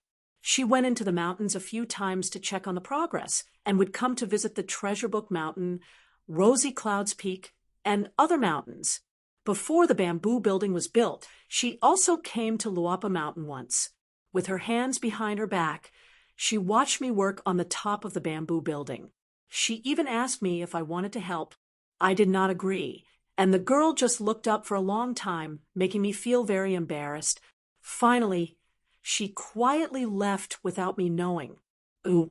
Chunpingan turned to the girl in pink and the boy in green and smiled. Miss Wan is a very good friend of mine. I have 2 shops in the town, and she helps me take care of them. When you see her, call her Sister Wan. The girl in pink immediately nodded. Okay. The boy in green was a little reluctant. With my age, I can even be her ancestor. Why should I call her sister? That would be a waste of 18 generations. Chunpingan glanced at him indifferently, and the green-robed little boy immediately beat his chest with both hands like beating a drum. He sternly declared, Since Master has spoken, I can even call her mother. Chunpingan was happy. It was rare that he was not stingy. He said in a rich and imposing manner, I will give you 2 an ordinary snake gallstone later.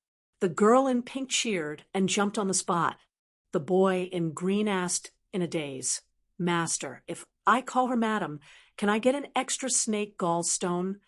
Chunpingan rubbed his forehead.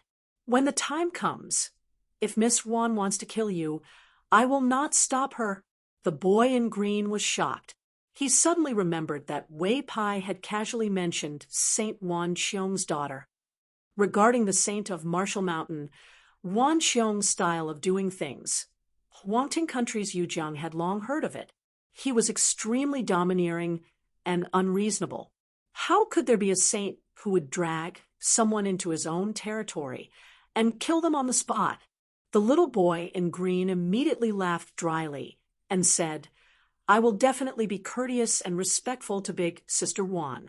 I will also help Master keep an eye on the silly girl so that she will not accidentally say something wrong and annoy Sister Wan. If that happens, she will be killed, and it will be difficult for you, Master. Chunpingan tried hard to hold back his laughter. He deliberately did not introduce the girl's gentle temperament. Instead, he kept a straight face and nodded. When you see her, you must be polite. After going through many twists and turns, Wei Pai finally led them to a bluestone path. He said self-deprecatingly, The path under our feet was temporarily paved by me. I casually collected some stones from the mountain stream. Chunpingan, you can change it later. Chunpingan walked on the solid and neat stone path and smiled. No change, no change. This is very good. Everyone's field of vision suddenly opened up. They saw a 2-story bamboo building. It was verdant and looked exquisite. The key was that the bamboo building faced the mountains and rivers. At the bottom of the bamboo building, there were a few exquisite and cute bamboo chairs with small straw cushions on them. Chunpingan's eyes were dull, and his mouth was wide open. He was shocked beyond words. He thought that when Wei Pai promised to build him a bamboo building, it would be good, if it was not crooked. Who would have thought that it would be so good? After Chunpingan came back to his senses, he asked softly, It's mine? Wei Pai said with a smile. Of course. Chunpingan clasped his fist and said, Wei Pai, in the future, Luopa Mountain will be half your home. You can live there as long as you want. Wei Pai said with a smile, Oh, You've changed your mind? Who was the one who said that Luopa mountain was not ours? Chun Pingon laughed and said, Wei Pai, you are the lord of the land of Chiduan Mountain. It's degrading to lower yourself to my level. Wei Pai laughed and pointed at the youth. After all, there are still some changes. This trip to study was not in vain. After that, Wei Pai looked at the one big and two small ones who ran to the second floor of the bamboo building. Then, they leaned on the railing side by side and looked into the distance. From Wei Pai's point of view, one big head and two small heads looked like a small mountain. Master, the scenery here is so good. Can we live here in the future? Of course. Master, give this place to me. I can ask for less of an ordinary snake gallstone. How about that? No. As if infected by their cheerful mood, Wei Pai, who was no longer the lord of the land of Chiduan Mountain, turned and looked at the mountains and rivers in the distance with a smile. Living with good people is like entering a room of orchids. After a long time, one will become fragrant. Chun Pingon took them down the mountain and went to the town. Wei Pai appeared and disappeared mysteriously, and his figure had already disappeared. The boy in green reminded in a low voice, Sneaky. One look and you can tell that he's not a good person. Master, don't deal with that guy in the future.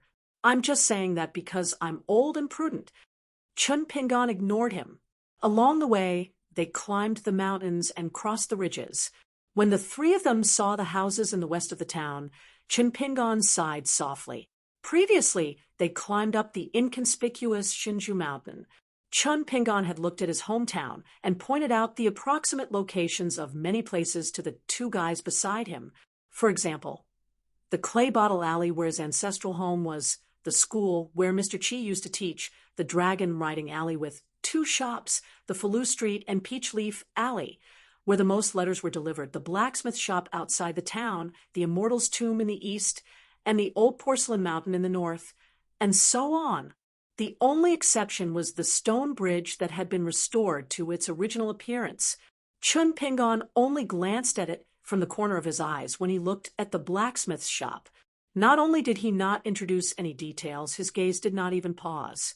Having seen with his own eyes the dangers and oddities of the outside world, he must be very careful.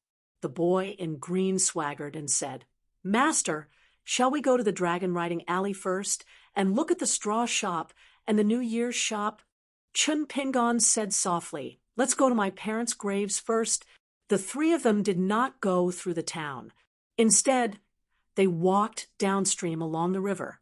Silently, Chun Pingon walked across the stone bridge, where the old sword had disappeared.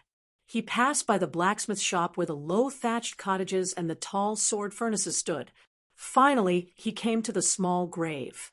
Chun Pingon took off the basket on his back and took out the cotton bags that were smaller than his fist to add soil to the grave. The young man's tan face did not look sad, nor did he look like he was returning home in glory. The young man who had walked through mountains and rivers for thousands of miles, the first thing he did after returning home was to silently open the bags and add soil to his parents' graves.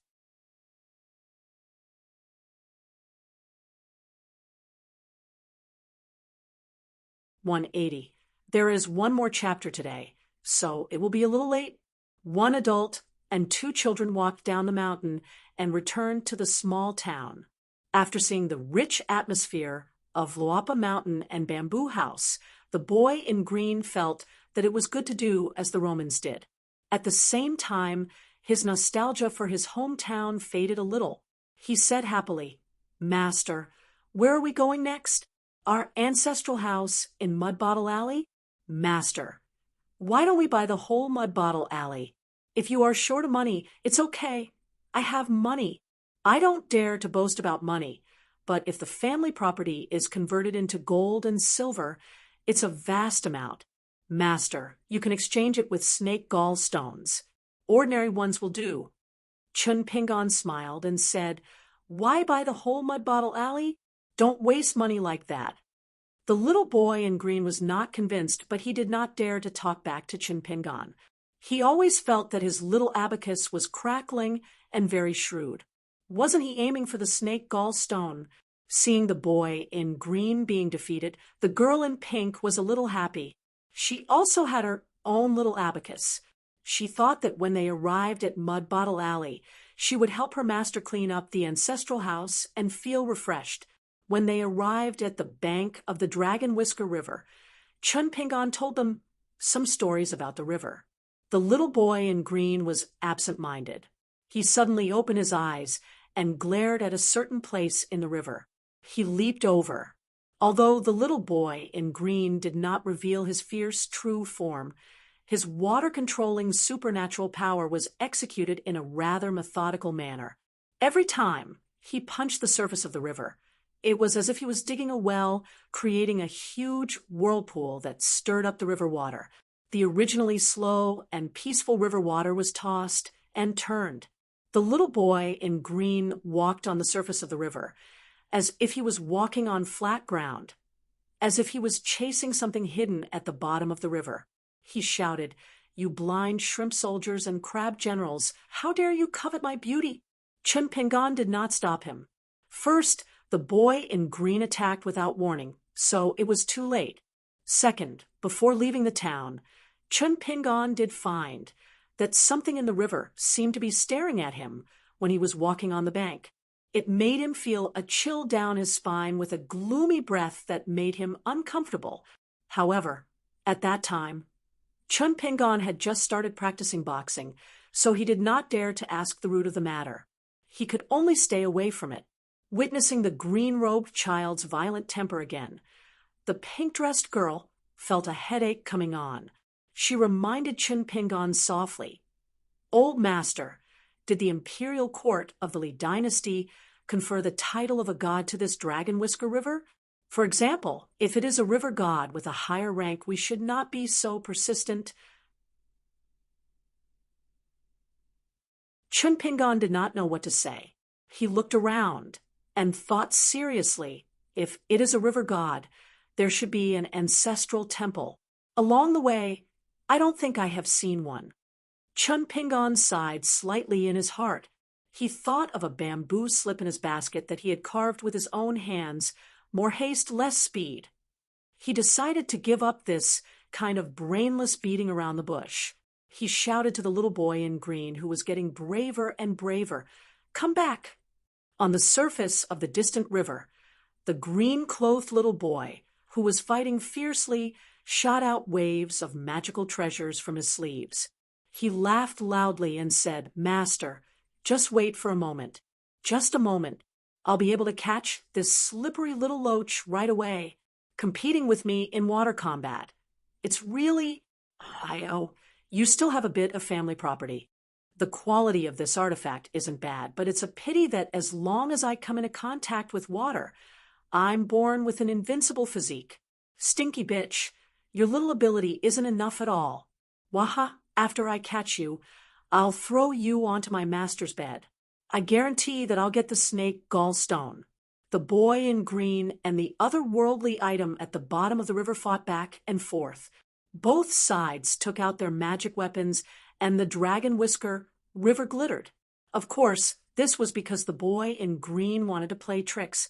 Otherwise, with his strong body and good cultivation, even if he did not show his real body, he could still injure the opponent with brute force.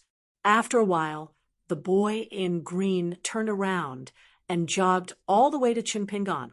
In his hand, he was holding a bunch of long black hair. When he reached the shore near Chunpingan and the girl in pink, the boy in green let go of his hand and said proudly, "Master, this woman looks good. Her butt is round and can be twice as big as this silly girl. Why don't you take her as a maid?"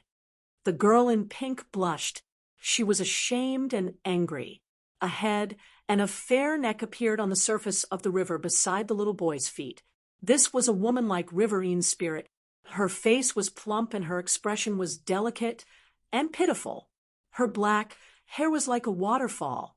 It spread out on the surface of the water and swayed with the violent waves of the river. When she saw Chen Pingon, he seemed to be slightly taller and still as poor as before.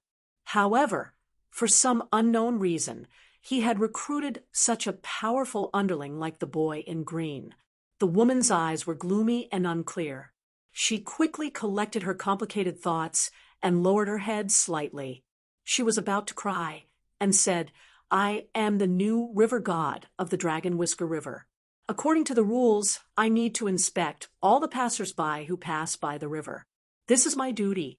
If I have unintentionally offended you, please show mercy and don't lower yourself to my level." Chun Pingon asked the boy in green to go ashore quickly. He clasped his fist and apologized to the unfamiliar river god of the Dragon Whisker River. "We have offended the river god's wife. My name is Chun Pingon. I am a local of Dragon Spring. May I know where you are from?" A strange look flashed across the woman's eyes. She quickly said timidly, "Since I have become a god of the mountains and rivers, I have to cut off all ties with the secular world. This is the same principle as how monks don't talk about their names and Taoists don't talk about their lifespans. Therefore, young master, please don't ask about my background. In short, not only do I not have the intention to harm others, I will also protect the water of this Dragon Whisker River." The boy in green was furious. "You are shameless, aren't you? Are you bullying my master for being easy to talk to?" Chun Pingon reached out and pressed the boy's head. He did not let him return to the water and fall out with a river god. He nodded and smiled at the woman. "Thank you for your trouble, river god's wife." The woman hurriedly raised her lotus-like arm and waved it. "You flatter me, you flatter me. No discord, no concord. Young Master Chen, you don't have to worry. If you have any problems in the future, you can send someone to the riverside to inform me. I will definitely not refuse." Chun Pingon did not continue to exchange polite greetings with the river god. This was not his strong point. Moreover, the other party kept calling him young Master Chun Pingon, which made Chun Pingon feel uncomfortable.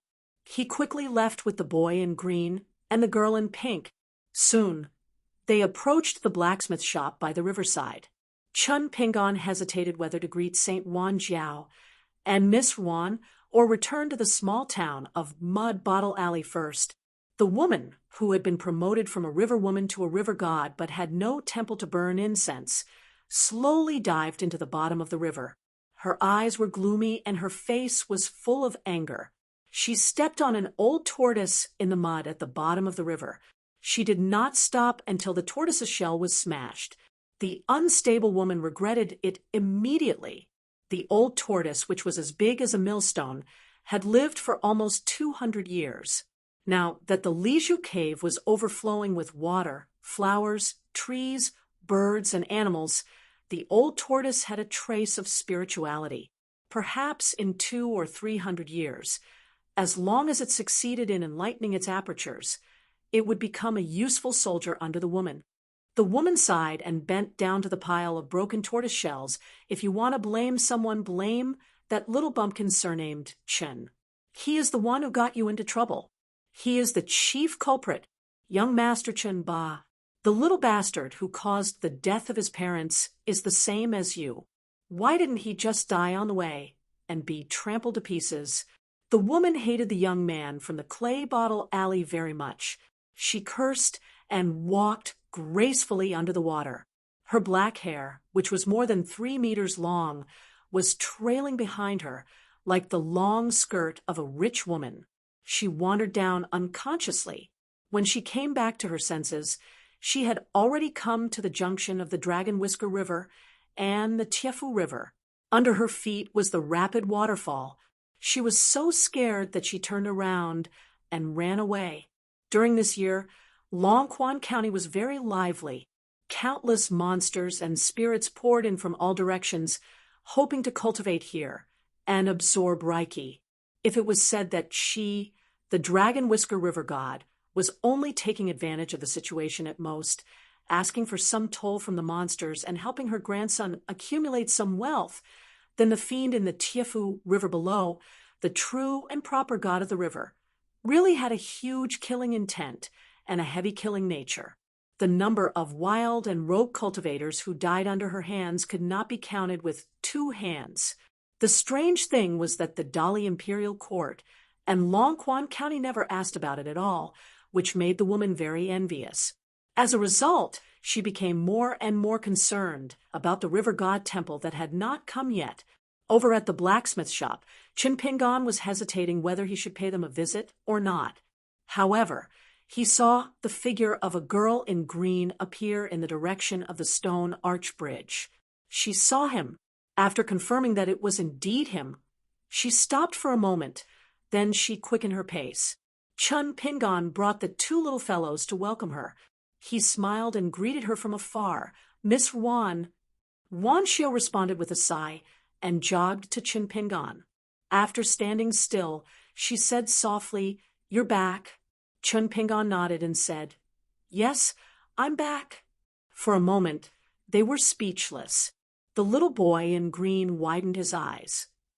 "Wow, she deserves to be the daughter of the Saint of the Wind Snow Temple. She is really handsome." Unfortunately, you can't judge a book by its cover. It seems that she has a bad temper and is very likely to beat me to death. Otherwise, I would definitely call her madam. Ooh, the girl in pink blinked her eyes, full of curiosity and admiration. She thought that when she grew up, she would also look like the gentle and weak sister in green in front of her. Wan Xiu was the first to break the silence. She said with a smile, "Let's go to the shop and drink some hot water first. Then I'll help you carry the things you put in my house back to the mud bottle alley." Chinpingan nodded. After that, Wan Xiu talked about the trivial things in the town. She said that she had helped to repair the house of the unknown owner in the mud bottle alley. However, the business of the straw shop and the New Year shop was not very good. When she said that, she felt a little guilty and embarrassed. She also took the initiative to bring the cage of hens and chicks in Chinpingan's neighbor's house back to the blacksmith shop to raise them. However, 2 of them were accidentally eaten by wild cats. When Wan Xiu talked about that, she was even more disappointed. Chinpingan was so happy that he quickly comforted her. It was not a big deal. There was no need to worry about it. He could kill the hens and make a pot of chicken soup tomorrow. Now that his cooking skills had improved greatly, it would definitely be delicious. Wan Xiu was so anxious that she said that she could not kill them. They were very obedient. They were big and small, and now they all had names. Chinpingan couldn't stop smiling. Only then did she know that Chinpingan deliberately did bad things. The gentle girl, Xiu Xiu, glared at him gently. It was only then that the little boy in green realized that the master had dug a big hole for him from the beginning. How was this sister bad-tempered? The little boy in green felt that he had suffered a great loss. Even if he had to steal the snake gallstone that he had missed, he would not be able to calm down, let alone make a scene, and throw himself into the water. When they walked into the orderly blacksmith shop, the little boy in green, who was walking unsteadily, immediately turned pale with fright. The girl in pink hid behind Chinpingan. There were 7 wells. They were scattered all over the place. Sword chi shot up into the sky from every well. Even if it was just one more look, it made the eyes of the little boy in green and the girl in pink hurt.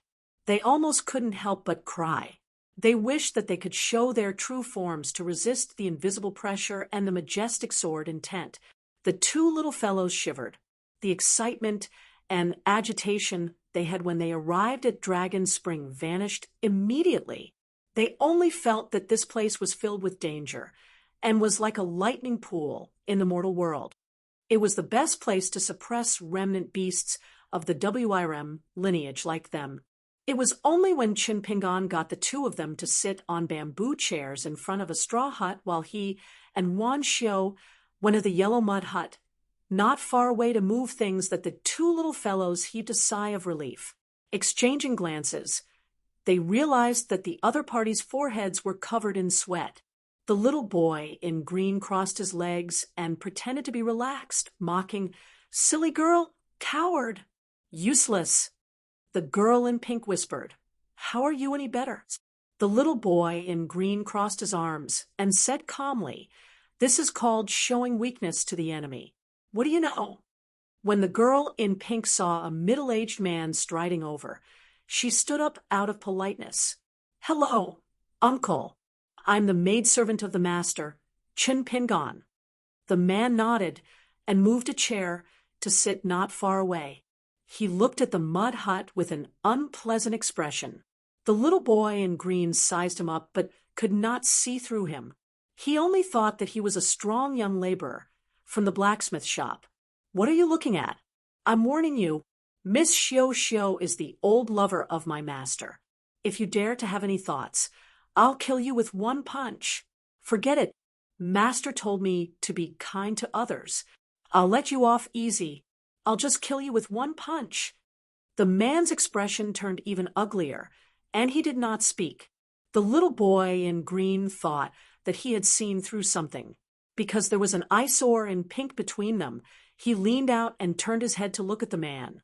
"Do you really have thoughts about my master's fiancée? Damn it, how old are you? You're really pissing me off.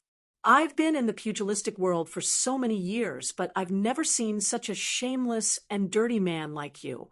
Come. Let's spar. I'll allow you to bully the weak." Chun Pingan's half-empty basket was now filled with a heavy cotton bag. He walked side by side with Wan Xiao. After seeing the middle-aged man, Chun Pingan respectfully called out to Master Wan. The man did not respond at all. Wan Xiao smiled and called out to her father. Only then did the man nod his head unhappily. "Father?" The little boy in green looked as if he had been struck by a bolt from the blue. Without saying anything, he jumped up and ran to the ground in front of the middle-aged man. He knelt down and kowtowed. "Master Saint, please accept my kowtow." This royal river water snake kowtowed without hesitation. He was full of bitterness and cursed in his heart. "You're a high and mighty military saint. Can't you at least have the demeanor of a saint? You should be swallowing the sun and the moon at the peak of the mountain. Otherwise, why are you punching like thunder by the river? In the end, you didn't say anything and came to sit beside me like a piece of wood. What are you trying to do? You're a big shot of the 11th realm of the Wind Snow Temple, a military saint who oversees the Liju Grotto Heaven, and a famous swordsmith in the Eastern Treasure Bottle continent. It's fine if you don't engrave the 2 words Wan Tian on your forehead, but why do you look so ordinary? Even if you take 10,000 steps back, shouldn't you at least walk like a dragon or a tiger? Shouldn't you have the aura of a deep pool and a high mountain by sitting down?" After the little boy in green, who felt that he was blind, finished kowtowing, he still did not dare to get up. He looked as if he was going to die for a righteous cause. He just had a sad face and tears flowed down his face. He glanced at his master from the corner of his eye, hoping that his master would speak up for him. This time, he really had the thought of drowning himself. Wan Xiao was a little puzzled by the strange behavior of the little boy in green. She did not know the reason, and did not want to ask more. "Father, I'll accompany Chin Pingan to the town." Wan Tian held back for a long time, and only said, "Come back early to forge." Wan Xiao asked, "Father, the time to forge the sword is wrong. What's going on?" The man stood up. "I have the final say. Don't ask too much." Wan Xiao nodded. It was only when Wan Tian's figure disappeared from sight that the little boy in green had the courage to stand up. He swayed, wiping away the tears and cold sweat on his face. His heart was still beating fast. He silently muttered, "Those who survive a great disaster are bound to have good fortune in the future." The group walked out of the mysterious blacksmith shop and walked across the stone arch bridge that had spanned the river for thousands of years. Chun Pingan suddenly thanked the girl in green beside him. Wan Xiao turned her head and smiled. "You've become so polite." Chun Pingan sincerely said, "I only learned some things when I was outside, so I really wasn't being polite." Wan Xiao smiled and asked, "Are you praising me?" Chun Pingan's smile was brilliant. "Of course, Wan Xiu stared at the youth's smiling face. She retracted her gaze and looked towards the town. She said something that confused everyone. You haven't changed. That's good. Perhaps only the sage Wan Qiong knew the weight and deep meaning of this sentence. Perhaps the previous sage Qi Jingchun knew everything. Perhaps some old man also vaguely saw some clues, but they wouldn't say anything. Wan Tian's daughter, Wan Xiu, had been gifted since she was young. It was truly a once-in-a-lifetime talent. She was definitely not comparable to ordinary cultivation geniuses. As a result, Wan Tian had no choice but to set up his own sect and leave the Wind Snow Temple. He ran to Liju Grotto Heaven to suffer. He wanted to use the prohibition of spells in this world to hide Wan Xiu's excellence. Or rather, he was trying to delay his daughter's time of the tallest tree in the forest.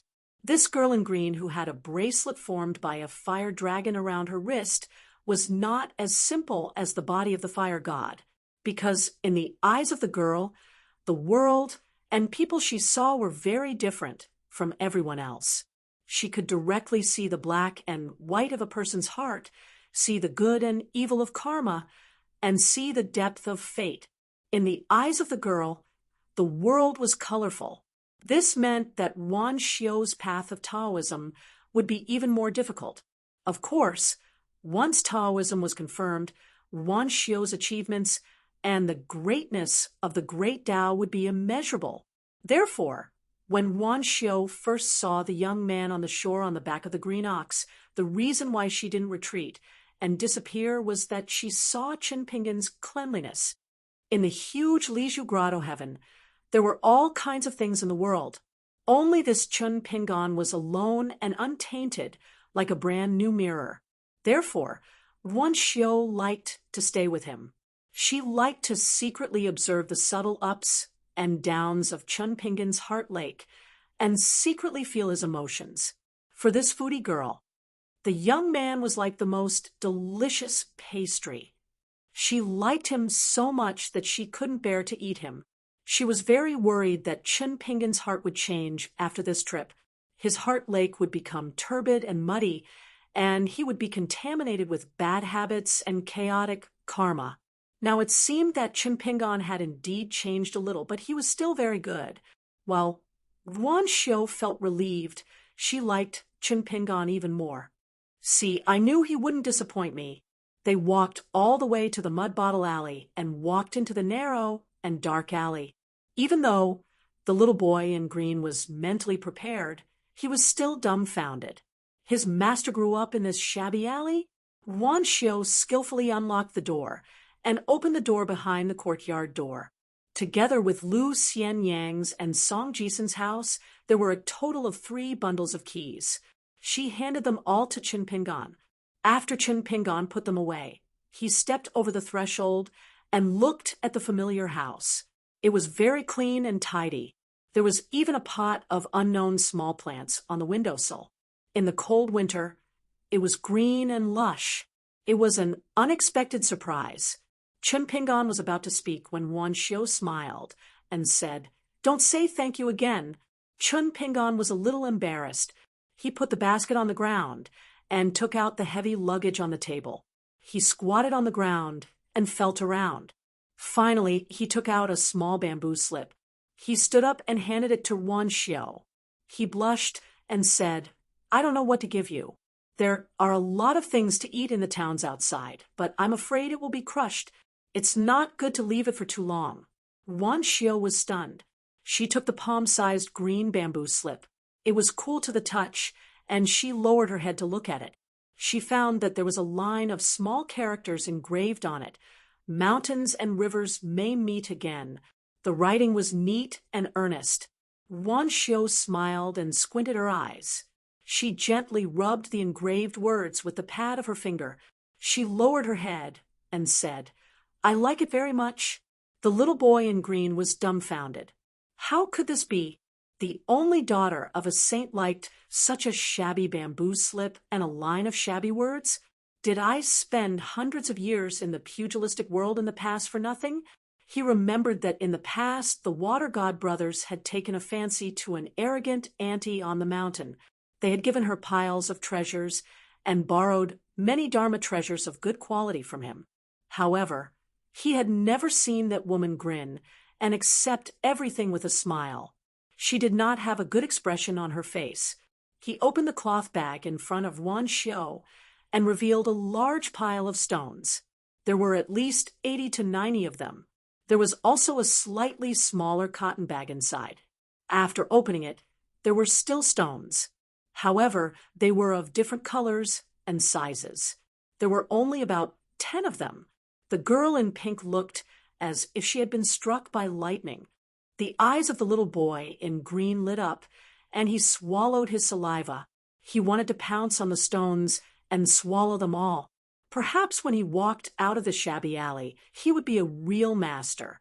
With such a small mountain of snake gallstones, there was hope for him to reach the 9th or 10th realm, let alone the 8th realm. However, when he thought of the girl standing beside him whose father was a saint, the little boy in green resisted the urge to kill and rob. Chun Pingon picked out 2 snake gallstones that had never faded after coming ashore. One was peach red and crystal clear, while the other was dark green and thick. He handed them to the girl in pink and the little boy in green, respectively. Then he took out 4 ordinary snake gallstones and gave them to the 2 little fellows, who treated them like treasures. The girl in pink was still carrying the book box. When she held the 3 snake gallstones in one hand, she burst into tears and wiped her eyes with the back of her hand. The little boy in green stared at the snake gallstones in his hand with an intoxicated and infatuated expression. Chun Pingon patted his head and smiled as he took out a pair of top-grade snake gallstones that were almost the same in appearance and color. They were fresh and tender yellow in color, and their texture was as fine as frozen mutton fat. He still gave 1 each to the little boy in green and the little girl in pink. Only then did the little boy in green remember that he should have 2. After receiving them, he chuckled foolishly. The girl in pink did not dare to reach out to receive them. "Master, we've agreed that I only have 1 good snake gallstone." Chun Pingon patted her little head. "Who am I? I'm your master. Do I need a reason to give you something? Keep it well." After the girl in pink carefully received it, she cried even harder. The little boy in green had a conflicted expression on his face. He was ecstatic but also resentful. He asked tentatively, "Master, can you give me 1 more?" Chun Pingon smiled. "If you don't bully her in the future, I'll give it to you." The little boy in green nodded vigorously. "I definitely won't bully the silly girl today. Can you give it to me tomorrow? The day after tomorrow, or the day after tomorrow at the latest." "Master, can you give it to me?" Chun Pingon asked in return. "What do you think?" The little boy in green gritted his teeth and turned to the girl in pink. He said solemnly, "Silly girl, I won't bully you for the next month." Chun Pingon laughed angrily and slapped him on the head. At least a year. The little boy in green pretended to be aggrieved, but he was secretly delighted. To flood dragons like us, a year is nothing. Even 100 years is not considered long. Chun Pingon was not really stupid. He was just too lazy to care about the little boy in green's guts. After all, with them accompanying him on this journey, he did not feel lonely at all. Chun Pingon was actually very grateful to the 2 of them. After turning around and putting away the big and small cloth bags, Wan Xiao had also put away the gift. In the room, 2 adults and 2 children sat around the table. Wan Xiao suggested, "Shall we take a look at the shop?" Chun Pingon nodded. "After looking at the shop, I'll make a trip to the Li Baoping's mansion on Falu Street. I have something to give to Li Baoping's brother." It was the Golden Mountain coaster carp. After locking the door, they left the yard together. The lively mountain coaster carp was placed in a small clay pot. The pot was filled with well water that Wan Xiao had brought from the Iron Lock well. The mountain coaster carp was finally like a fish in water. It swam freely in the pot and was very happy, constantly splashing water. The little boy in cyan had just swallowed an ordinary snake gallstone. He wanted to show himself well, so he took the initiative to hold the clay pot. After the water splashed on him, he suddenly said in shock, "This well water is special." Wan Xiu nodded. "It's a pity that the iron lock well has been bought by a foreigner. The commoners can no longer carry water. They can't even get close." Of course, it was not a problem for her to carry water. After the scare in the blacksmith shop, the little boy in green was already jittery and did not dare to run wild. When he heard the bad news, he almost beat his chest and stamped his feet. He could only grumble about why Chimpingon did not buy the well earlier. Wan Xiu asked softly, "Why don't I talk to someone? If you're willing, you might be able to buy the iron lock well." Chun Pingon quickly shook his head. "No need. Besides, I don't have any money now." Wan Xiu wanted to say something, but stopped. Seeing Chun Pingon's determined expression, she could only dispel the idea in her heart. As they approached the dragon-riding alley, Chun Pingon said, "There's a little girl called Shi Chuanjia. She seems to be the shopkeeper's daughter." Wan Xiu was a little confused. "I don't know." There were actually many things that the girl did not care about.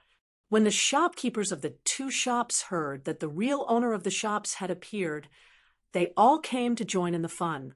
Most of them were honest women and girls. After seeing Chun Pingon, they were inevitably a little disappointed and returned to work in the shops one after another. However, they called Wan Xiu shopkeeper, which made the girl feel a little embarrassed. Chun Pingon sat for a while in the shop and drank some hot tea. He felt a little ashamed because he did not know what to do or say. Instead, it was Wan Xiu who methodically asked about the relevant matters, how much money was in the account, and how much profit was made. Chun Pingon looked at the girl in green, who had a serious expression. He scratched his head and began to feel that his gift had been too careless and careless. Before leaving for Falu Street, Wan Xiu glanced at the little boy in green and the girl in pink. She whispered to Chun Pingon, "Falu Street and Peach Leaf Alley have changed greatly. Many outsiders have moved in. Among them, the Leaf family is a little special. Their elder has successfully reached the 10th realm. According to the reward order issued by the late Emperor of Dali, the current emperor has bestowed 2 positions to the Leaf family. The descendants of the Leaf family can directly obtain 2 clean official positions. For some reason, one of them became an official in the capital, while the one who stayed at home refused. Therefore, the atmosphere in Falu Street has been a little strange recently." Chun Pingon thought for a while and had the 2 children stay in the shop. He took the clay pot and went to Falu Street. He did not let Wan Xiu lead the way. Wan Xiu did not insist and returned to the blacksmith shop. The girl left the small town and walked towards the stone arch bridge that she had walked on countless times. The covered bridge had already been taken down, and the old sword strips had already vanished. There had once been busybodies who had attempted to search for it, hoping that it would be an opportunity that was better than nothing. However, it was all in vain. For the busy Longquan prefecture, where undercurrents surged, far too many strange things had happened. There were also layers upon layers of great undertakings that needed to be planned. So how could they possibly have the time to care about such a small matter? Wan Xiu walked on the stone bridge. She could not help but take out the bamboo slip and raise it high into the air. She would never tire of looking at it 100 times. She suddenly felt that if she could carve another line of words on the back, that would be even better. For example, Chun Pingon presents this to Wan Xiu. In the small town, Chun Pingon stepped onto the limestone road once more. Tall gates and mansions stretched out like a mountain range. Compared to sending letters time and time again, Chun Pingon could naturally see more of the meaning behind it now that he looked back. Chun Pingon had just walked to the entrance of the Leaf family when he saw a man in a green robe standing there and looking at him with a smile. For some reason, When he saw this young man with a scholarly aura, Chen Pingon would think of the time when he went to the school to deliver a letter. When he looked back, he saw Mr. Chi standing at the entrance of the school at that time. They had the same elegant demeanor. He was like a god.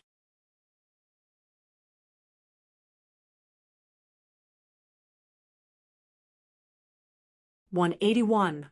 Good. There were always some people that you would have a good impression of at first sight. They were unreasonable. After Chen Pingon saw the scholar, the heavy mood he had accumulated after walking through half of Fulu Street was swept away. He quickly walked forward with the jar in his hand. The young scholar smiled warmly. He did not stand in the same place but walked towards Chen Pingon. He took the initiative to speak. You must be Chen Pingon.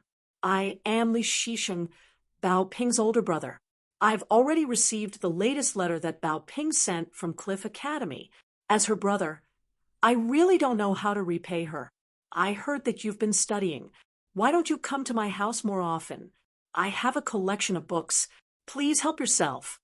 Not only that, the young man took the jar from Chen Pingon's hand and bowed. I can only thank you for your kindness. This made Chen Pingon somewhat at a loss.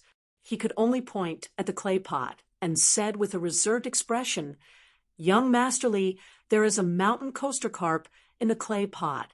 I found it on the mountain on the way back and came to give it to Bao Ping. Li Shisheng looked down at the golden fish in the jar. It was swimming leisurely in the small space.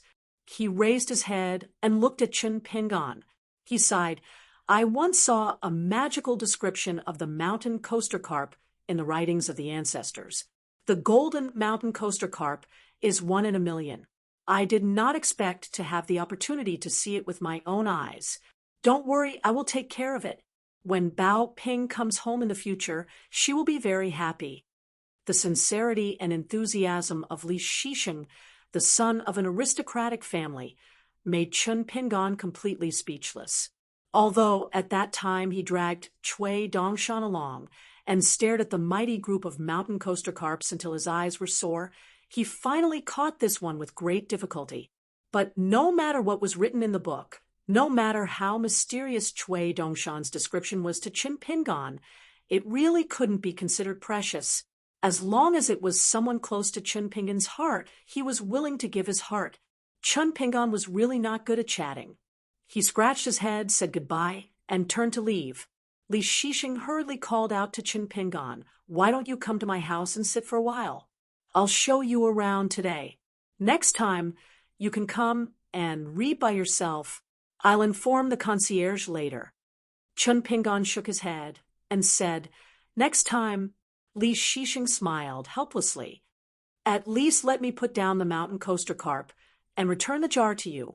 This time, Chen Pingon did not stand on ceremony. He nodded and said, Then I'll wait here.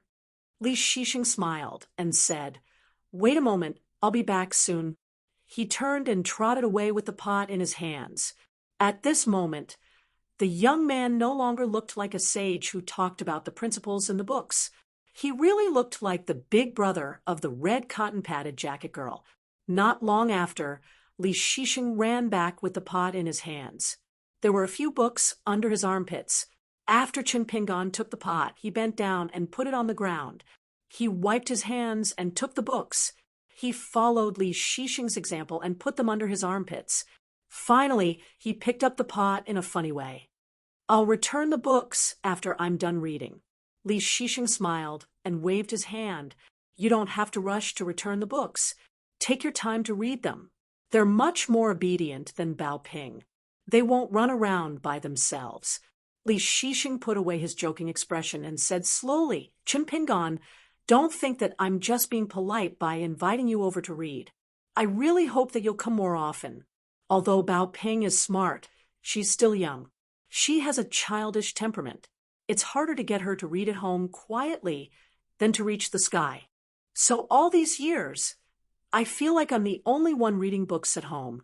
Thinking about it, it's actually quite boring. Li Shisheng said a lot of things in one breath. If there were people from the Li family present, they would think that the sun rose from the west. because this young master of the Li family, who was not well known, was too old-fashioned and boring compared to his brotherly Baozian. Although he was polite to everyone, he rarely spoke. He was dull and boring. Every day, if he wasn't hiding in the study room to study, he would be walking alone in the mansion. He would look at the sunrise and sunset, the wind, the snow, the moon, and everything else. Who knows what he would be able to learn from this? Fortunately, Li Shisheng was the eldest grandson of the Li family. He was popular. No one in the mansion would hate an easygoing future head of the family. It's just that compared to his brotherly Baozian, he wasn't likable. Chun Pingan nodded. I'll come. Li Shisheng nodded and waved goodbye to the young man. Looking at Chun Pingan's back, Li Shisheng murmured, I see how charming Qingshan is. He smiled. You expect Qingshan to be like that? Li Shisheng turned and walked to the door. Stepping over the threshold, he smiled and said to himself, another beautiful day. But when Li Shisheng thought of the news from the capital, he sighed. There was nothing he could do. Every family had its own difficulties. As he walked, passing through corridors and buildings, the young man smiled to himself again. It won't delay today's beauty. In the corridor, a young maid met him face to face. She slowed down her pace, turned sideways, and curtsied. She said softly, Eldest young master. Li Shisheng habitually slowed down and nodded with a smile. He didn't say anything and just walked past her. The beautiful maid turned her head and looked. She couldn't help but feel sorry for herself. She sighed in her heart. The young master was a good person, but he didn't understand the customs. If it was the second young master, he would definitely stop and chat with her. He would even praise her new beautiful head ornament. She naturally didn't know. This eldest grandson of the Li family indeed didn't understand the customs here, but he understood the customs of other places, like the rain hitting the withered lotus, the spring wind blowing on the iron horse, a beauty looking in the bronze mirror, a general wearing a sword, and snow covering Qingshan. It was the beauty of the world in that person's eyes. Li Shisheng returned to his courtyard. There was a small pool made of pebbles of various colors in the courtyard. Li Shisheng squatted beside the pool and looked down at the clear water. There was a golden carp in the pool, shaking its head and wagging its tail, carefree and forgetting its worries. It was hard to imagine that this decent pool was all the work of Li Baoping alone. Every time the little girl sneaked out, she would go to the Longshu Creek to pick up stones. Over time, she would carry them piece by piece to the house. Then one day, Li Baoping suddenly had an idea. Looking at the stones piled up in a corner, she wanted to build a pool for her brother that could raise fish and crabs. Li Shisheng couldn't stop her, so he could only help to come up with ideas. But from the beginning to the end, Li Baoping was the only one who did all the work. Li Shisheng, as her brother, wanted to help, but she was unwilling. Li Shisheng saw a little guy peeking out from under a blue stone slab. He smiled and said, "You two get along well. Don't fight." Li Shisheng stood up and went to the small study room with the plaque building a hut. He began to lay down paper and grind it. It was an ancient painting of snow pressing down on pine trees. After putting down the brush, Li Shisheng shook his wrist and began to look down at the painting. The ink was not dry, and the smell of the ink assailed his nostrils. Finally, he blew gently at the painting. The pine trees in the painting rustled, as if they were hit by a strong wind. The snow on the branches instantly dissipated. Wan Xiu happily returned to the blacksmith shop. She didn't find her father forging in the sword furnace. She looked around and found him drinking wine on the bamboo chair under the eaves. Wan Xiu asked curiously, "Father, don't you forge?" The middle-aged man shook his head. "Forging iron my ass. It was not suitable to forge a sword today. But if it was to fight Qin Pingan, the man would be willing to do it." Wan Xiu sat at the side and said, "Father, I forgot to bring you a pot of wine today. When we go to town tomorrow, I will definitely buy you a good pot." Adding insult to injury. The girl naturally did not know that when she said this, it was no different from sprinkling salt on her father's wound. Wan Xiong sighed and drank a large mouthful of wine. He stared blankly at the distant Dragon Whisker River and asked in a low voice, "Xiu Xiu, do you like Chinpingan?" Wan Xiu smiled and said, "I like him." Hearing his daughter answer so cleanly, Wan Xiong heaved a sigh of relief. It seemed that there was still a chance to salvage the situation. The military saint asked, "Do you know why I did not agree to take Chinpingan as my disciple?" Wan Xiu was stunned and said in a puzzled tone, "Father, didn't you say before that you had a good impression of Chinpingan? Unfortunately, you are not the same kind of person. The two of you are not suitable to be master and disciple. I know this, and Chinpingan is not the same. So father is worried that if I get too close to him, I will attract the attention of many forces behind the scenes. So when you see me and Chinpingan become friends, you are not very happy. I can understand." Feeling that his daughter had already explained all the reasons, Wan Xiong was speechless. He held back the words that were about to come out of his mouth and drank a large mouthful of wine. The man drowned his sorrows in alcohol and became even more sorrowful. He thought to himself that since he understood the reason, he should not hang out with Chinpingan in the future. "Silly girl, you don't lack that *T opportunity. Besides, Chinpingan has lost the ability to lure people into a trap like a moth to a flame. Moreover, my daughter is the biggest opportunity." What was the result? As soon as she heard that he had returned to his hometown, she rushed all the way from Dragon Rider Alley to the stone arch bridge. Afterwards, she pretended to be taking a stroll in the courtyard, slowly and leisurely making her way to her own shop. "Just who are you trying to fool?" Wan Xiong put down the wine pot and said indifferently, "With Qi Jingchun gone, it's basically the end of the matter.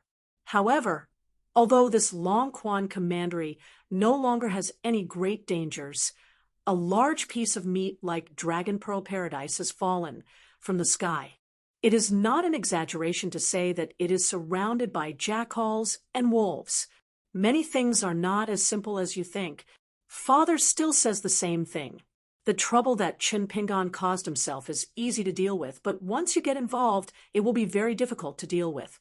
Wan Xiu stretched out her legs and leaned back against the bamboo chair. She said with a lazy gaze, "I know. In short, I will cultivate properly. When the time comes, I'll see if anyone dares to be dishonest. I won't even need your help. I can deal with them myself." Another large handful of salt landed on the man's wound like snow. It almost caused Wan Xiong to vomit blood. The military saint stood up angrily. When he passed by his daughter, he gave her a chestnut. "You're always siding with outsiders." The young girl turned her head and looked at her father's back. The corners of her mouth curled up. Since she didn't need to forge or take care of the shop, the young girl had nothing to do. She gently shook her wrist. The bracelet came to life. The little fire dragon that woke up from its sleep began to slowly circle around the young girl's white and tender arm. Wan Xiong walked towards a newly built sword furnace. Currently, other than the numerous young and strong laborers, he had taken in 3 new disciples this year. For the time being, they were only registered disciples and were not considered inner disciples. One of the long-browed youths who was comprehending sword intent by the well suddenly opened his eyes. He jogged to Wan Xiong's side and asked softly, "Master, do you want to forge?" Wan Xiong shook his head and changed his mind. He did not go to the sword furnace and walked towards the Dragon Whisker River. He wanted to personally measure the weight of the gloomy river water. If it was enough, he could start forging the sword according to the agreement. The youth with extremely long eyebrows followed closely behind. Although there was a difference in seniority between master and disciple, the two of them walked the same path. Chinpingan returned to the shop in Dragon Rider Alley. He gave the clay pot to the little boy in green and the key and book to the girl in pink. He told them to return to the ancestral home in Mud Bottle Alley first. He walked alone to the Yong family medicine shop, regardless of wind and rain, year after year. The spring couplets hanging on both sides of the shop would change every year. However, the content written had never changed. It was always, "I hope that no one in the world is sick. I would rather turn the shelf into ashes." Chun Pingon asked a young shop assistant with a new face and learned that old Yang was in the backyard.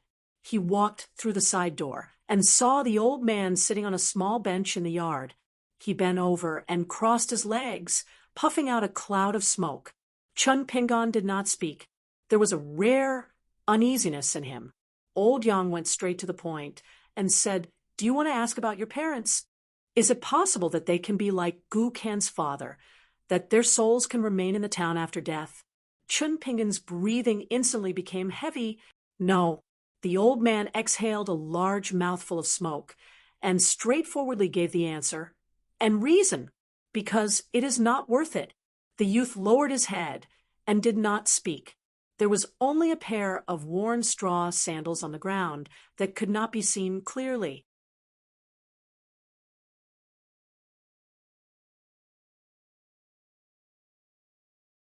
182. It was close to the end of the year, and the ground was freezing. The narrow mud road of Clay Bottle Alley became very hard.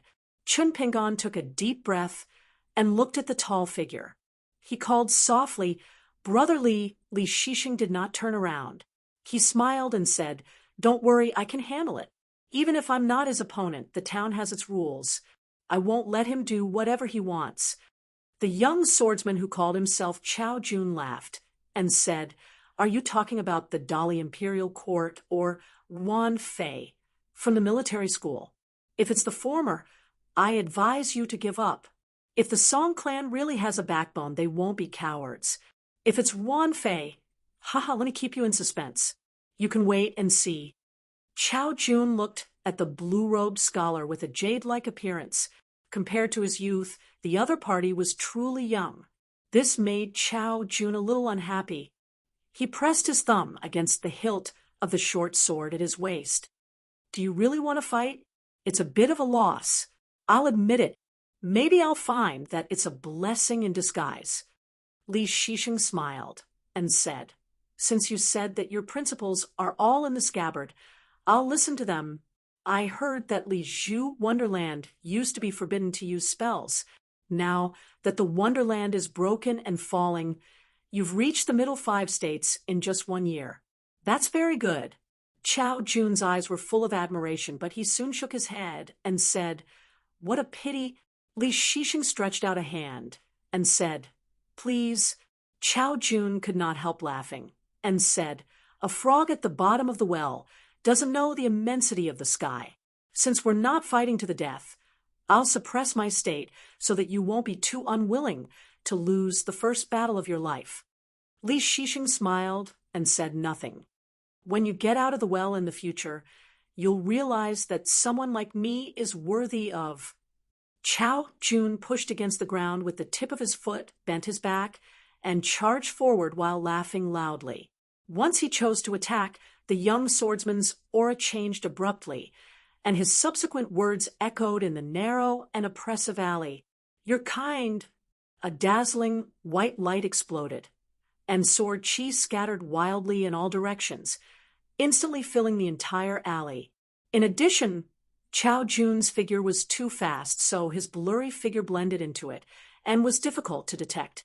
It made people mistakenly think that it was a mountain stream flood after a rainstorm, using the alley as the riverbed, crazily rushing towards Li Shishing and the others downstream. In the vast expanse of whiteness, a wisp of snow-white brilliance that was even more condensed could be vaguely seen, like a white fish quietly swimming in the stream. The water stopped flowing. Li Shishing didn't seem to be in a hurry. He turned sideways, raised his hand, and waved his sleeve, reaching for the snow-white short sword that looked like a white fish. Then he gently and accurately grabbed Chao Jun's sword-wielding wrist. Chao Jun smiled faintly and loosened his fingers. The short sword, which was still 2 to 3 feet away from Li Shixing's chest, pierced straight towards Li Shixing's heart. Li Shixing's expression was calm as he clasped 2 fingers of his left hand in front of him. Unexpectedly, at the critical moment, he caught the white fish. Whitefish rolled over. The blade of the sword twisted. Li Shixing could only retreat. Chao Jun closed in, his sword-wielding hand already punching towards Li Shixing's neck.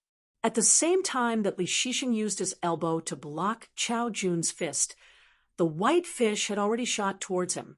Li Shixing shook the wrist of his other hand and waved his sleeve. That white fish had walked right into the trap. Chao Jun sneered and kicked Li Shixing's abdomen, causing the blue-robed scholar to retreat 4 or 5 steps. He didn't take advantage of the situation to pursue and attack. Instead, he stood where he was with one hand behind his back and the other hand unrestrained. Li Shixing stopped his backward momentum, his face slightly pale. Although Chao Jun was a sword cultivator, his kick was powerful and heavy, not at all inferior to a pure martial artist at the peak of the 5th realm.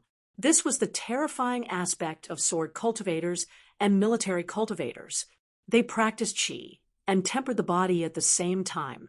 Therefore, Li Shixing didn't feel good after taking such a blow. The flow of qi in his body was inevitably affected to a certain extent.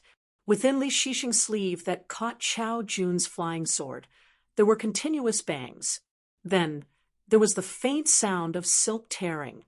Afterwards, threads of snow-white sword light seeped out from the cracks. Li Shixing's 5 fingers were either bent like a bow or straight like a halberd. He quickly formed a Taoist spell and silently chanted a word in his heart, suppress. The sleeve that had been tight and abnormally disorderly immediately calmed down. The sound of the flying sword striking the sleeve quickly became a slightly trembling hum. Chao Jun wasn't surprised at all. He smiled and said, 7. Li Shixing's entire sleeve, from his elbow down, instantly shattered. Near his wrist, the sword light shook. It was like a beautiful scenery filled with moonlight, but it contained great danger and killing intent. Li Shixing's 5 fingers that formed the spell changed accordingly, becoming a true gripping spell. In the palm of his hand that no one could see, the lines on his palm swayed, slightly like water, and changed their trajectory. Li Shixing's arm instantly glowed with a misty greenish-purple light. The sword edge crazily encircled the white swimming fish on Li Shixing's arm. The sword qi that it brought along and the greenish-purple qi that Li Shixing emitted knocked against each other, creating a clear sound of metal and stone. It was concentrated and ear-splitting. As a result, dust and mud continuously fell from the high wall on one side of the clay bottle alley and the low wall of the old house on the other side. Chao Jun's phoenix eyes, which were originally narrowed into slits, opened a little and teased, interesting. There are thousands of Daoist spells, and I've seen no less than 200 of them. I've never seen one as simple and useful as yours. Surnamed Li, your 6th realm cultivation is a little too strong. It's always been 6th realm sword cultivators bullying 7th realm qi refinement warriors. There's never been a 6th realm qi refinement warrior like you who can take on a 7th realm sword cultivator head-on. If word gets out, I, Chao Jun, will be laughed at by all the sword cultivators in the world. After experiencing the initial unfamiliarity, Li Shixing seemed to have some strength left. He could even open his mouth and laugh. Maybe your logic isn't high enough. Chao Jun nodded in deep agreement. Hence, he said one word with a face full of smiles. 8. The flying sword that was as agile as a white fish swooped back to its owner, Chao Jun. Then it stopped hovering. The flying sword instantly dimmed. The short sword was just a short sword. There was no trace of sword qi overflowing. It no longer had the brilliant aura from before. The gloomy and cold sword intent that gave people a treacherous feeling earlier suddenly changed and became open and above board.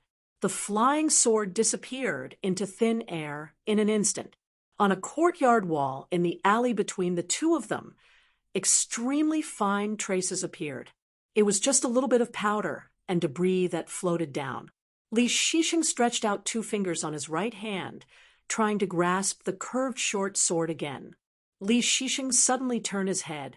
In the next moment, the flying sword drilled a hole in the high wall on Li Shixing's left.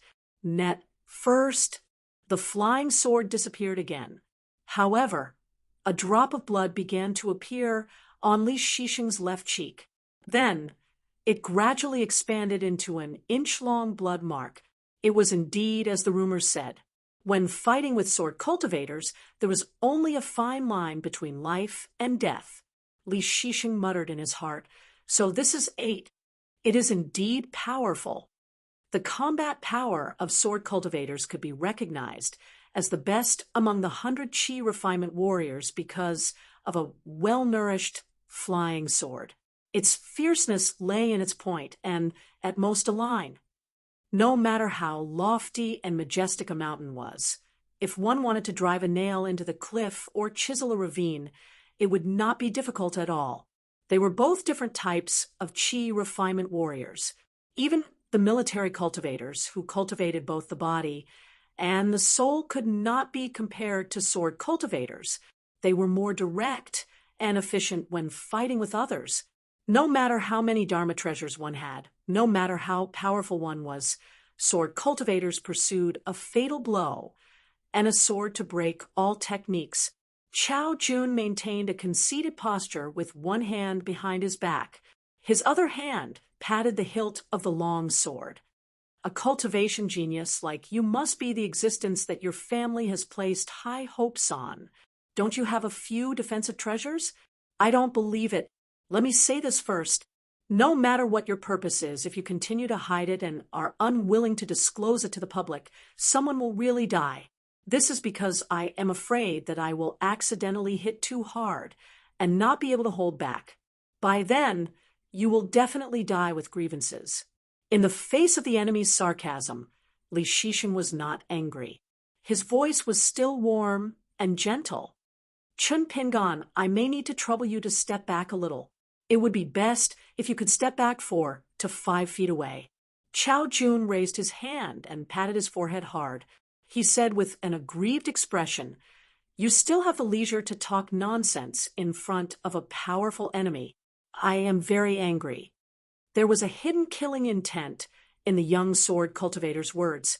At the same time, when Chao Jun patted his forehead and made a sound, the flying sword had already been concealed by the sound. It had truly reached Li Shixing's back silently.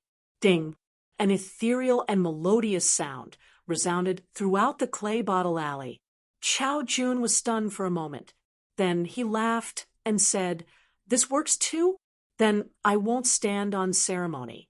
A green bamboo leaf appeared behind Li Shixing's back and blocked the flying sword's assassination.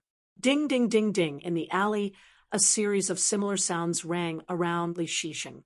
Apart from the bamboo leaves, there were also peach leaves, willow leaves, locust tree leaves. All the leaves were green. Chao Jun narrowed his eyes and stared at the battlefield. Li Shixing remained motionless.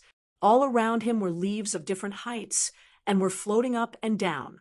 The short sword named by you shuttled among them, constantly breaking the formation. However, it returned empty-handed every time.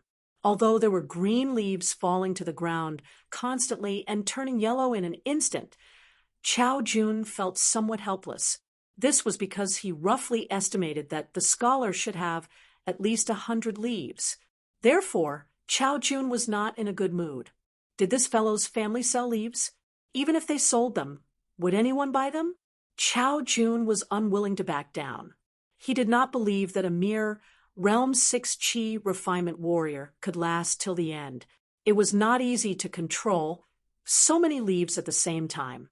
A Qi refinement warrior would need to expend a considerable amount of energy. Therefore, Chao Jun secretly told himself that although it was an unfair victory, he could reluctantly take it as a stupid exercise to sharpen his sword. He wanted to see how long this person could last. That short but sharp flying sword began to rampage without any restraint. In the alley, the fallen leaves turned from green to yellow after falling to the ground. Li Shixing suddenly reminded, if we continue to fight like this, we can fight until next year. Why don't you talk about the other sword after you've explained the logic of this sword? If possible, use your intrinsic flying sword at the same time. No matter what, we have to determine the winner first, because my friend still has to hurry. Chao Jun suddenly widened his eyes and finally stopped smiling. Will you die if you don't brag? Li Shixing sighed and said no more. He only shook his remaining sleeve, and a bunch of unimaginable things fell out from it. There were not many spring leaves left.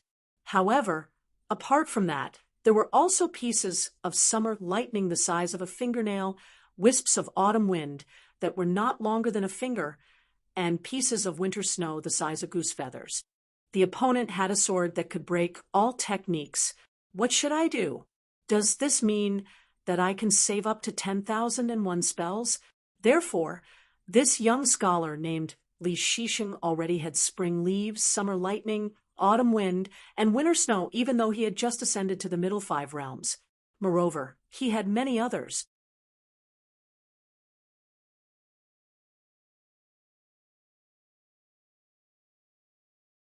(183) It was close to the end of the year, and the weather was cold. The narrow, muddy road of Mud Bottle Alley became very hard. Chun Pingon took a deep breath and looked at the tall figure.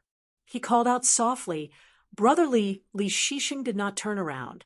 He said with a smile, "Don't worry, I can handle it. Even if I am not his match, the small town has its rules. I will not let him do as he pleases." The young swordsman called Chao Jun laughed.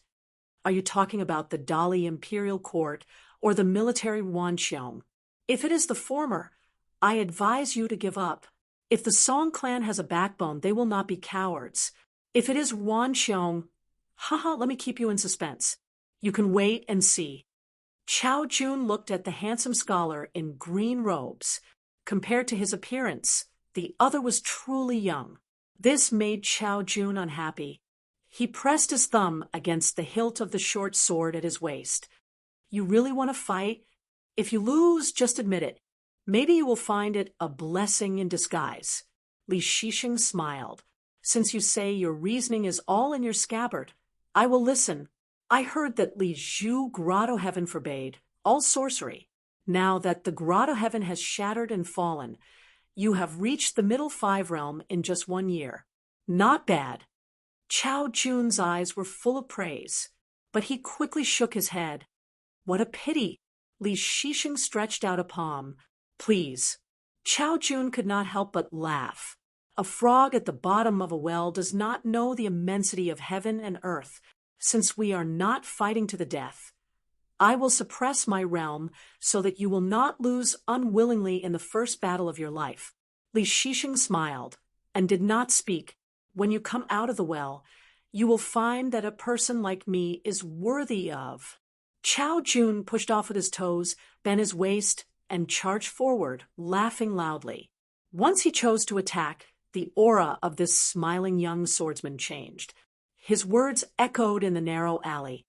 "Honest."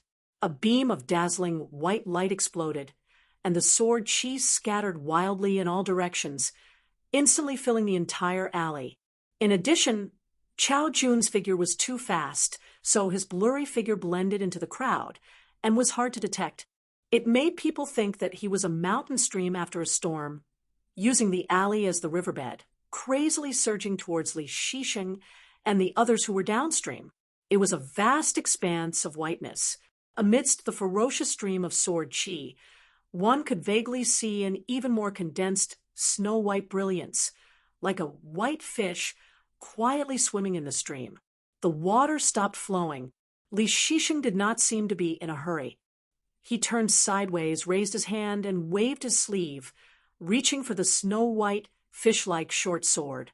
Then He grasped Chao Jun's sword-wielding wrist lightly and precisely. Chao Jun smiled faintly and released his fingers. The short sword that was 2 to 3 feet away from Li Shixing's chest swooshed towards Li Shixing's heart. Li Shixing's expression was calm as he placed 2 fingers on his left hand in front of him. In the nick of time, he managed to catch the white fish. The white fish turned over and rolled. The blade twisted. Li Shixing could only retreat. Chao Jun closed in, his sword-wielding hand already punching towards Li Shixing's neck.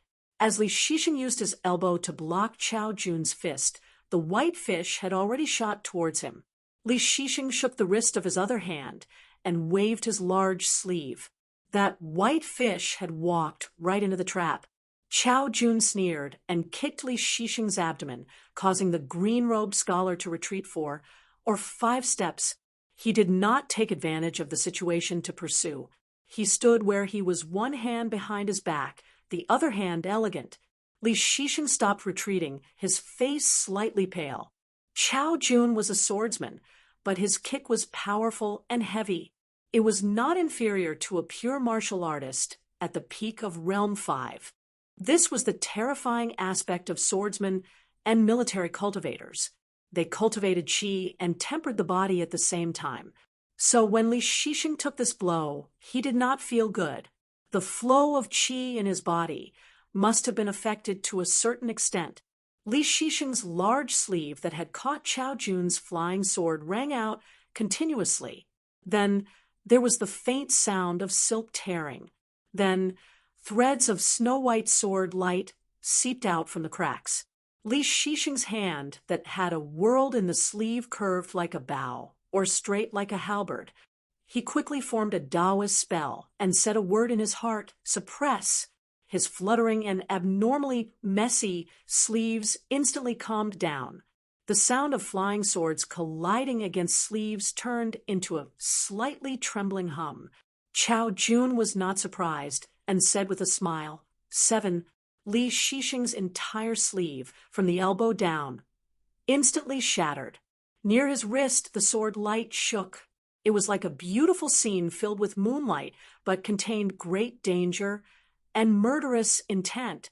Li Shixing's 5 fingers changed as he formed a true hand seal. In his palm that no one could see, the lines on his palm swayed like water and changed their trajectory. Li Shixing's arm immediately glowed with a misty green-purple light. The sword edge circled around the white fish on Li Shixing's arm. The sword energy it carried and the green-purple energy that Li Shixing emitted struck each other, creating a clear metallic sound that shook one's eardrums. As a result, dust and mud kept falling from the high wall on one side of Mud Bottle Alley and the low wall of the old house on the other side. Chao Jun's phoenix eyes that were originally squinted opened a little. He said teasingly, interesting. Taoist spells are said to have thousands of them. I have seen no less than 200 of them, but I have never seen one as simple and useful as yours. Li, your Realm 6 cultivation is too solid. It has always been a Realm 6 sword cultivator bullying a Realm 7 Qi refinement warrior. There is no such thing as a Realm 6 Qi refinement warrior fighting against a Realm 7 sword cultivator. If this gets out, I, Chao Jun, will be the laughingstock of all the sword cultivators in the world. After the initial rusty experience, Li Shixing now seemed to have energy to spare. He could even open his mouth and say with a smile, maybe your reasoning is not high enough. Chao Jun nodded in deep agreement, so he said a single word with a face full of smiles, 8. The flying sword that was like a nimble white fish flew back to its owner, Chao Jun, and then stopped. The flying sword instantly dimmed. The short sword was just a short sword. There was no sword energy at all, and it no longer had the previous brilliant aura. The sinister and cold sword intent that gave people a strange feeling changed and became open and above board. The flying sword disappeared into thin air in an instant. An extremely fine mark appeared on a wall in the alley between the two of them. It was just some powder and debris falling. Li Shishing stretched out 2 fingers of his right hand, trying to hold the short sword that had made an arc again. Li Shishing suddenly turned his head. In the next moment, the flying sword drilled a hole in the high wall on Li Shishing's left. Starting on the net, the flying sword disappeared again, but a bead of blood appeared on Li Shishing's left cheek, and then it gradually expanded into a bloody mark that was more than an inch long. It was, as the rumors said, when fighting with a sword cultivator, life and death was a fine line. Li Shishing thought to himself, so this is 8. It's really powerful. The reason why the combat power of a sword cultivator could be recognized as the best among the Qi refinement warriors was because of a well-nurtured flying sword. The sharpness was in the point, and at most it was a line. No matter how lofty or majestic a mountain was, it wasn't difficult to hammer a nail into the cliff or carve out a ravine. They were both different among the Qi refinement warriors. Even the military cultivators who cultivated their physique and soul were not as straightforward as a sword cultivator when fighting with others. No matter how many Dharma treasures you have, no matter how powerful you are, a sword cultivator, pursue a fatal strike and a sword to break all techniques. Chao Jun maintained an arrogant posture with one hand behind his back and the other patting the hilt of the long sword. A cultivation genius, like, you must be someone that the family has high hopes for. Don't you have a few treasures for self-defense? I don't believe it. Let me make this clear. No matter what your motive is, if you continue to hide it and are unwilling to make it public, you will really die. Because I'm afraid that if I get too excited, I won't be able to hold back. By then, you will definitely die with regrets. Li Shishing was not angry in the face of the enemy's sarcasm. His voice was still warm and gentle. Chun Pingan, I might need to trouble you to retreat a little more. It would be best if you can retreat to 40 to 50 feet away. Chao Jun raised his hand and patted his forehead with force, saying with an aggrieved expression, You still have the mood to talk nonsense in front of a formidable enemy. I'm very angry. There was a hidden killing intent in the young sword cultivator's laughter. At the same time that Chao Jun slapped his forehead, the flying sword had already reached Li Shishing's back under the cover of that sound, truly achieving noiselessness. Ding! An ethereal and melodious sound reverberated throughout the mud bottle alley.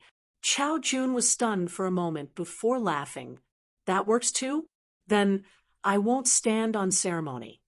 A verdant bamboo leaf appeared behind Li Shishing, blocking the flying sword's attack. Ding, ding, ding, ding in the alley, a series of similar sounds rang out around Li Shishing. Other than bamboo leaves, there were also peach leaves, willow leaves, locust leaves. All sorts of leaves were green. Chao Jun narrowed his eyes and stared at the battlefield. Li Shishing did not move an inch. All around him were leaves of varying heights and undulating in the wind. The short sword named by you shuttled among them, breaking the array continuously, but to no avail every time. Although green leaves fell to the ground continuously and withered instantly, Chao Jun felt somewhat helpless. This was because he roughly estimated that the scholar had at least over 100 leaves. Hence, Chao Jun was not in a good mood. Did this fellow's family sell leaves? Even if they did, would anyone buy them? Chao Jun was unwilling to give up just like that. He did not believe that a mere level 6 Qi refinement warrior could last till the end. It was not easy to control so many leaves at the same time. The mental energy that Qi refinement warriors had to expend was extremely significant. Hence, Chao Jun secretly told himself that although it was not an honorable victory, he could reluctantly treat it as a stupid battle to sharpen his sword edge. He did not know how long this person could last. That short but sharp flying sword began to rampage, and scrupulously. In the alley, leaves fell one after another. After falling to the ground, they turned from green to yellow. Li Shishing suddenly reminded him, if we continue fighting like this, we can last till next year. Otherwise, why don't you talk about the other sword after talking about the theory of this sword? If it's possible, you can use your natal flying sword as well. No matter what, at least we have to determine the winner first, because my friend has to hurry on with his journey. Chao Jun suddenly widened his eyes and finally stopped smiling. Will you die if you don't brag? Li Shixing sighed and did not speak any more. He merely shook his one remaining sleeve, and out of it came a great deal of unthinkable things.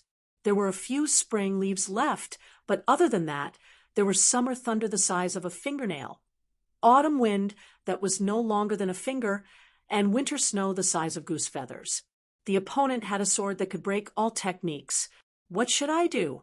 Will I be able to accumulate 10,001 Dharma stones?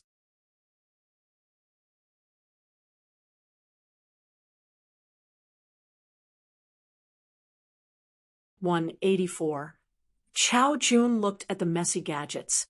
They were like heavy armored infantry on the battlefield, encircling Li Shixing like an iron bucket.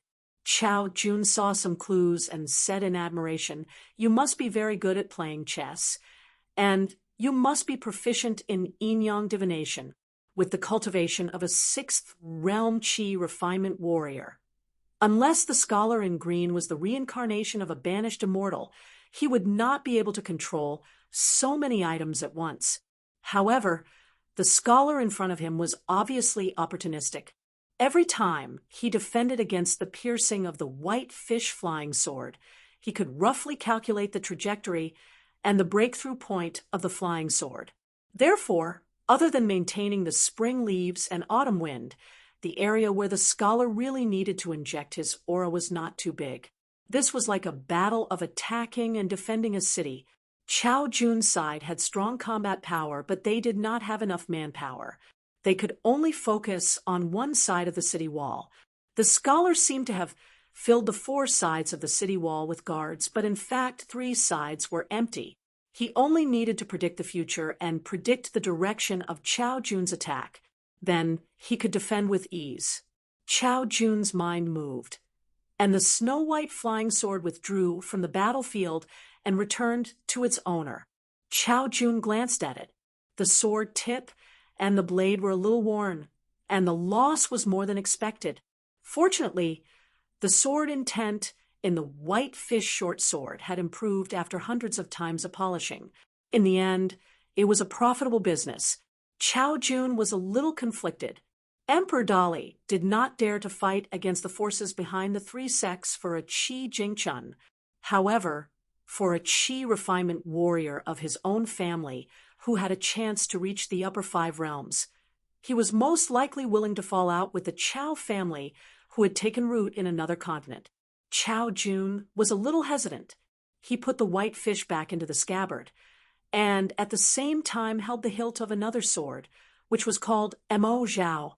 He pretended to be annoyed and said, "Don't be a coward if you have the ability." Li Shixing smiled and asked, "Do you have the ability to be a coward?" Chao Jun was at a loss for words. He was once a genius sword practitioner who had high hopes placed on him by a continent of sword immortals. What he pursued was unparalleled sharpness and lethality. Of course, he had neither the ability nor the interest to be like the green-robed scholar in front of him, who neither fought back nor scolded back. Relying on a large pile of strange junk, he defended the city wall and refused to take the initiative to attack. There were once people who described sword cultivators as light cavalry, coming and going like the wind, as fast as lightning. Flying swords were like crossbows meeting people on narrow roads and engaging in small-scale battles. Often, the enemy would die in a single exchange. As for the flying sword of a sword immortal of the upper 5 realms, its lethality on the battlefield was like an arqueballista. Even if it was just placed quietly on the city wall, it was a huge deterrent to the enemy. Military cultivators were heavy cavalry. Once they raised their momentum and spirit to the peak, they were equivalent to charging heavy cavalry. They had both offensive and defensive capabilities and were invincible in breaking formations. As for the pure martial artists who were regarded as hopeless by the mountain, they were just heavy armored infantry with average lethality. Even if it was a grand master of the 8th realms who could travel with the wind, if they did not succeed in killing the enemy in a short distance, once the distance between them and the Qi cultivators widened, they would fall into a protracted battle.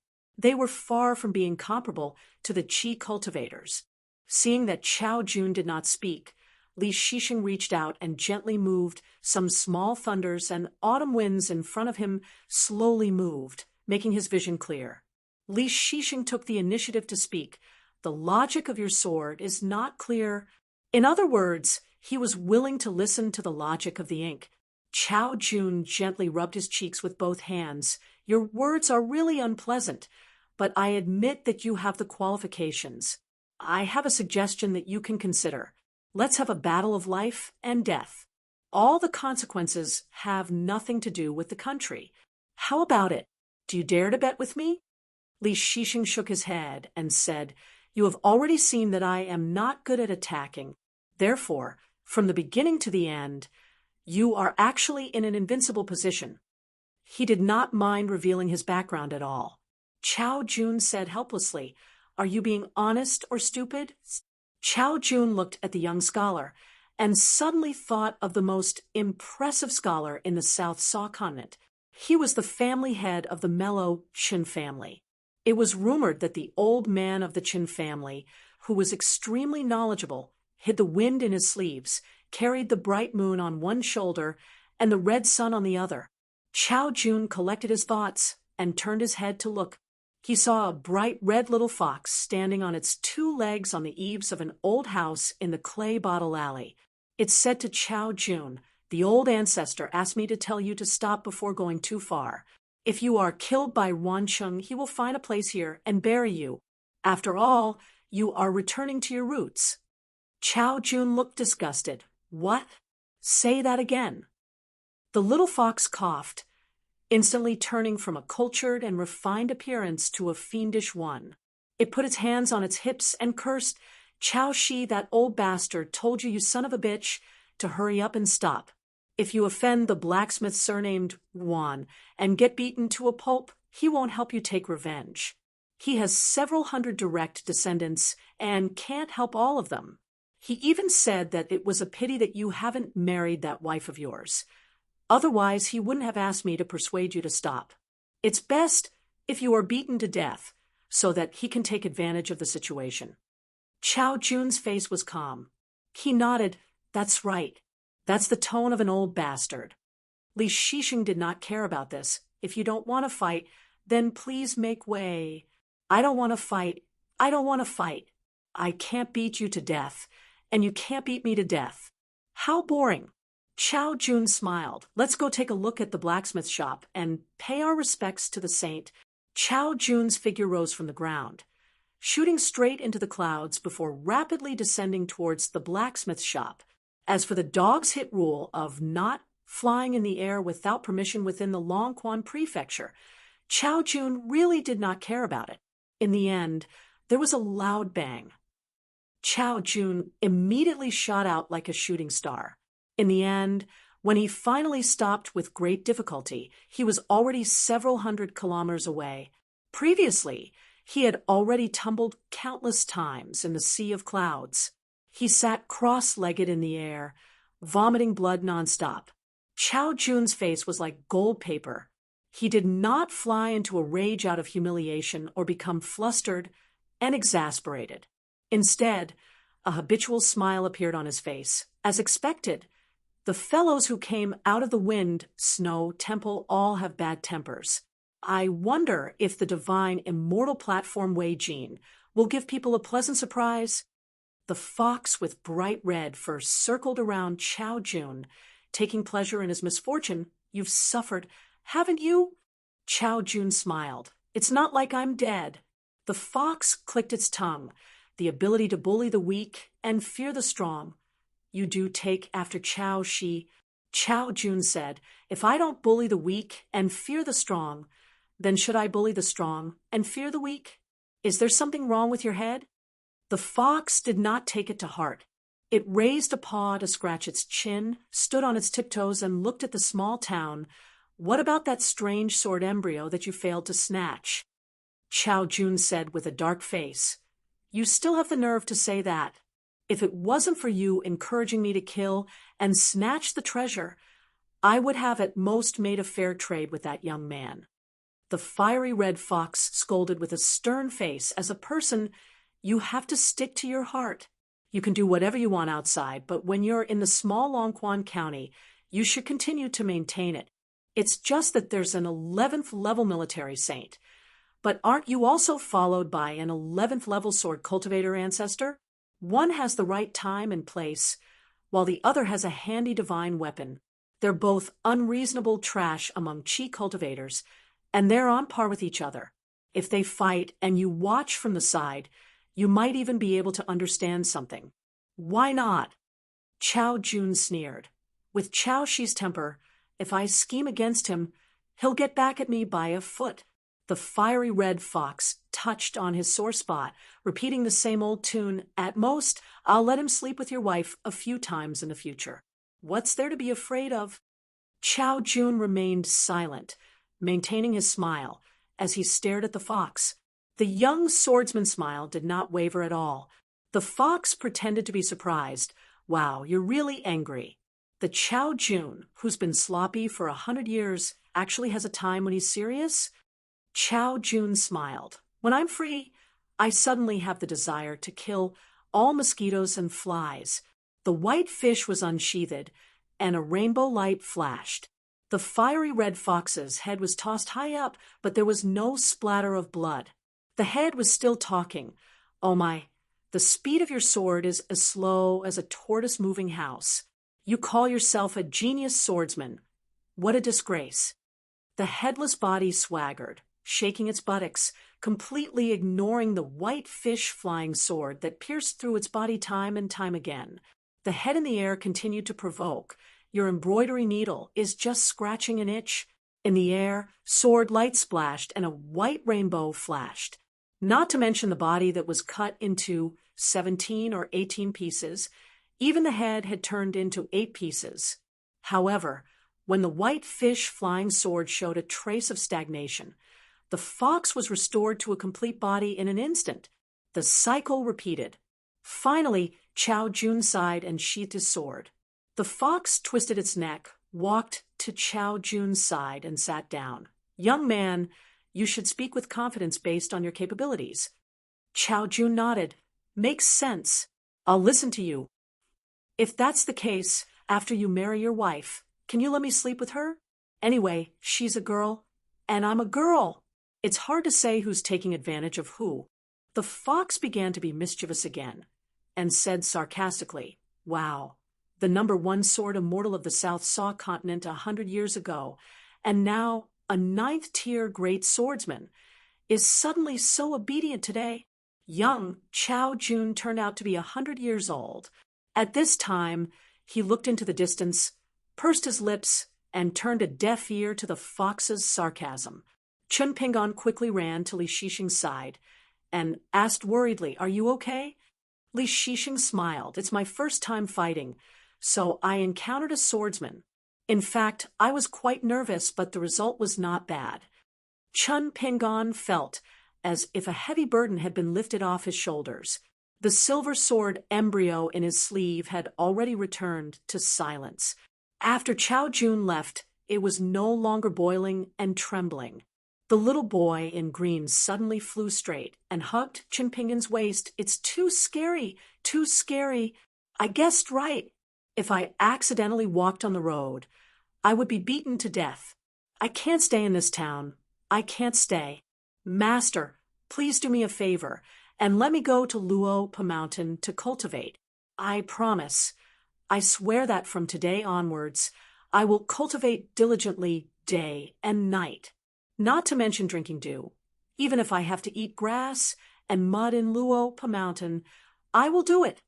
Li Shishing couldn't help but laugh, and hurriedly comforted. "Chao Jun's kind is very rare after all. Although I have never walked out of the town, I can be sure that there are only a few people with high cultivation and strange tempers like Chao Jun. You don't have to be too nervous." The little boy in green ignored Li Shishing and only cared about begging Chun Pingon. After his head was pushed away by Chun Pingon, He turned and hugged one of Chin Pingan's arms tightly. His body leaned back, and he refused to let Chin Pingan continue to move forward. Master, have mercy, please. At most, I'll return you an ordinary snake gallstone. Okay? Master, it's not like you don't know that I've always been a timid person. Even walking at night will make my legs tremble. How long has it been since we arrived in the town? We just went out, and the sword chi is whooshing everywhere. I'm really scared.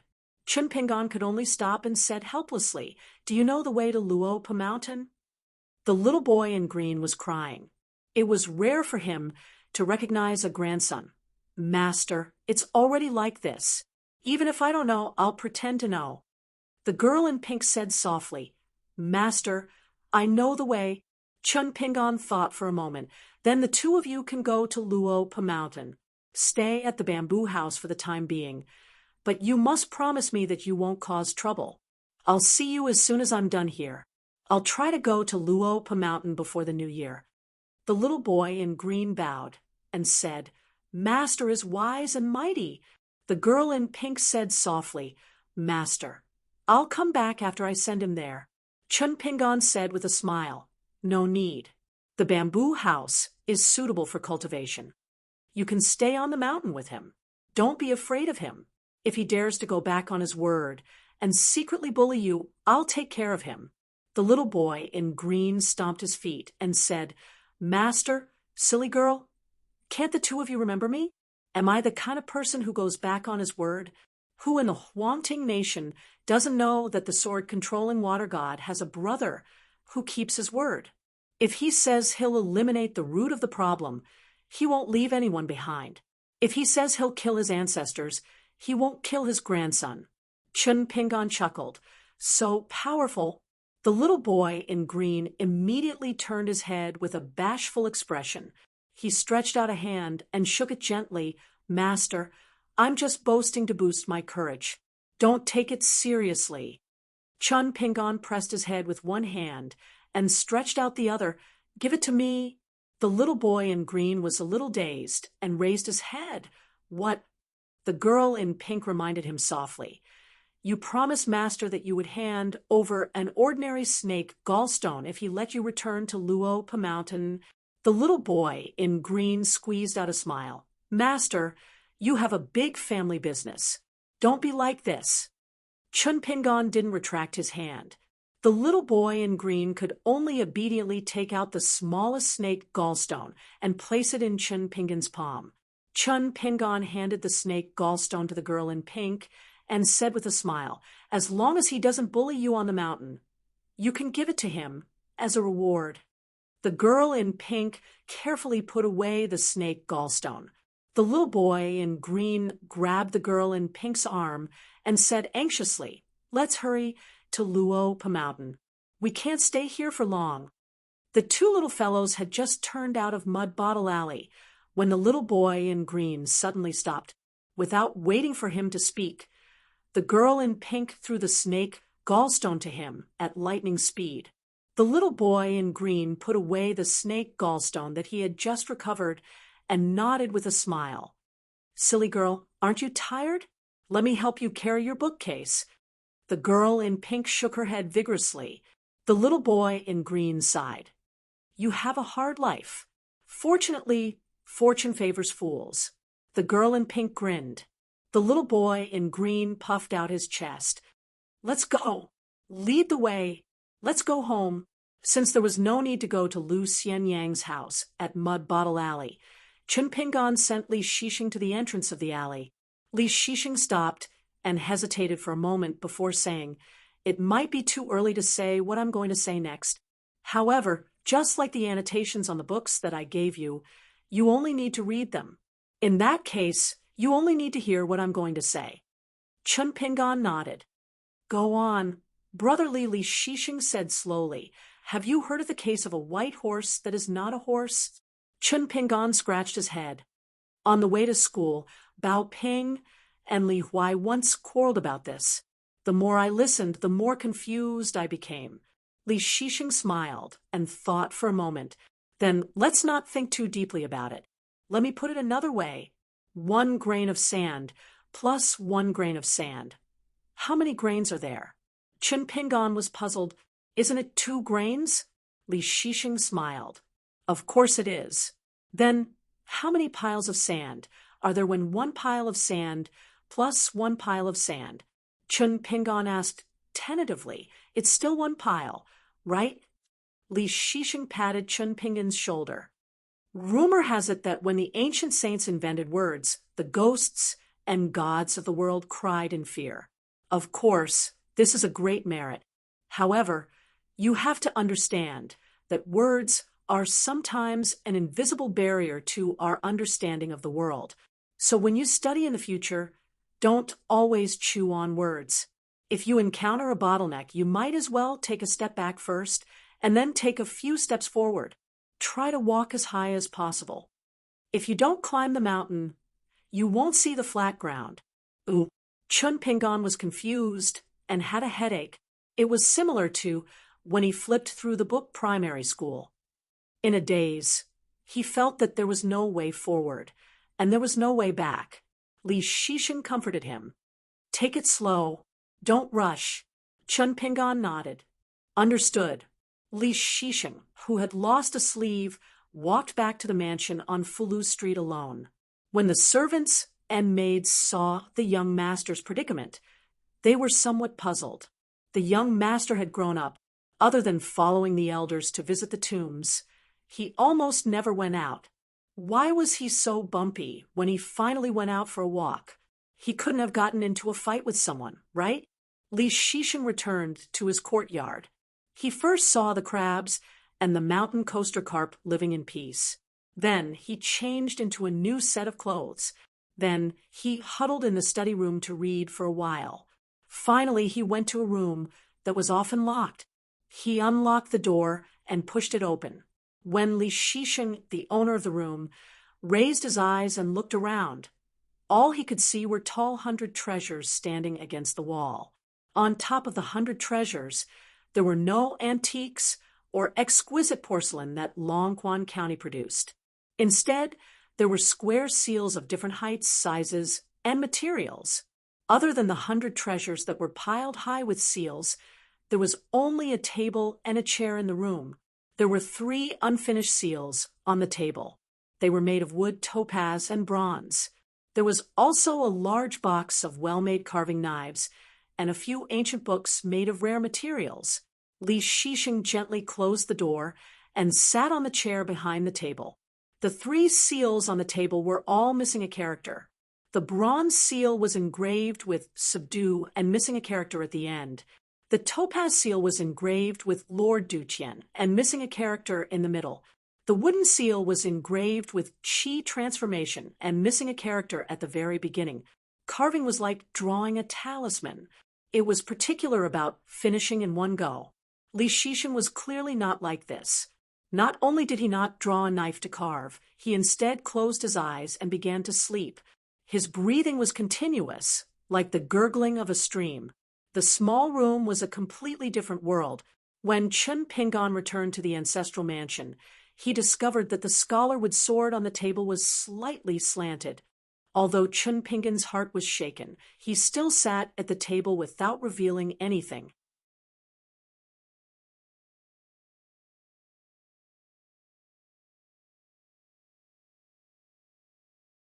(185) Back then, Qi Jingchun used the locust tree branch that Li Baoping moved to secretly cut it out and secretly put it in Chen Pingan's basket. There lived a golden incense stick figure of unknown origin. However, after briefly appearing twice at Autumn Read-In and Chao clan's Jilan mansion, the shy incense stick figure never appeared again. Chen Pingan let it be and didn't insist on anything. Deep in the night, in the Yang family shop, the old man was smoking a pipe. He frowned and stretched out his hand, and the incense stick figure fell from the void to the ground. Old Yang said coldly, "Qi Jingchun painstakingly hid you. What does he want to do?" She stood timidly on the ground, as if she was afraid of the old man. Her hands gripped the corner of her clothes tightly, and her lips moved slightly. Old Yang frowned more and more as he listened. He pondered for a long time. I agree. He knocked the ground with his pipe, and a small temple rolled out, standing in front of the incense stick figure.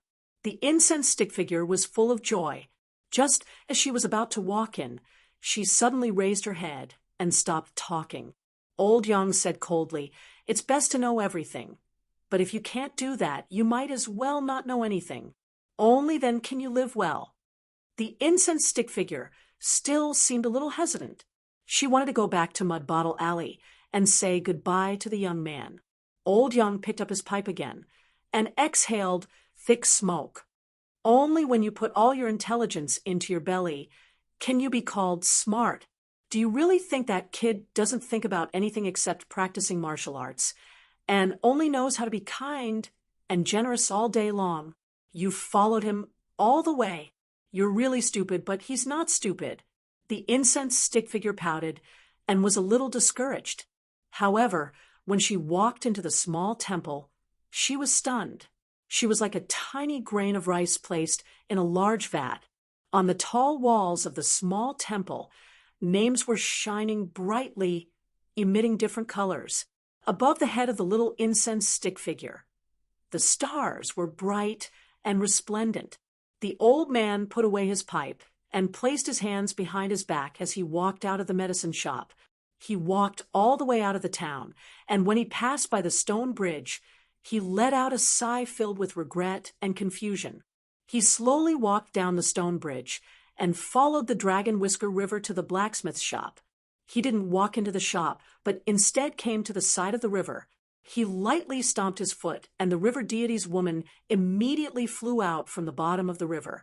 Her soul was shaken, and she was a little dizzy.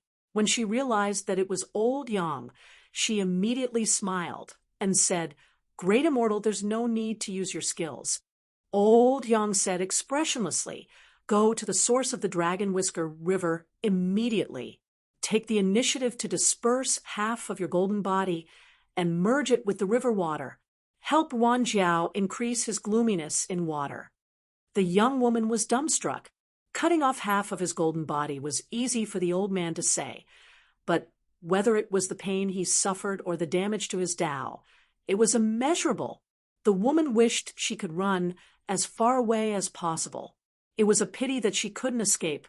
Old Yang added, "If it's done, when Wan Jiao succeeds in forging the sword, I'll help you ask for a river deity temple. At most, you'll be able to restore your golden body in 50 to 60 years. After that, you'll have endless incense sticks. This is a small profit. You'll definitely make a profit." The woman was submissive, and her voice was so weak that it was almost inaudible. "Breaking half of my golden body is too painful. I'm afraid of pain." The old man didn't speak. He just looked at the sparkling surface of the Dragon Whisker River. The woman asked carefully, "Great Immortal, can I refuse?" Old Yang nodded and said, "You can." While the woman was secretly delighted, she was also greatly surprised. Since when had this Great Immortal become so reasonable? Old Yang sneered and said, "The effect will be better if I break your entire golden body. Don't worry, after your divine soul disappears tonight, I'll make it up to your descendants in the future." The woman was a little desperate. After thinking for a while, she asked in a trembling voice, "Great Immortal, the blessing will only fall on my grandson's head. Is that okay?" Her heart was full of luck because she knew that no matter how fair this Great Immortal was, he was different towards her grandson Ma Kuxuan. However, Old Yang still refused on the spot. "No." The woman's face was ashen. She said sadly, "Then I'd better go to the source of the Dragon Whisker River." Old Yang didn't comment. The river deity woman gritted her teeth and began to go upstream along the river. She passed through the stone arch bridge that was no longer strange and went straight into the mountains. Wan Jiao came to the shore and stood beside the old man. He asked, "I'm not in a hurry to help that girl forge the sword. I don't have any intention of doing business with you. Forging the sword is not a business." Old Yang shook his head and said, "However, I can help you hide your daughter's true identity for 30 years, but you have to make sure that the sword is forged as soon as possible. This is the business I want to do." Wan Jiao's expression was normal. He smiled and said, "True identity?" The old man said indifferently, "You, Wan Jiao, only need to nod or shake your head." Wan Jiao was a little aggrieved, but he still nodded. The old man smiled. "Looking back, it's worth it." Wan Jiao asked a strange question. "Then what is not worth it?" The old man smiled and said, "Wan Jiao, eavesdropping on others is not a good habit." Wan Jiao frankly said, "You, the eldest grandson of the Li family, and Wei Pai, I have to keep an eye on the three of you." The old man nodded and then shook his head. "It might be better if my position is reversed with Li Shisheng." Wan Jiao smiled and asked, 8,000 years or 10,000 years later? The old man did not speak.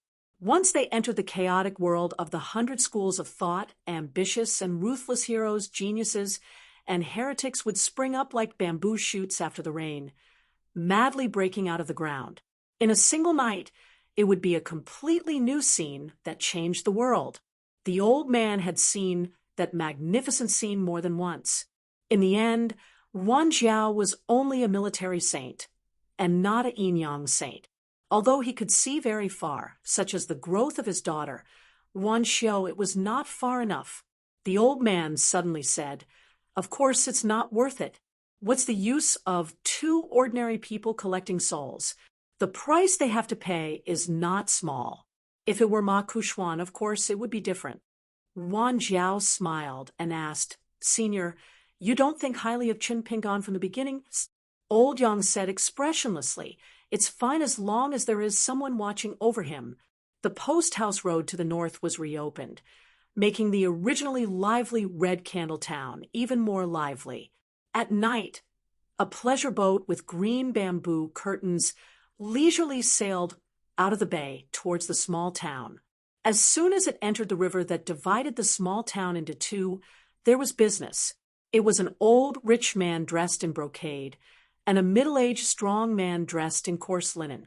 They looked like rich lords who had brought their guards and servants out to drink with girls. The pleasure boat was medium-sized. There were 5 boat women.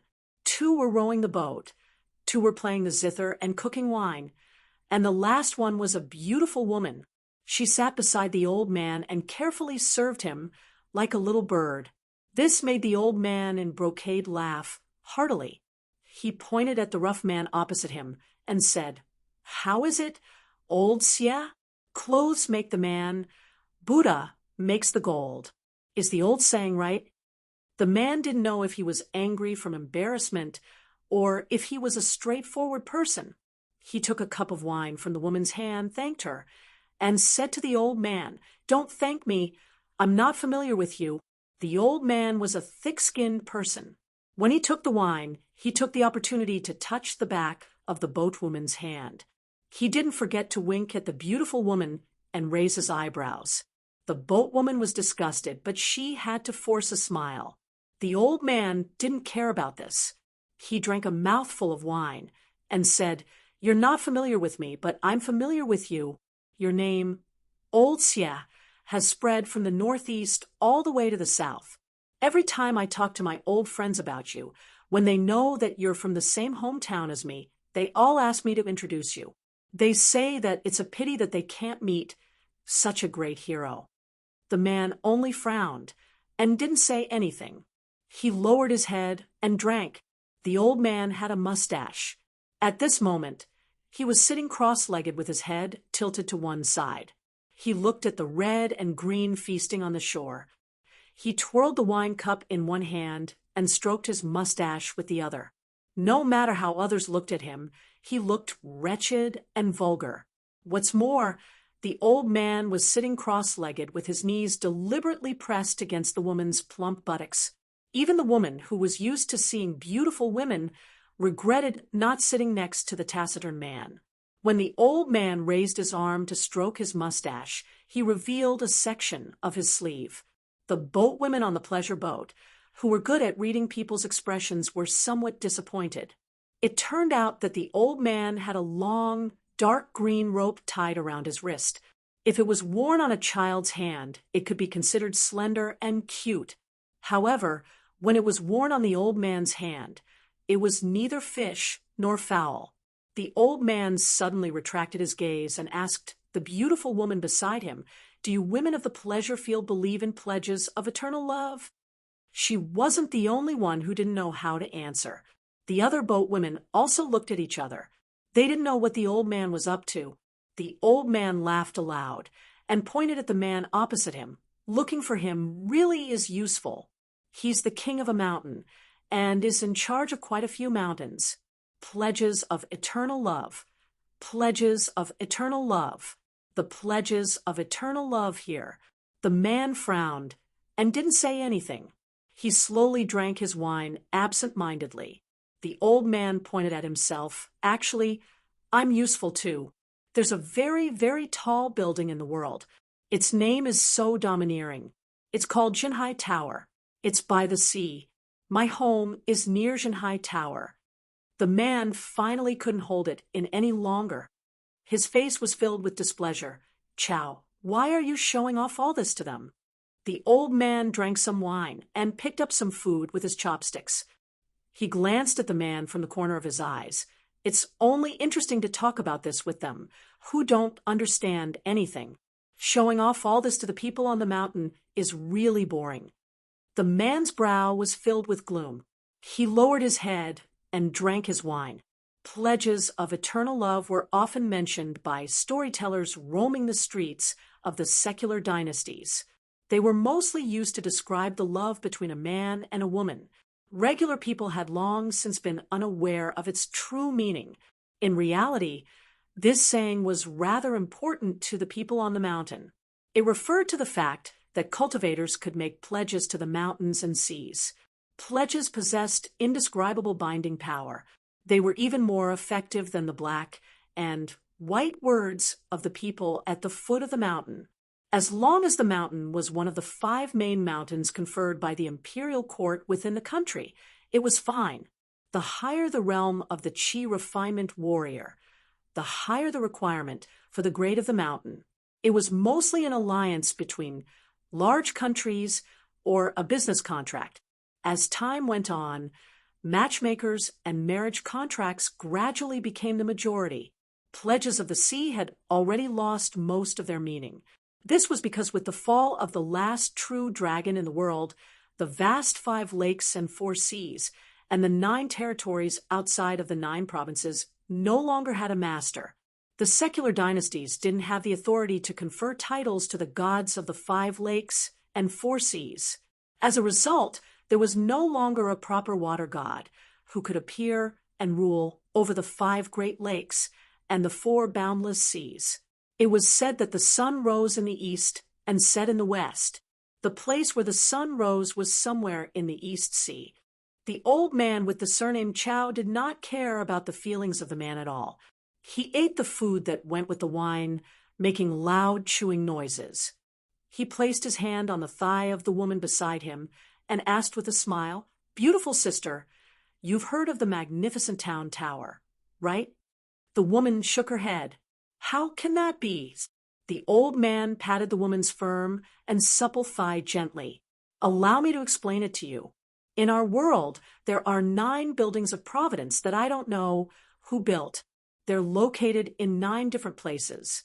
They're the mountain tower, the country tower, the sea tower, the demon tower, the immortal tower, the sword tower, and the dragon tower. These 8 majestic buildings that soar into the clouds and almost reach the sky are all named with 2 characters. Only the last one has 3 characters. It's the strangest of all. It's called..." The man slammed his chopsticks and said angrily, "Enough! Chow Shi, are you done yet?" As he slammed his chopsticks on the table, all the boat girls fell into a strange state. It did not hinder their breathing, and their hands moved skillfully without hindrance. However, they seemed to have turned a blind eye to the 2 guests who were close to them on the boat.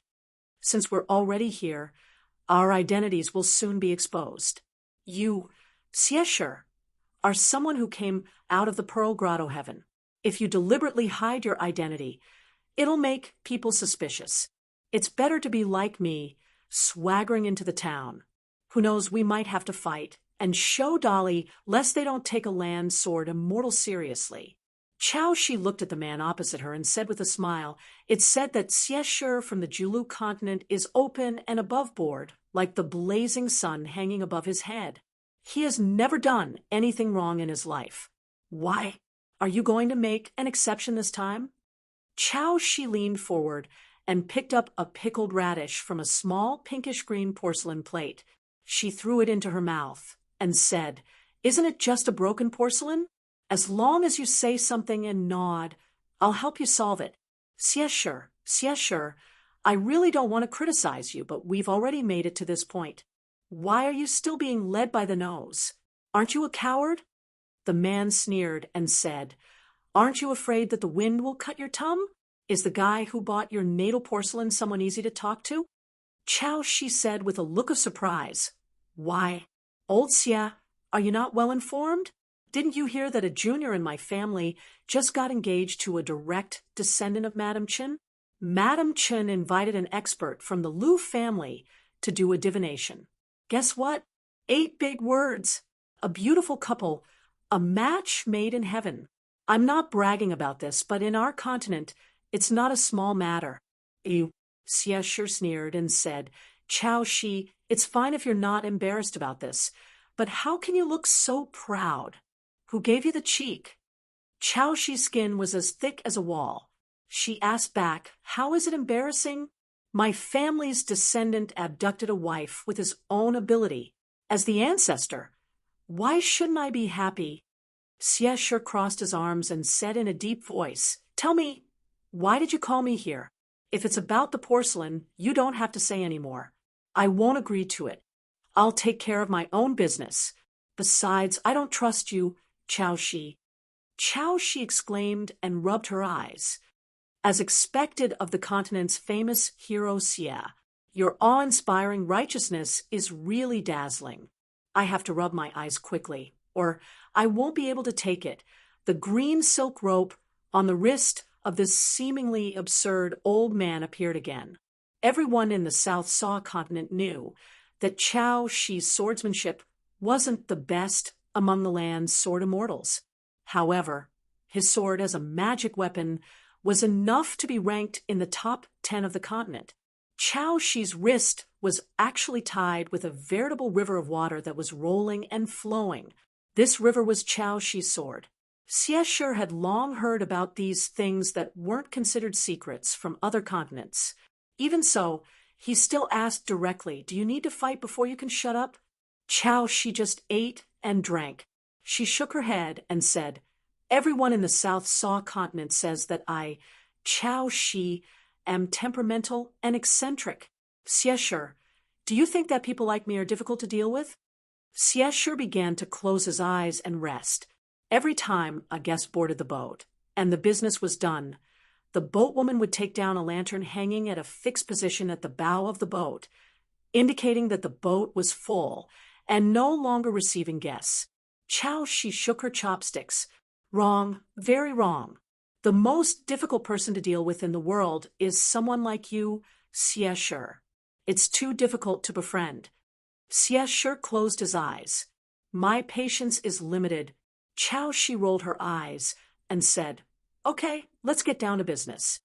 Some people can't bear to see the rise of the Song clan, but you, Siesher, are stubborn. You have to keep your promise and have to come out of the mountain so that the trip to the inverted mountain has to be delayed.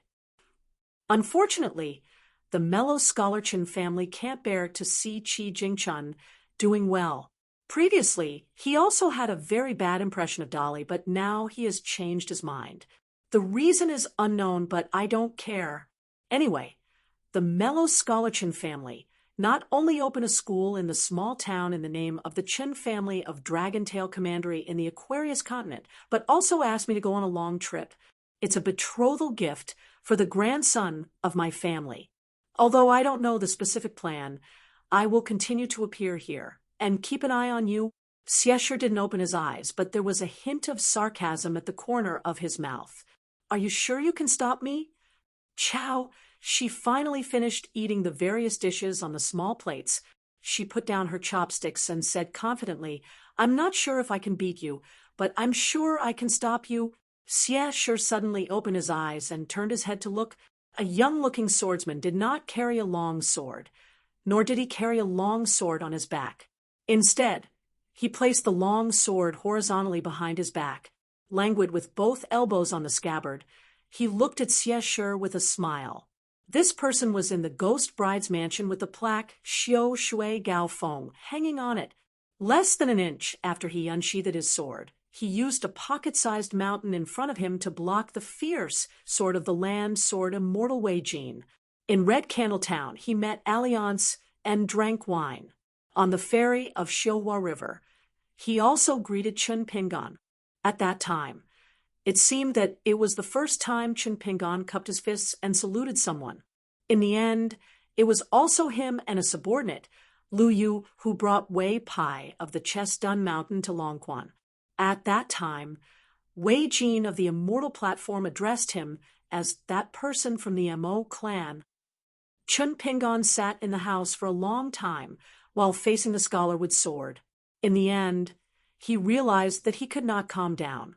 He could not read, he could not practice calligraphy, he could not even practice his walking stump and sword furnace. Chen Pingan carried the basket on his back, packed the scholar with sword, and left the ancestral house. After walking out of Mud Bottle Alley, he went straight to Luapa Mountain. When he appeared in front of the bamboo house, the green-clothed child and the pink-dressed girl were shocked. Chen Pingan walked up to the second floor of the bamboo house, and his heart calmed down. The pink-dressed girl wanted to follow, but the green-clothed child grabbed her neck. He scolded her softly. You are really stupid. Can't you see that Master is not in a good mood? The pink-dressed girl was at a loss. The green-clothed child dragged her to sit on a small bamboo chair on the first floor and said solemnly, with our master's temper, there are only two situations that can make him so strange. The pink-dressed girl pricked up her ears and listened carefully. The green-clothed child stretched out a finger and said in a low voice, the first situation is that he lost money, and it is not a small amount. The pink-dressed girl thought deeply. The green-clothed child laughed evilly.